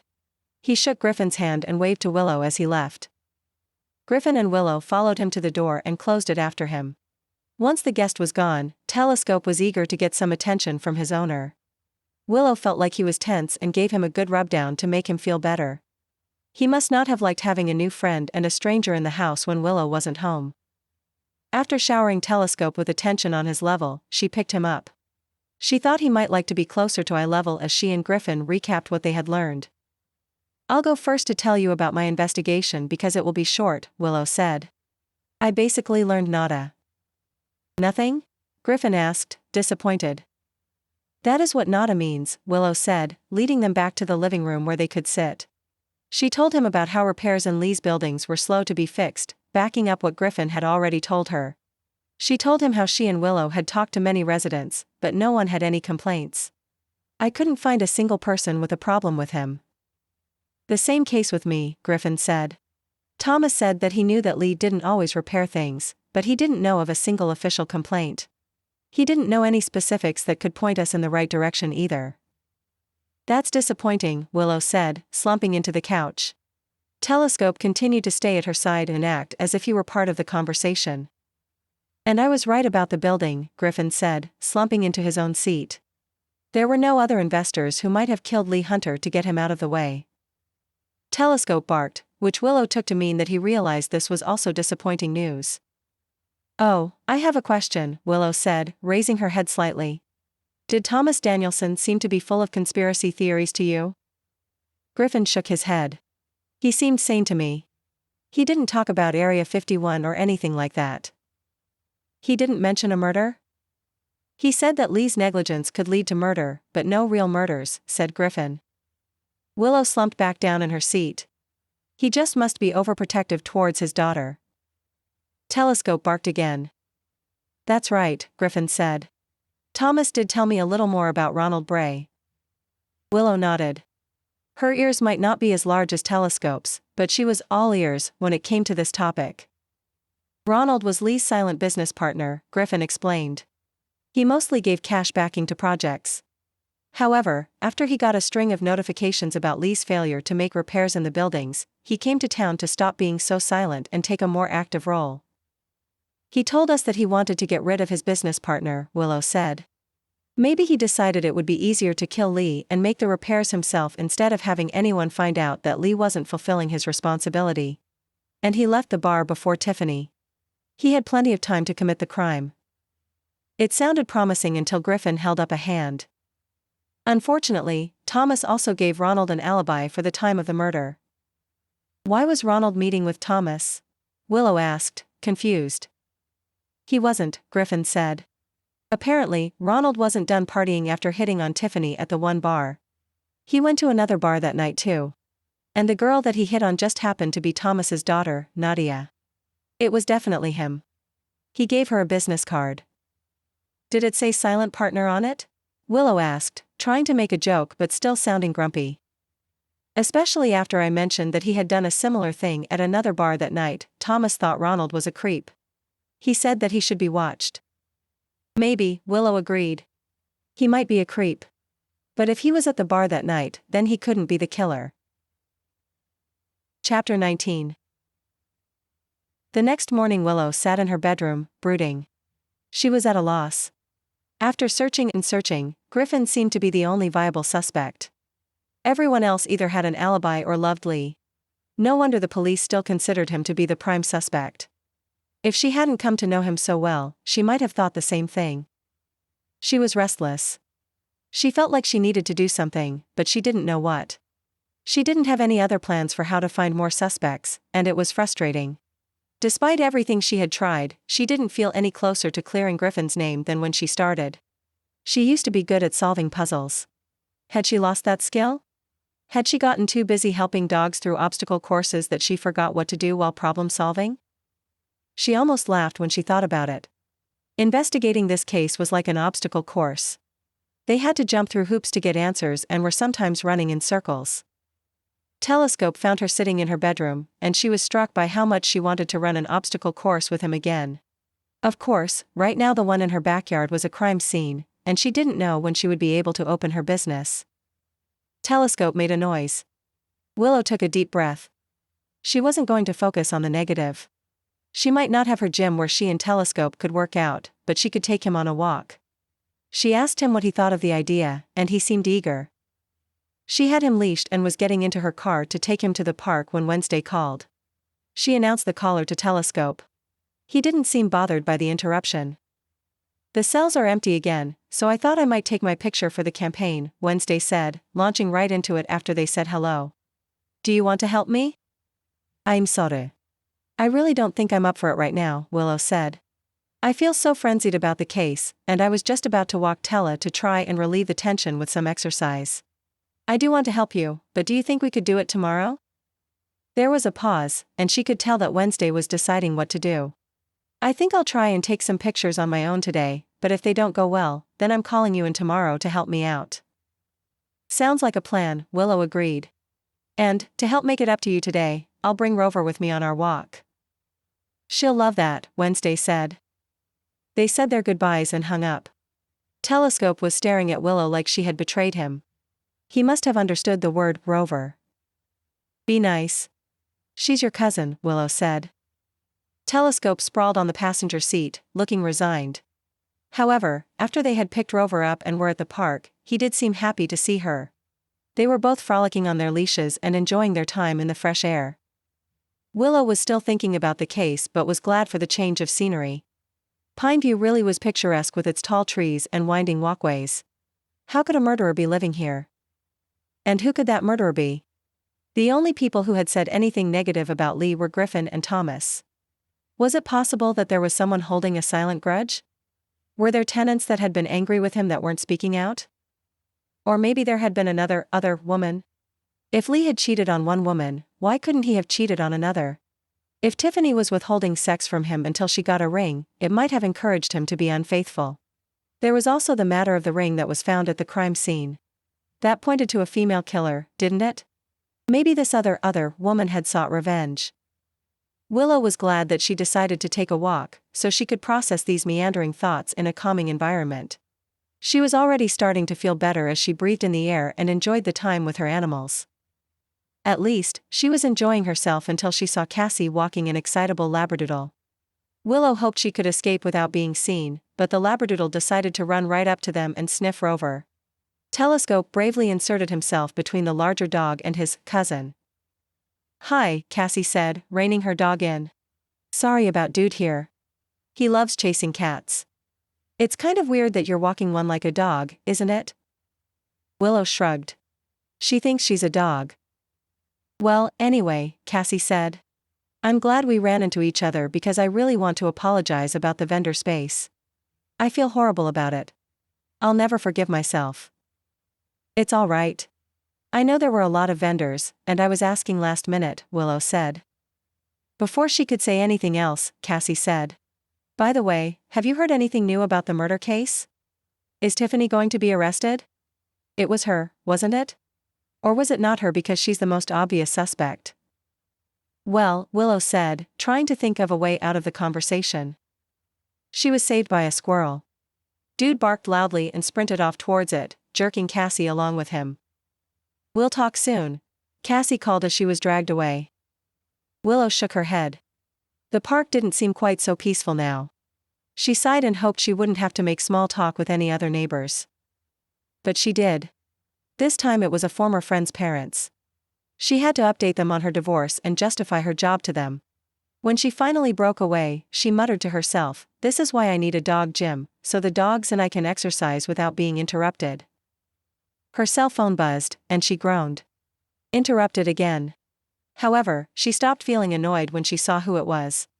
Wednesday was texting her and asking for help. She had accidentally locked herself in a jail cell while trying to take a picture and needed Willow to come and spring her loose before anyone found out. Willow knew that when Wednesday said anyone, she really meant their father. Willow didn't want to imagine that scene and told the animals that they had to hurry away. She needed to break her sister out of jail.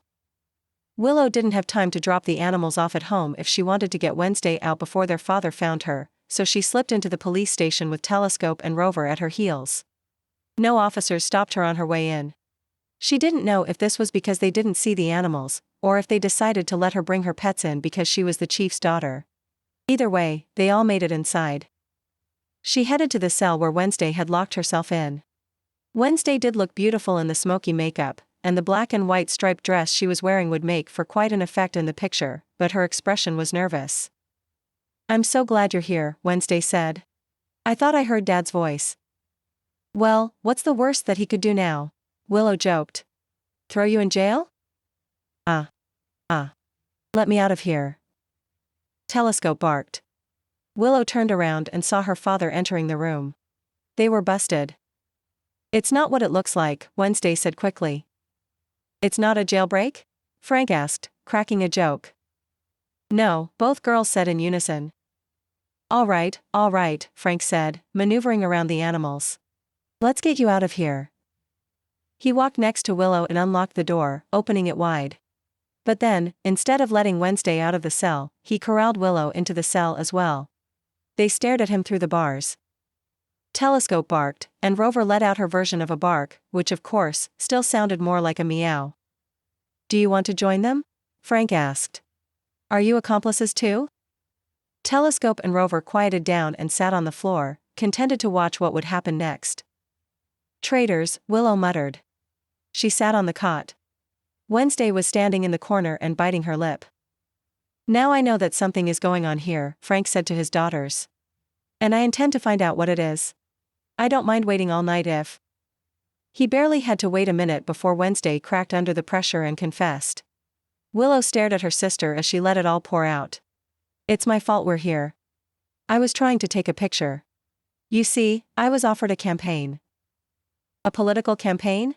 Frank asked. A makeup campaign, said Wednesday. Ah, he said, nodding. You see, the truth is, she looked to Willow for support who nodded. I want to become an Instagram influencer. I'd take photos of interesting things and share it with the social media world. And I was offered a campaign for a cops and robbers line of makeup, and I was trying to get a good picture for it, so I could pursue this more seriously. I know that you probably think it's dumb. Frank cleared his throat. I can't pretend that I know everything about being an influencer. But based on what you just said, it sounds like it could be a good creative outlet for you. You think so? Wednesday asked, and Willow smiled. I do, Frank said. Though, I don't think using the station for this photo is appropriate on a number of levels. I do think it would be good for you to take on this campaign. The women were forced to agree. After getting locked in here, I discovered it is a dangerous place for a photo, Wednesday agreed. Frank opened the door but blocked the exit, so they couldn't leave quite yet. Telescope and Rover ran inside to greet their owners. After petting Rover, Wednesday hugged her dad. He returned the hug and said, I don't think you should leave your current job right now. You're too good at what you do here, and I'd miss you. Besides, I don't think there's anything wrong with having a stable source of income. But I think you can still become an influencer. She's going to become a fantastic one, Willow said, rising to her feet. Once you do all of this, I'd like to see this campaign of yours, Frank said to Wednesday. I might have to make you an Instagram account, she replied. Frank seemed less enthusiastic but still agreed. That wasn't so bad, was it? Willow teased her sister. I told you to be upfront with him. It ended up not being bad at all, Wednesday said. Though he is still blocking the way out. That's because there's one more thing I need to discuss with you, he said. They both gulped. It's about you both looking into this murder case, Frank said. It's dangerous, and I don't like it. Who said we were investigating? Willow asked. Would you like me to lock the door again? He asked evenly. Willow decided to appeal to her father's rational side instead of an emotional plea about Griffin's innocence. We had to become involved, Willow said. My contractor was accused. All my money for renovations is tied up with him. I can't do any work until this case is cleared up, so I needed to do something to move it forward. If this is only about money, then I can help you out, Frank said, seeming pleased that he might be able to do something. What? Willow asked. I can lend you the money for your renovations, he said. I'd be happy to. Willow waffled. She looked down at her feet. Well, it isn't just about the money. I really don't think that Griffin did it. I know that you both have become friends with him, Frank said. But apart from trusting the man, you don't have anything else to go on. All the clues point to him. Telescope moved closer to her and leaned on her leg. I just don't want to see him end up here, she said, gesturing to the jail cell, if he didn't do it. I understand, but right now it's looking like he did do it. I'd like you to consider my offer. Will you not let me out of here unless I take it? Willow asked, only half serious. Frank stepped aside, clearing a path out of the jail cell. Wednesday ran as fast as she could out of there, cuddling her cat. Willow took a few steps forward and looked at her dad. Consider my offer, he said. I could make it work.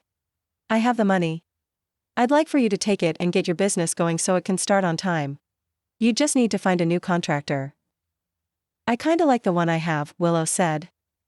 I don't, Frank said, and the intensity in his voice frightened her. I think there's a good chance he's a killer and I don't like him being so close to you all the time. You and Wednesday are the most important things in the world to me. You know that I'd do anything to keep you safe. I know, Dad. Please, do the same. Keep yourself safe. Chapter 20. Willow stared at the work that Griffin had already completed around the house and sighed. She had asked him to come back to her house so they could talk. He had sounded excited on the phone, probably thinking that she had found another clue to help the case. Instead, she might have to fire him. It was a difficult decision to make. She felt like she needed to choose between Griffin and her father, and that wasn't fair. She knew that her father had the best of intentions and that he sincerely wanted to help her. He also did think that she was running around with a dangerous killer, but he was still trusting her to make her own decisions instead of trying to forbid her from seeing Griffin. It was also tempting to take the offer because it would mean that starting her business on time would be guaranteed. Her business meant everything to her. It was her chance to rebuild her life and continue with her dream.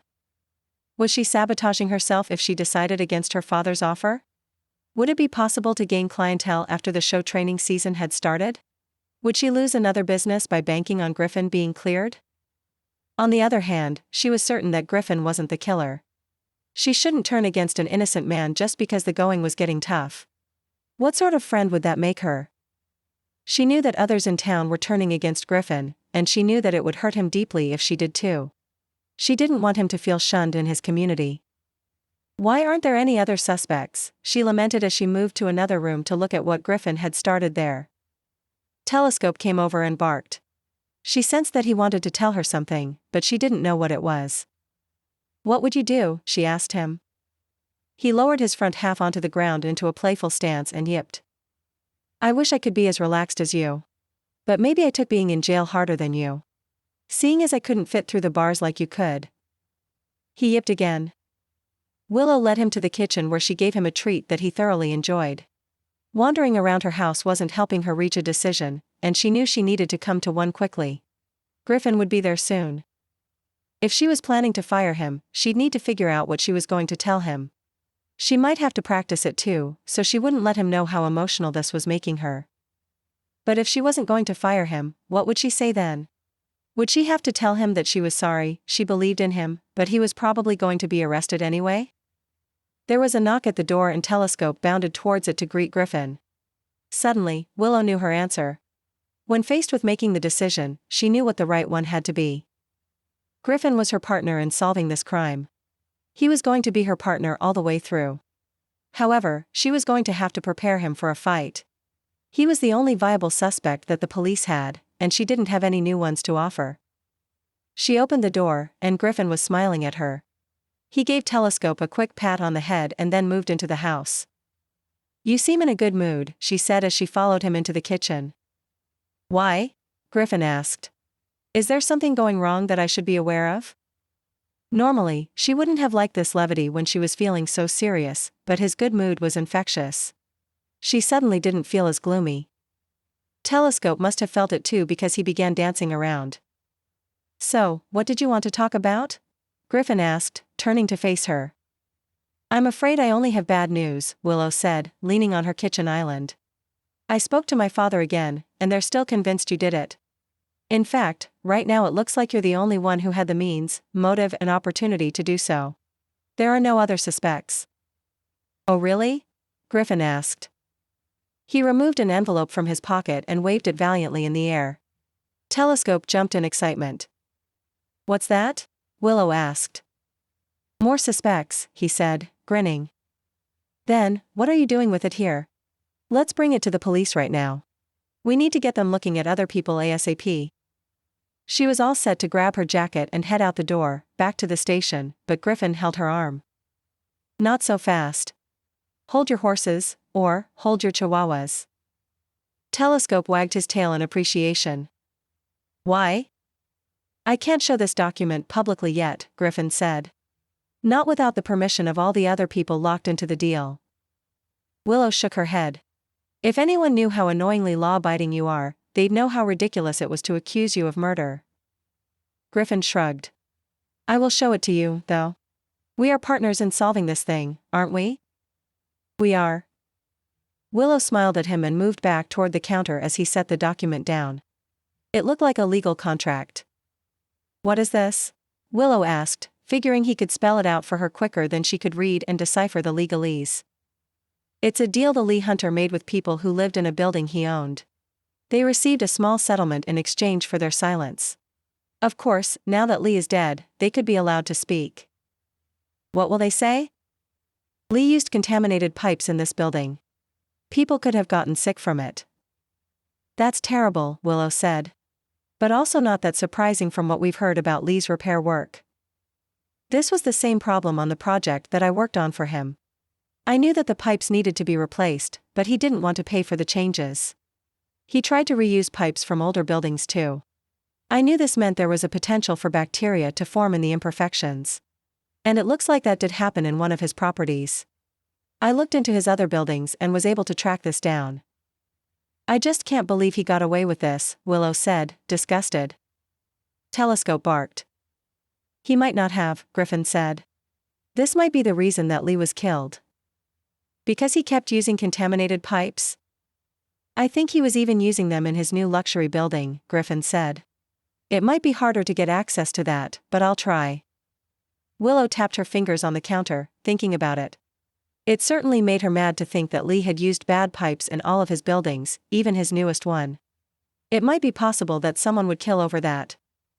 You think one of the people from this building could be the killer? She asked as she saw several signatures on the document. That would make the suspect pool bigger, wouldn't it? Griffin said. Willow began scanning the names. There was one that stood out to her, and she pointed at it. Griffin nodded. Thomas Danielson? He lived in Lee Hunter's first building, Willow said. That's why he knew about the shoddy repair work. Since I already spoke to him, he's going to be the first person on that list that I talk to tomorrow to see if he would mind disclosing this document. I'll have to get everyone's permission, and I'll see if anyone accidentally mentioned it to someone else. You mean that maybe they told someone who moved into his new building and was mad to learn about the contaminated pipes there too? Exactly, Griffin said. He folded the document back up and replaced it in his jacket pocket. Well, I should get going. I have a lot of people I should contact in the morning, Griffin said. And I suppose that if you want to contact your father and let him know that we're working on something but can't quite explain what it is yet, you could. I think that would backfire on us, Willow said. Maybe you're right, he said, smiling. He was obviously still in a good mood after the new lead. Willow saw him to the door, and Telescope clamored for attention before he left. When she shut the door, she turned to the dog and said, You really like him, don't you? Telescope nodded. I guess I do too. She headed further back into her house and then suddenly stopped. A thought had just occurred to her, and once it had, it led to another and another. You really like Griffin, but you didn't like Thomas Danielson, Willow said to the dog. Telescope barked. Willow tried to organize her thoughts. They were running so quickly now that it was hard to contain them. What if Telescope didn't like Thomas Danielson not because he was a stranger in her house, but because Telescope sensed something bad about him? He had a motive, and the more she thought about it, the stronger it became. Thomas had lived in Lee's building with the contaminated pipes. His wife had died. Nadia said that her mother died of an illness, but that her father believed it was murder. Contaminated pipes could make both of those statements true at once. Then, to add to it, Lee was continuing to use those pipes in his new building. Nadia said her father had ripped up her papers for an apartment there. He must have known about the danger in the pipes. He didn't want his daughter living there, and yet she was ignoring him and moving there anyway. Thomas Danielson must have killed Lee both as revenge for his wife's death and to stop the same thing from happening to his daughter. Willow could definitely understand the emotions Thomas would have felt, but he shouldn't have taken the law into his own hands. Because he was a real estate agent, he must have been able to come up with an excuse to get Lee Hunter to visit him that night. Maybe he had even told him that Edna's property was going on the market. Well, Willow thought, maybe two could play at that game. Chapter 21. The next morning, Willow peered out of her living room window, admitting that she was a little nervous. She had invited a killer over to her house, and he was due any minute.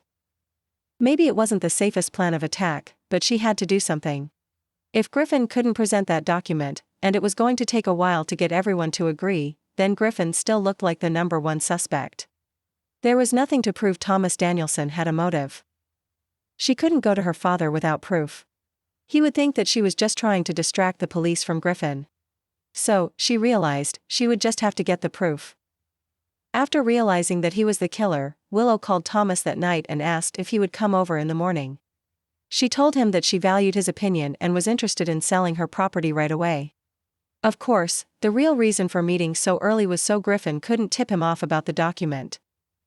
Willow felt a little bad about not including anyone else in her plan, but she knew Griffin and Wednesday might have tried to talk her out of it. She knew her father definitely would have tried to stop her and even would have locked her up again if necessary. Willow checked on Telescope. She expected everything to go fine, but Telescope would act as her backup if need be, ready to run for help. She had even set up his walker in the backyard in case he needed it for a long distance. There was a knock at the door, and Telescope growled. "Play nice," Willow said. "It's just a friendly real estate agent here to help me out." She put a smile on her face as she answered the door and faced who she suspected was the killer. Griffin hung up his cell phone and stared at it, feeling uneasy. He had been summoned to the police station bright and early for another chat, but then they had made him wait. He assumed this was some sort of interrogation technique but had decided to use the opportunity sitting in the hallway to make a call.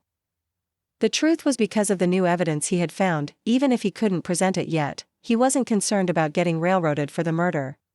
Maybe he even deserved this stress in his life for punching the guy. Soon they would find the person who really killed him, and Griffin would be cleared. What he was concerned about was the strange news he had just heard. The phone call he made was to Thomas Danielson.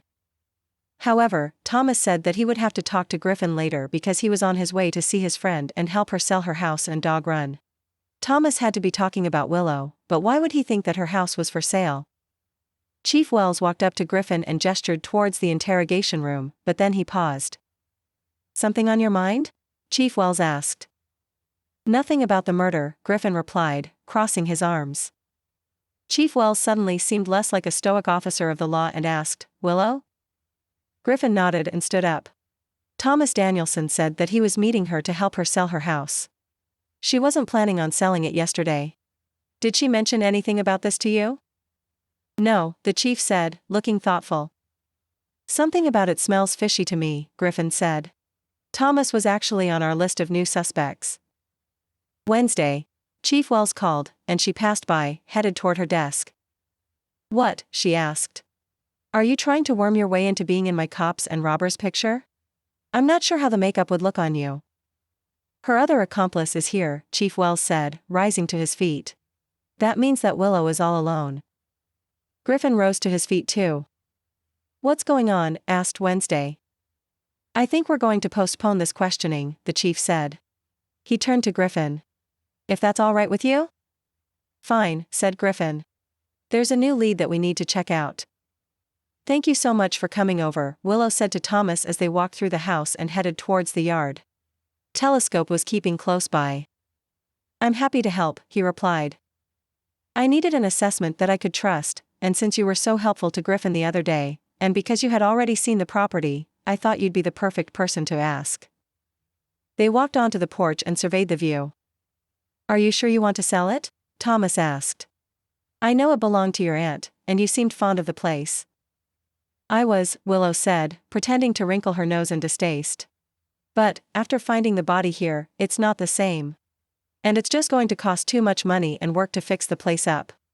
I'm going to throw the towel in now before I get too far in." Thomas nodded. "Well, it is a large property. And it has the dog run," Willow said. "Don't forget about that. But it does need work done. Take a look at it and see what you think." They both headed down the steps. She let him take the lead, interested to see where he would choose to walk to. He went right to the spot where Lee's body had been found. After the little construction that they had been able to do and the rain, as well as the police removing the body, the area had to look different than when Thomas had been there last. This time there was a hole where the remains of his victim had been removed by the police. Thomas tried to look casual, but Willow could tell that he was examining the scene. What do you think? She asked. Well, of course, there can be some difficulty in selling a property where a murder took place, Thomas said. But the murder didn't really have anything to do with Aunt Edna's place, Willow protested. I know, but it doesn't matter, Thomas replied. It can still turn some buyers off from a location. They don't like knowing that a dead body had been there. I can understand, Willow said, trying to keep the conversation going. I guess I feel the same. Telescope was pacing back and forth by them. Willow wondered if he had picked the habit up from her. And parts of the property are run down, Thomas continued. I know you're right, Willow said, giving him a flirty smile. But I'm sure a really talented real estate agent could sell the place. Someone like you. I'm not saying I can't sell it. I just don't want your expectations to be too unreasonable. I'm sure you'd get me the fairest price you could. Your reputation speaks for itself.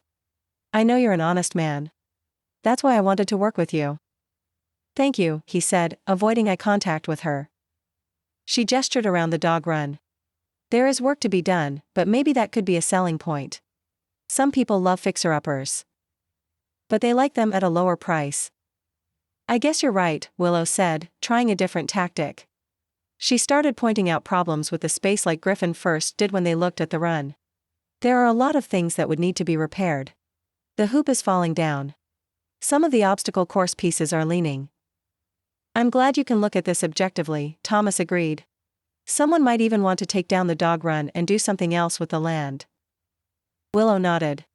Right now, some of these obstacles look like they might even be fire hazards. Lee was concerned about that too, Thomas said. Willow smiled. Thomas had slipped. She replaced her grin with a look of confusion. What do you mean Lee was concerned about that too? Oh, nothing, he said, waving his hand dismissively. Do you mean Lee Hunter? I guess I did. He raised his shoulders defensively as Willow moved closer. Telescope stayed nearby. But why was Lee Hunter looking at this property and evaluating it? It wasn't on sale until today. I must be confusing this property with another one, he said, turning from her.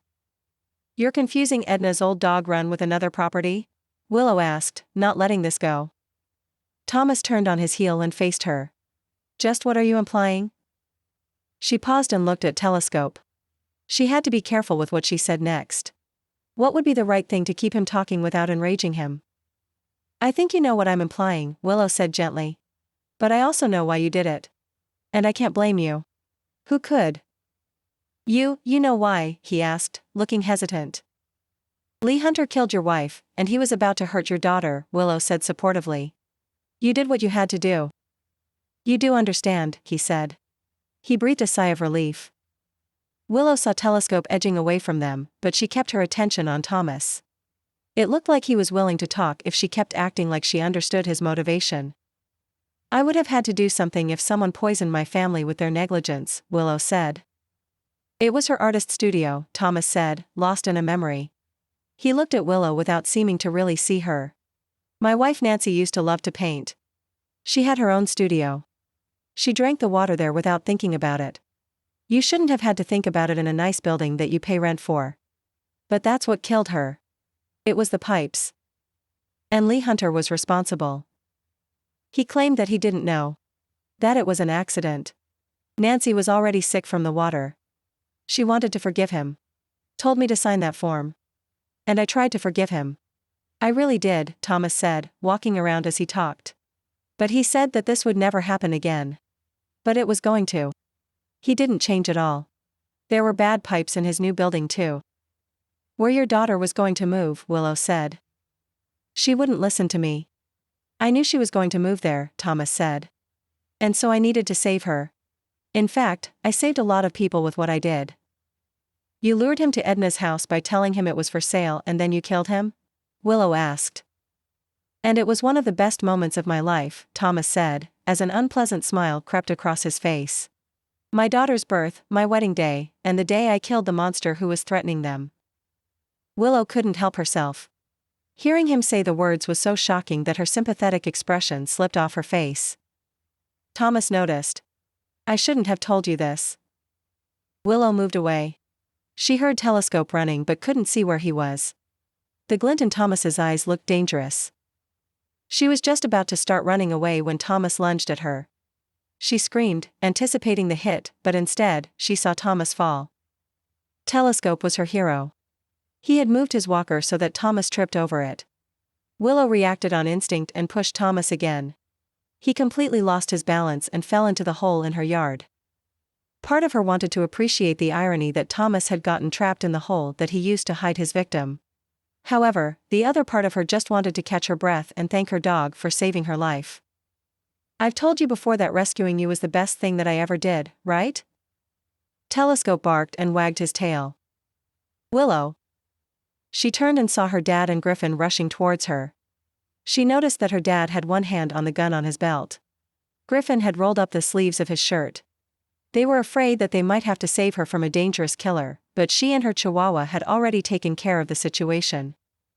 "He's in the hole," Willow said, pointing. Frank made his way over to the suspect who was trying to dig his way out of the dirt. "Is he the killer?" Griffin asked. Willow nodded and took her cell phone out of her pocket. She had been recording the entire conversation. When Frank heard this, he began reading Thomas Danielson his rights. Willow picked up her hero dog and gave him a hug. Telescope was looking very proud of himself. He had earned himself a brand new bone. Willow turned to Griffin and smiled. "Looks like I cleared your name." "Thanks," he said. "But can you promise me something? If you ever plan to confront a killer again, will you tell me or your dad first?" "How often do you think this is going to happen?" Willow teased. Chapter 22. Willow couldn't believe this day had finally come. Her doggy gym was having its grand opening. Happy dogs were playing in the open space, and she was talking to owners about training. So much had happened since the first day they tried to break ground that there were times she thought that it would never happen. Finding a dead body in her yard had felt like a bad omen, but if today's opening was any indication, there was no curse on her business. She thought back on the case, glad that it had all been cleared up quickly after Thomas's confession. Griffin had been cleared, and his reputation didn't seem to suffer any. They had finally cleared up the mystery of the ring found at the crime scene that had been bothering Wednesday so badly. When they tracked down the proper jeweler, they found out that Lee had bought a ring identical to Isla's but with a real diamond. He was planning to propose to her a third time. Isla had been telling them the truth about their rekindling romance. Wednesday's Cops and Robbers campaign had been a big success, thanks to their dad allowing her to use real police props for the photos. She had been doing more campaigns, and Willow couldn't be prouder of her. The renovations had gone as smoothly as they could. Willow thought that was only fair considering what a terribly rough start it had gotten. She and Griffin had worked together to salvage what could be saved from the original dog run and to build new obstacles for the course. Telescope had run through what they had created and gave it his bark of approval. When Willow first looked at the final product, she was filled with a sense of accomplishment. It had taken a lot, but her business was open. She was on her way to achieving her dream. She couldn't help thinking that Edna would be proud of what she saw. She was just wishing Aunt Edna could be there to see all the happy tails wagging when Wednesday ran up to her. "Wills, this is a grand opening," Wednesday said. She hugged her and then yelled, "Selfie." Willow suspected she didn't look very good in this picture either. She never did in Wednesday's selfies, but she was sure that there would be a lot of good photos from the opening. "I know my followers are going to love all these pictures of the cute puppies," Wednesday said. "And you can use the photos on your website too." "Thanks," Willow said. "Just not the selfie that you took." Wednesday laughed and went back to snapping pictures of the dogs. Willow watched. She was pleased by the mix of canines that had made their way to her opening. There were family dogs and potential show dogs. Some just wanted a place to play, some were in need of extra exercise, and some were in training to compete in the dog show circuit. There was one show dog in particular, though, who was breezing through her obstacle course, and she was hoping she would have the opportunity to train her. Her name was Lady Valkyrie. Willow had wanted to talk to her owner about training the Irish setter but was waiting for the right moment. She spoke to a Pineview resident with a chubby bulldog and promised to help him shed a few pounds, and then talked to a little boy who wanted to train his mixed breed to run the obstacle course. After watching Telescope complete it, he was in awe and wanted to teach his dog to run through the hoops too. "Looks like these pooches are keeping you busy," Griffin said. Willow smiled. The one slight downside of her grand opening day arriving was that it meant all her renovations were done. She had had a lot of fun with Griffin as they completed the projects, and she was sorry that the work had come to an end, even if it did mean that she got to sleep into a more reasonable hour. "That's what I was hoping for," Willow said. Lots of paws patting across the gym floor. "Of course, after this opening party, most will come in at set hours or at training appointments. It won't be quite so chaotic. After what we faced getting the construction started, this doesn't feel like chaos at all," he joked. Telescope jumped over a hurdle, showing off for the other dogs, and then came running up to Willow. She knelt down and rubbed his back, telling him what a good boy he was. She loved all dogs, but Telescope was special. She knew this even before he saved her from a murderer. She was still cooing at her pup on the floor when she saw an expensive pair of shoes enter her line of sight and heard Griffin say, Willow?" Willow got to her feet and found herself face to face with Lady Valkyrie's owner. This wasn't quite the first impression that Willow had wanted to make. She wanted to come off as a competent dog trainer and business lady, and not as someone on her hands and knees like the dogs. "I'm Terry Gibb," the woman said, extending a hand. "Willow Wells," she said, shaking it. "And this is my friend Griffin Maynard." "Nice to meet you," he said. Terry smiled and patted her dog. "This is Lady Valkyrie. She's beautiful. She looks like she could be a winner in the show circuit," Willow said, complimenting her. Then she finished her side of introductions with, "And my dog, Stella." Telescope seemed to bow at the sound of his name. Terry was charmed. "What a smart animal," Terry said. "And I must admit that I was impressed to see how well he handled the course. You have trained him well." "I knew he'd enjoy it," Willow said with a smile. "Are you, by any chance, looking for a trainer for Lady Valkyrie?" Terry Gibb smiled. "I am. And I'd love to talk to you more about it. But why don't we set something up later this week? I don't want to interrupt the grand opening party." Willow wanted to yell that it wouldn't be an interruption and get the training locked down, but she played it cool. "This week would be perfect." "I'm so glad I decided to come by today," Terry said. "It's such a wonderful setup. I love that it's a gym for dogs." Willow thanked her again, and Terry walked away with Lady Valkyrie. She turned to Griffin. "She's complimenting your handiwork too when she talks about the gym," she said. "We did good, partner," he said with a smile. "I don't know if you can keep calling me that," she said. "We're not investigating a case, and we're not building anything anymore. People might get the wrong idea." Griffin didn't get a chance to respond because Frank walked up to them. He smiled at his daughter and patted her on the back. "This is quite a setup you've got here." "Thanks, Dad." Frank offered his hand to Griffin, who shook it. It didn't appear that there were any hard feelings between them. Griffin had said that he knew that Chief Wells was just doing his job. Willow also liked to remind him that there weren't any viable suspects for a long time and teased him by saying that he did make himself look more suspicious at every turn. "So, tell me more about this gym," Frank said. "I understand the training part of things." "I know," Willow said. "You were the one who first got me into training dogs." "I thought they would be police ones," Frank said with a chuckle. "But things don't always go the way you plan." "You can say that again," Willow and Griffin said at the same time, followed by both of them saying, "That again." They both laughed. Willow felt her dad's eyes on her. "Sorry," she said. "Let me answer your question. The gym aspect of it is really like a person's gym. A dog could take classes for special skills or use the space to exercise and socialize." Frank nodded. "Both your mother and Aunt Edna would be proud of this. And, of course, I am too." Willow felt so happy that she couldn't come up with a verbal response. She hugged her dad. "Well," Frank said after they broke apart, "I better go and find your sister. She's been trying to set up this Instagram account for me to use. I still don't quite understand it." Willow pointed the direction that Wednesday had wandered to, and he walked away. "You look happy," Griffin said. "So, do you?" "Well, being a suspect in a murder case is far behind me. And I just finished a big job, renovating a house and building a dog gym. Now that it's over, I get a little vacation." Willow laughed. "With the way you like to pack your schedule and how in demand your services are? How long is this vacation?" "A day and a half," he said, laughing along with her. Telescope scampered off. Willow wondered whether he was trying to give the humans more privacy or if he saw another dog that he wanted to show off for. A sudden thought flashed through her head, and a big smile crossed Willow's face. "What is it?" Griffin asked. "I was just thinking," Willow said. "It's good to be home."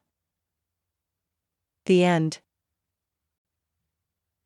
This was an audiobook created by Relay Publishing, who own exclusive copyright to the story in all territories and formats. For more information, please go to our website, www.relaypub.com. We hope you enjoyed.